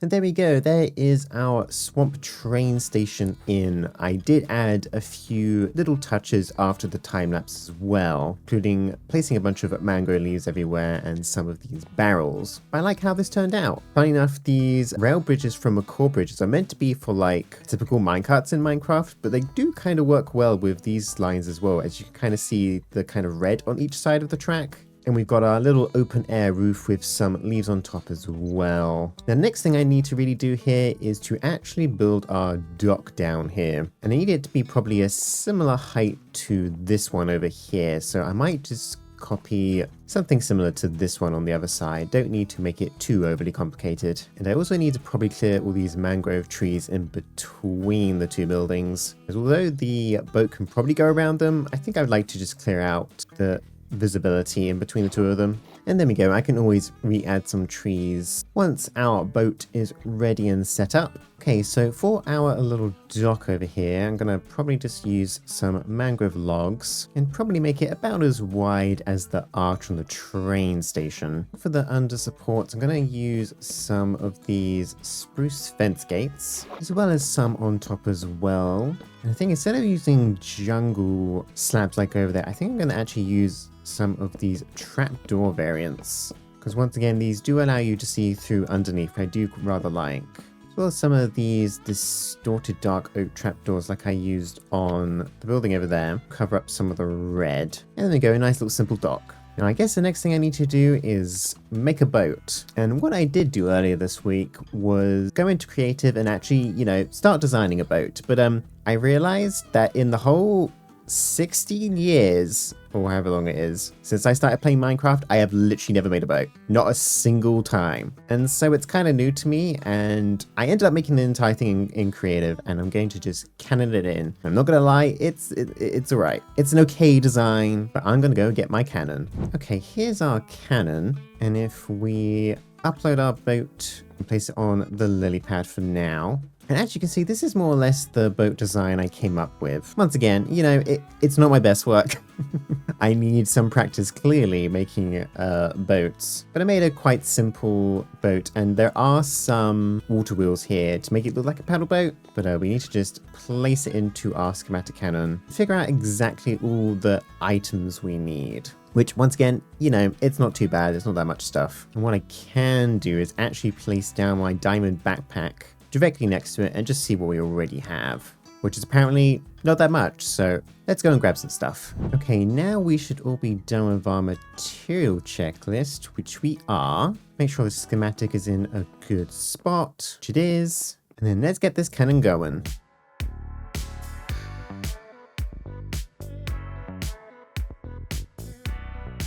And there we go, there is our boat that's going to move all our stuff across the swamp here. We obviously do have some storage barrels, we have some packed mud and some straw bales. And this furnace is kind of meant to be the pretend engine that's kind of running these kind of water wheels. Now, one thing I actually did forget to do in my creative world was glue it together. So I guess I'll do that now. Thankfully, it shouldn't be too difficult. Use some dirt and make sure that we grab everything. Okay, there we go. That should be everything. I need to make sure I don't accidentally get these lily pads included in, and make sure that these bottom blocks also get included.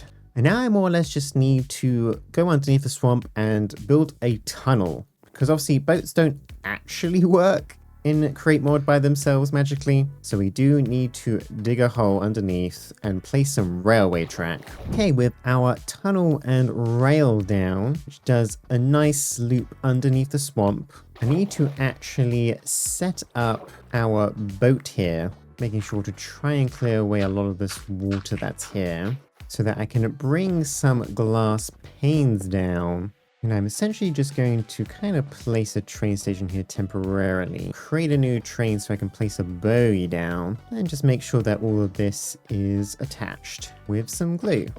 Also, I did not know that tall seagrass can block all water from going in somewhere. That is news to me. But train controls down. In theory, I should be able to assemble here. There we go. Of course, that is going to now actually bring in a bunch of water underneath, but that's fine. But it should mean our boat here would be able to start moving. Although, this camera is ideal. You know what? We're going to stay in first person, I guess, and move around. Hopefully we should be able to plop into this just fine. Okay, I did probably place this one block too far away, but I guess I can just fix that on the dock. But for the most part, this seems to be working all rather well. Probably have to get rid of that mangrove tree. It's a little bit close. I also need to place a seat down because I'm getting thrown around everywhere. And then with our train station set up on each side, I'm going to go find a mob of some nature. Hello, Mr. Cow, you will do. We'll place them in this seat. And if we set up a train schedule, pretty much it's just going to move between the dock and mud dirt, which is what I've called the station over at the factory. And we don't need this to go that often, so perhaps we'll make it every 30 seconds on each side. And then if we give it to our cow here, start following the schedule, and I kind of assume after 30 seconds the boat will start moving, which it certainly did. So across the water we go. We might have to slow this boat down actually a little bit. It's going pretty fast. And I guess also move this train station a little bit further back. With the grand scheme of things, it appears to be working. Okay, yes, I switched the speed to 20, and that seems to be a much more reasonable speed, I think. It's a shame that the water mills don't turn, but oh well. Okay, in terms of logistics, thinking of using some chain conveyors to come up and down from over here. Make use of our post boxes attached to our train stations, and we can have a little belt on the dock here. I can use my frogs to come off this chain conveyor onto here, place some funnels down so that goes into the post box. And I kind of more or less need to do the same thing over here, but I do actually need to place a train station down over here so that I can actually hook up a post box, and I can set up another frog port on top of this barrel here.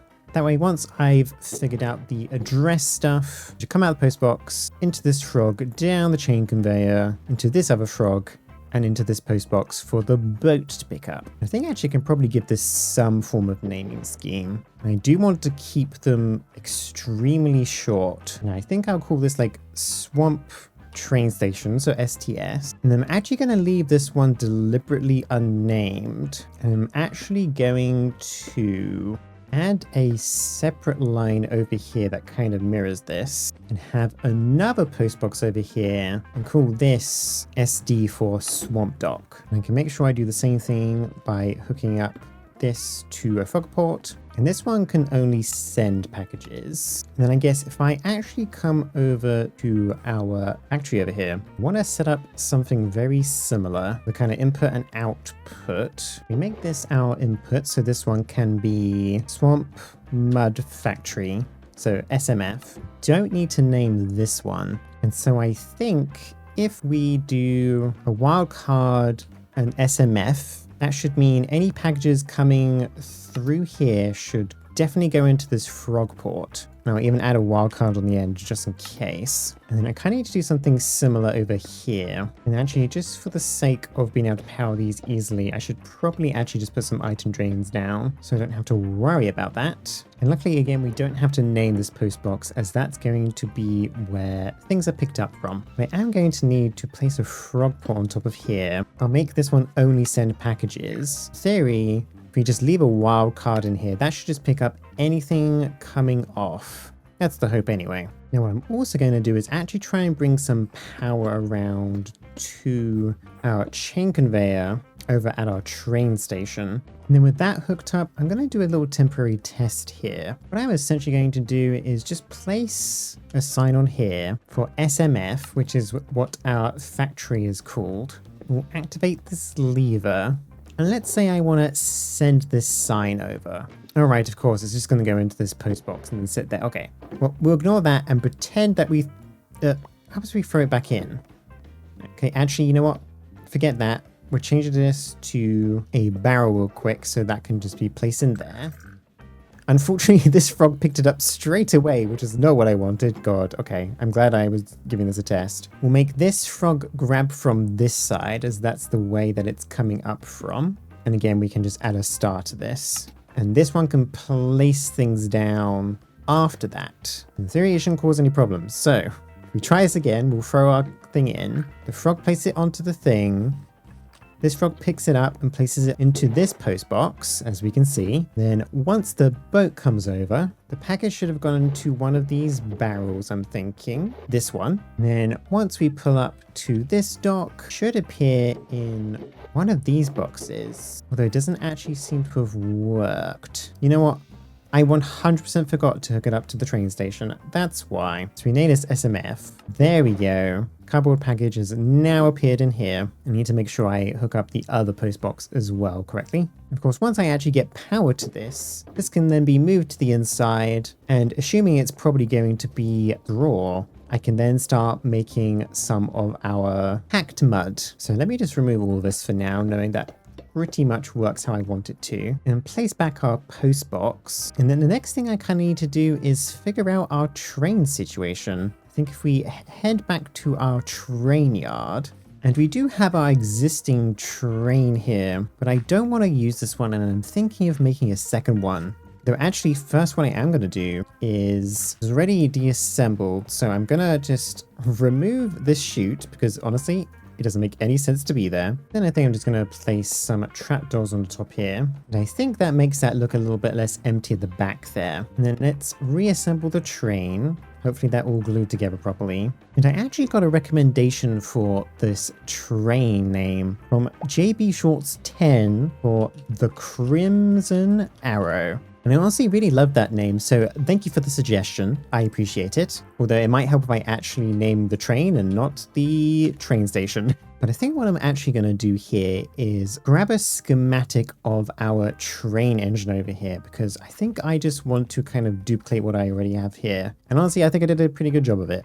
And we can use our schematic cannon again to probably just place the train over here. And then I guess maybe switch out some of the colors. Okay, so let's grab a schematic of our train engine here, making sure I don't miss any bits sticking out on either sides. And we can just say this as train engine, I think. If we get our cannon down, grab our train engine and place a schematic down, making sure that it's actually high enough. And of course, this does mean it's gonna need some red brushed metal. And then I'm gonna have to change it to a different color, so that's gonna be a little bit of a waste, but who cares? Throw it into our schematic cannon, grab our clipboard, we can go and grab all these different materials. And with all those materials grabbed, we can place this down next to our cannon. And I did have to go mining for coal again, because I forgot how many coal blocks this uses. However, it should now all be enough for what we need. Although apparently I did forget a few things. Though actually, I was just missing the bell. I'm not sure why these two aren't registering when we definitely have them in here. Although actually, apparently I did leave the andesite ladder in my storage, so whoops. I did, however, craft 2 more train casings anyway, because I'm pretty sure I need 4 for this. But let's cannon in this train real quick.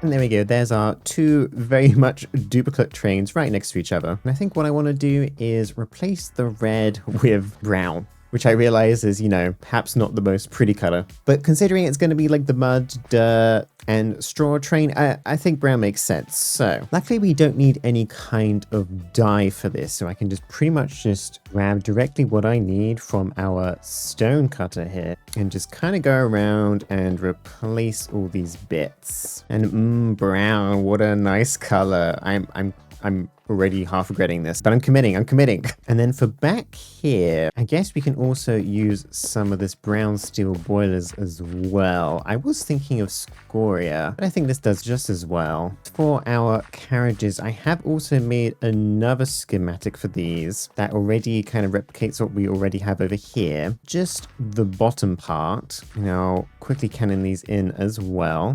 And I've opted to go for 3 carriages for now. 1 for mud, 1 for packed mud, and 1 for straw. And I need to more or less just come up with some designs for the top of these. So these first 2 carriages are going to be more or less the same. I'm going to actually just place a bunch of mud down. And I've made sure to add a little bit of height variance. Then what I can do is now start placing some of these panels on. And I'm also going to use some layers too to add a little bit of depth, and use a mixture of some of this deep slate pillar as well as this block of industrial plating, which is slightly different from industrial iron, and it's from design and decor, but essentially it allows you to place the same material, but it kind of connects up instead. And I think that looks a lot better. And then I also kind of want to wrap this around with some of these slices. I am going to probably remove these ladders so I can do it up the side as well. I think essentially something along those lines. And I just need to repeat that for the other sides and the other carriage. And there we go. That is those 2 carriages done. And then for our final one over here, I want to place some straw. And I think I'm going to place down some kind of supporting structure onto the train cart. just to make it look a bit more attached. Well, the kind of lines that actually keep all the straw together kind of also makes it look like it's more attached as well. So I think that looks just fine. And now we need to just more or less make this into a train. And I did kind of forget to place a train station down. So I think I need to put it underneath that wheel for it to work properly. So I create a new train and then assemble. I think we should all be good. If it looks like all the carriages have attached themselves, then if we get in our train, hopefully... Oh, you know what? It might help if I actually glued the top of the carriages to the bottom of the carriages. Kind of forgot I made them separately. Okay, now hopefully we should all be good. And it does seem to be all attached. Oh, wait. Oh no, never mind. That was just a visual bug. Okay, there we go. There is our second train more or less done. Now it is effectively on the wrong line at the moment, because it's probably going to have to pull up into here instead. Because if we go into our map view, I have trains running on the left-hand side. And so what I probably should do is replace these 3 tracks so they actually attach to this line. And so any trains coming this way will come down into here. And I've already added a bit of a loop part to come back on themselves. At least on this particular track. Because although I have not built our train shed here yet, I think that's what I'm going to do for these 3 lines and have them connect up to our postage system, just like the other 3 lines are. Okay, so I was just editing the last few clips and I've come to a realization since about 5-ish minutes into the video, and now I messed up my audio settings and my game volume was attached to my mic. And so now the game is going to be way too loud and I can't change anything about it. Yay! I will say I did go through my clips and try and reduce the volume of some of it, as well as re-recorded a few lines, but sorry about that. What I'm going to do now is head back to my farm area, because I'm going to need to set up our truck here to be able to deposit onto trains coming by. So I'm going to need to hook up another mailbox to the train station, have some more item drains, and then hook up this one to our other train station over here. And I am going to call this box Wildcard Farm S for farm station, and also I guess add a wildcard at the end. So any parcel containing that will get dropped off into this post box here and then onto our train. So if we then head back to our mud factory again, I'm going to set up a little temporary system here. What I'm going to do here is just set up a stock link here, attach a factory gauge, and then place some straw in here to monitor. And then I'm going to ask for 1 stack. Now, of course, what we do need to do is start putting in a address here so that it can come all the way from our farm area all the way over here. And I think for our address we need farm S for the farm, STS for the swamp train station, and then SMF for swamp mud factory. And so that has now turned on. And then if we head back to the farm area, although I almost forgot that I need to have a chunk loader here. Make sure that's 3x3 as well. And that should keep everything here probably loaded. We come over to our farm area and we can now see that we have straw waiting in this post box and has actually just been picked up by the truck outside. And that's now moving around our farm area. So we just need to wait to get it to the train station. And now this should, in theory, come off of here. Yep, it sure did. It's now in this post box. Perfect. We come over to our train yard here. I'm going to disassemble this real quick because one thing I did kind of forget to do was add a form of storage. So there we go.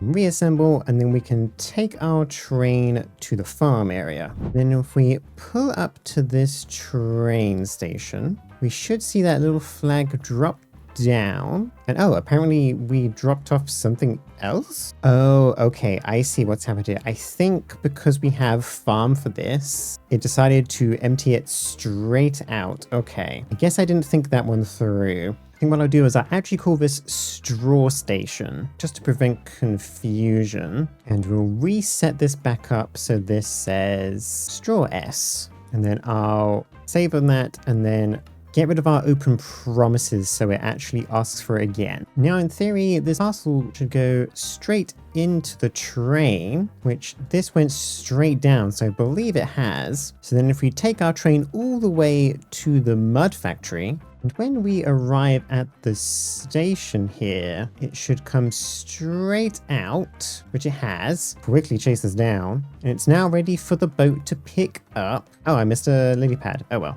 That is now in here. And when we pull up in the dock here, it should place it into there. And here it is, all the way over from our farm area. And now all we need to do here really is set this up properly so that we can actually make our packed mud. There we go. I've changed the setup here so that it now makes some packaged mud. Any mud that's being made from over here is being split in half and placed into these mixers, and then whenever we have straw coming in from the train and boat, it will make the packaged mud that we want. Now I've just got to reset up this factory gauge to this packager, and the system should be more or less fully working once I get our train over there a driver. I think this cow can come and be our driver. And for our schedule, we pretty much want it to move in between the farm station and the swamp train station. And we'll make this wait for like at least a minute, I think, at the farm station. And then once it comes over here, probably something similar. And then this train will just go back and forth and back and forth. So we've given our schedule to our cow, but obviously I need to add a quick loop around here for our train to turn around. And there's my very rudimentary loop in. I promise to make this look prettier at some point. But now, if we place down our train track here, train is able to successfully navigate. And this should now go all the way back to the farm. And hopefully it doesn't crash into any of my other trains that are on the lines right now and that I haven't signaled at all. Definitely not an issue.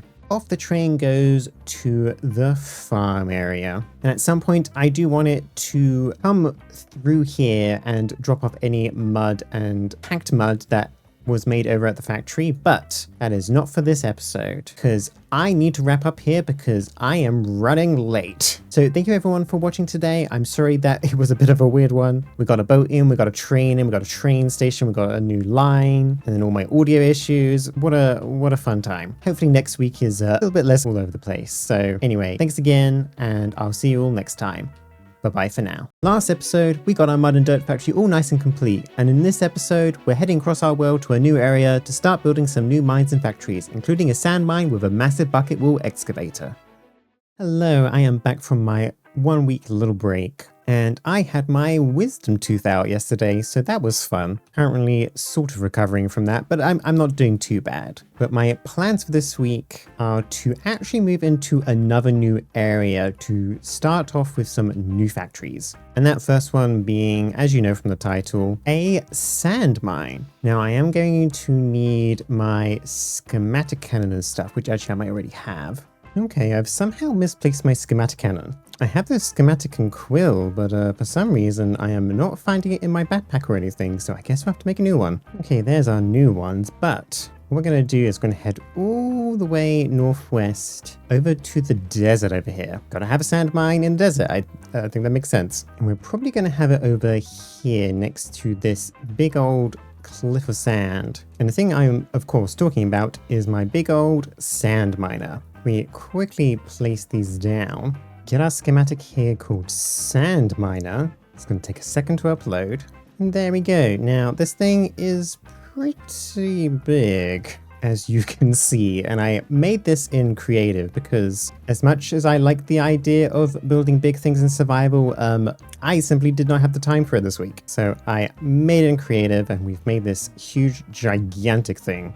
Now I do want to embed it into the hill a little bit, and I will probably have to remove some of the sand so that when I get this wheel turning, it doesn't accidentally pick up all the sand with it. But this is more or less the position I think I want this thing in. It's meant to be like a bucket excavator of sorts. I'm pretty sure they use these in sand mines, but this isn't real life, so it doesn't matter. But I'll need to clear out some of the land. And also, I'm going to need to grab all the materials for it. And this is going to be quite a lot. Certainly plenty of industrial iron, industrial plating, dark metal plating, and also quite a bit of netherrack. Although actually a little bit less than I thought it was going to be. But I do need to go to the nether and grab some of that netherrack. And considering I also need realistically some netherite to upgrade my armor and replace my boots at some point because I broke them, you know, it's time for an upgrade. And I think we can do two things at once by getting our netherrack and also trying to get some netherite as well. So if we head back home and grab our big drill over here, but I think I do want to make this a little bit bigger than it currently is.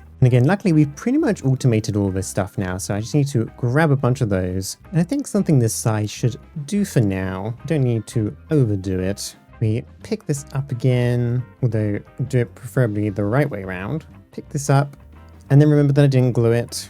Okay, it's been a whole week, I forgot everything. Okay, let's try that again. And now we've picked everything up.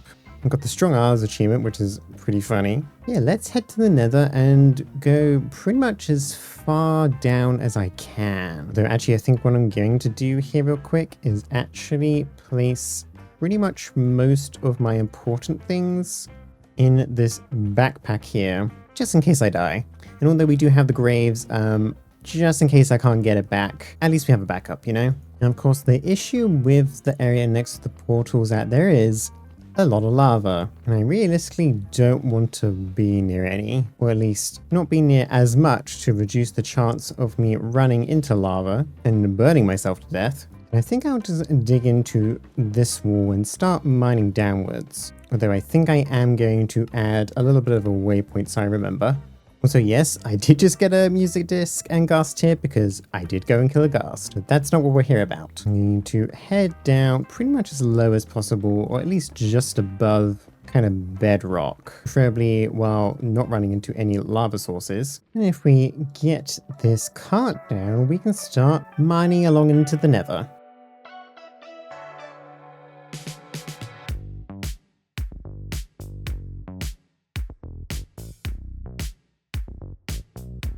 Well, the bad news is that I tried to pick up the contraption before it kept going into the lava, but I missed it. And this is now going to be a bit of a problem because I can't exactly pick it up with my current setup. So I may have to try and mine ahead of it somehow. Unfortunately, it's like the exact right height that the lava falls down. Although we are heading towards a bit of a deeper bit here, so it's time for a rescue mission. Hey, you know what? I did try to save this thing, but I accidentally broke the minecart and now it's no longer a structure that I can pick up. So, whoops. Looks like I'm going to have to get some netherite myself so I can go and save this damn thing. Hey, you know what? Never mind. I was able to at least get a bunch of netherrack, including even more in my backpack. So we should have enough for my sand miner at least, and I have to go find some more debris and save my mine, probably off camera. But yes, I think I'll collect the rest of the items that I need, except this creative motor. Forgot to remove that.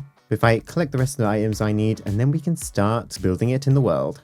Many items collected later, and some flattening of the landscape. We can more or less get started with our cannon over here. If I put my schematic back in and put our clipboard, I should have more or less everything here. Obviously, I don't have the creative motor because this is not creative. That's pretty much everything that we need. So now let's do a quick little time lapse, shall we?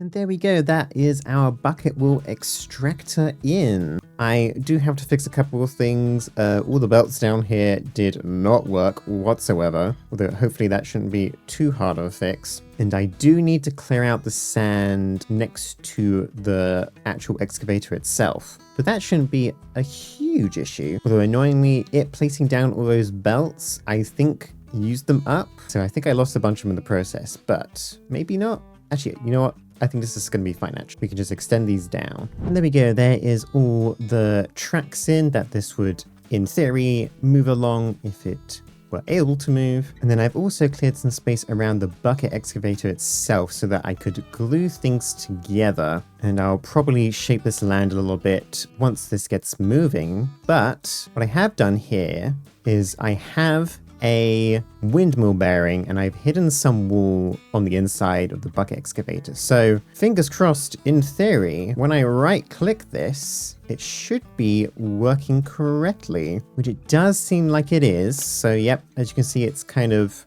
would be scraping the rock around here, and I'll probably build up some sand around here or sandstone around here to make it look a bit more accurate. But yeah, I think that looks quite good. I of course have got to set up some conveyor belts to bring the sand from that and probably down into the center here and out the side into some kind of storage area. But of course, this bucket excavator thing doesn't like actually physically work. It is purely just decorative. And what I'm probably going to do is actually build some kind of sand factory on the inside of this mountain, and then use some of the weighted ejectors to essentially eject out from inside the factory all the way through this stationary contraption, because you can actually do that. I tried. And onto the belts over here to kind of make it still look like this is working, even if it doesn't actually work in reality. Now, I think I'm probably just going to dig out a big old hole here, kind of next to where our bucket excavator is. And although it's all going to be hidden away, I think I still want it to look kind of pretty. So I'm going to have to come up with some kind of design for the interior here.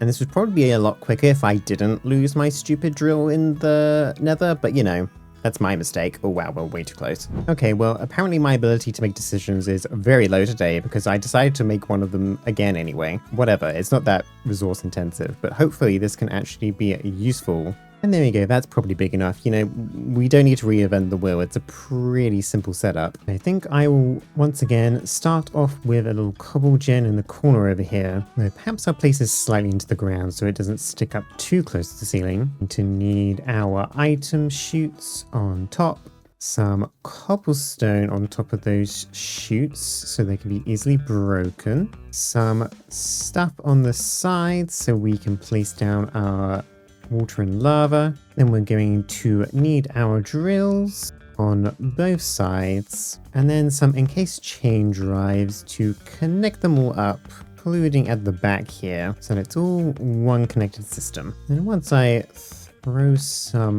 lava in, we more or less have a completed cobblestone gen. Then of course I need to take that cobblestone out of the system and move it along a belt. And we can probably just place all the way down here, making sure to move these lights, because all I essentially need to do is have 2 sets of crushing wheels, some gearboxes to spin those around. And the first one will be turning the cobblestone into gravel, and the second one can be our gravel into sand. Now, the gravel to sand one also produces clay balls and flint.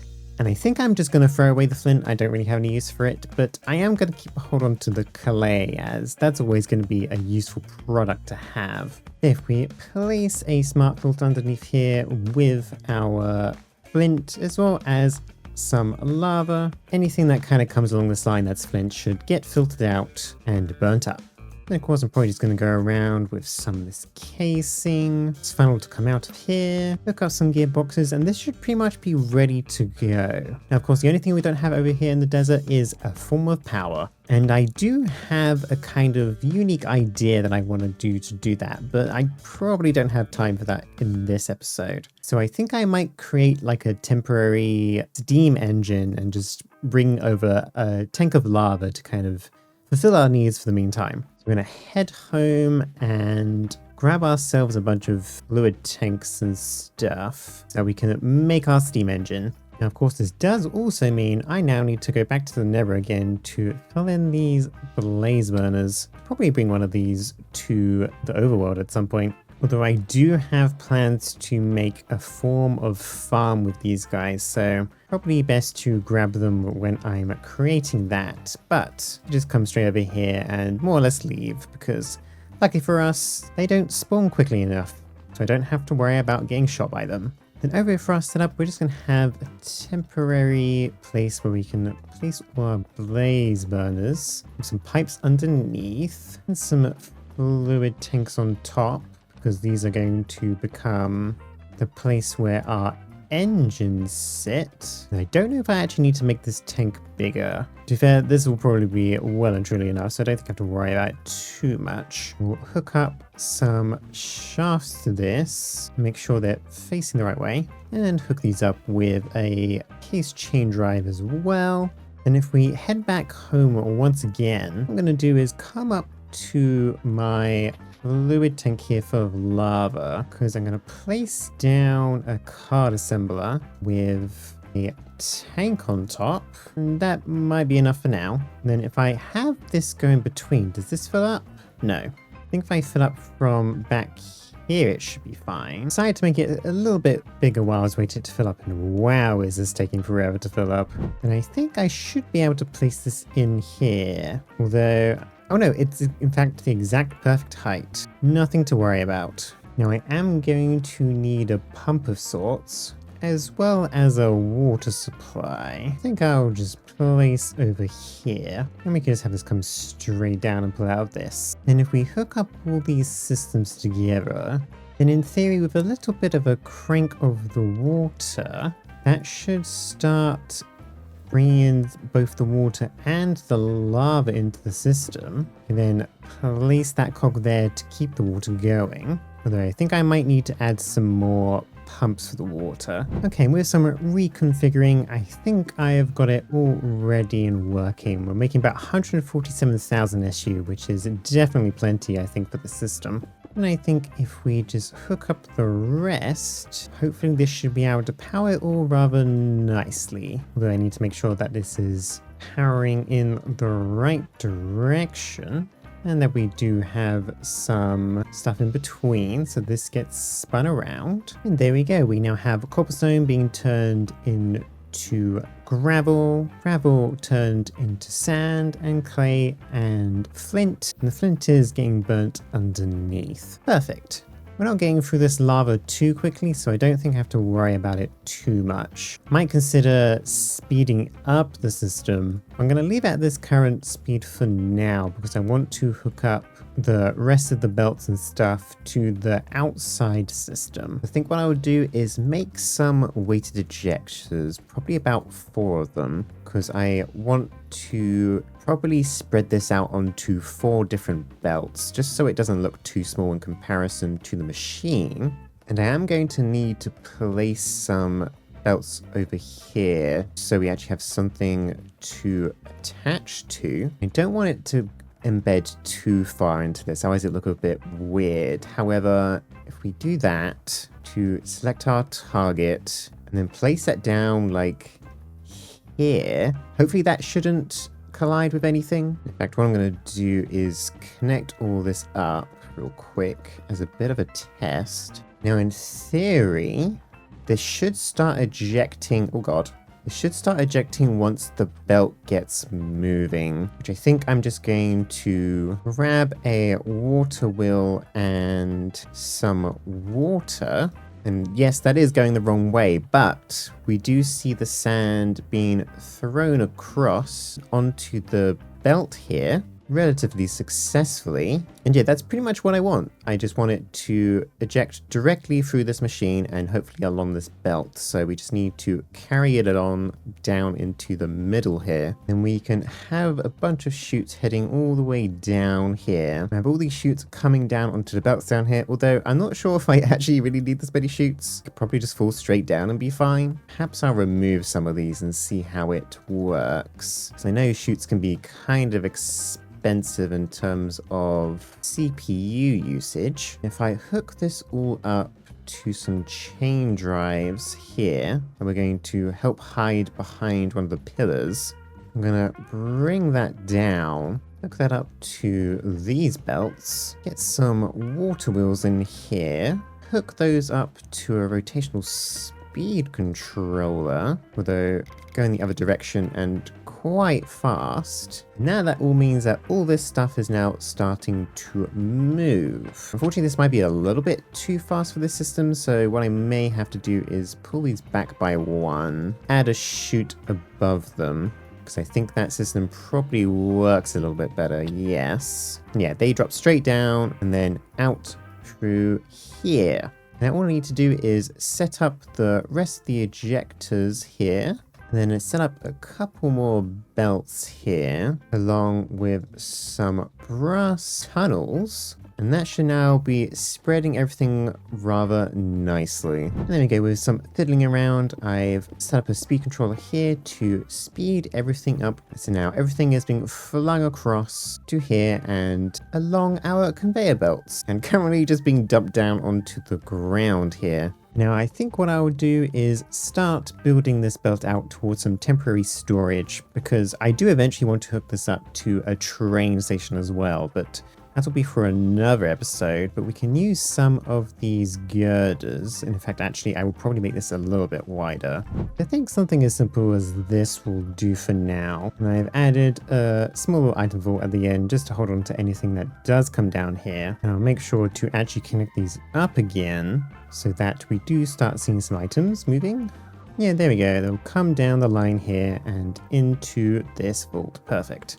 And then with a little bit more decorating, I think, around the area. And there we go, I just added up some random sand piles underneath to kind of make it seem like some sand has kind of fallen off the conveyors as it whizzes by. And that's more or less what I wanted to do this week. I wanted to get a bunch of sand and clay that I can send back to our home base to make some other things. And I kind of wanted to go a little bit overboard for, honestly, something that's quite simple really in the grand scheme of things, but I liked the idea of making a big bucket wheel excavator for the sand. And of course, this isn't going to be the only thing that I build over here. I do plan to also come over to this little bit of mesa here, or Badlands as it's called these days. And I'm thinking of probably also doing a gold mine and a terracotta mine, just so we have those resources as well, as terracotta is always a nice resource to build with, and gold is going to be useful for Create itself. And then also have a plan for the power station that I mentioned earlier. And I'm also thinking of maybe starting a bit of a dock back here. I don't know exactly where I'm going to place it, but perhaps somewhere along this desert line here, so that we can start having potentially some things out in the water. But yes, thank you everyone for watching this week. I very much appreciate it. A little bit of a shorter episode, thanks to me being quite busy with work and having a whole wisdom tooth taken out of my mouth, which wasn't painful at all. And hopefully we can get back into the swing of things next week. But once again, thank you very much for watching, and I'll see you all soon. Bye bye for now.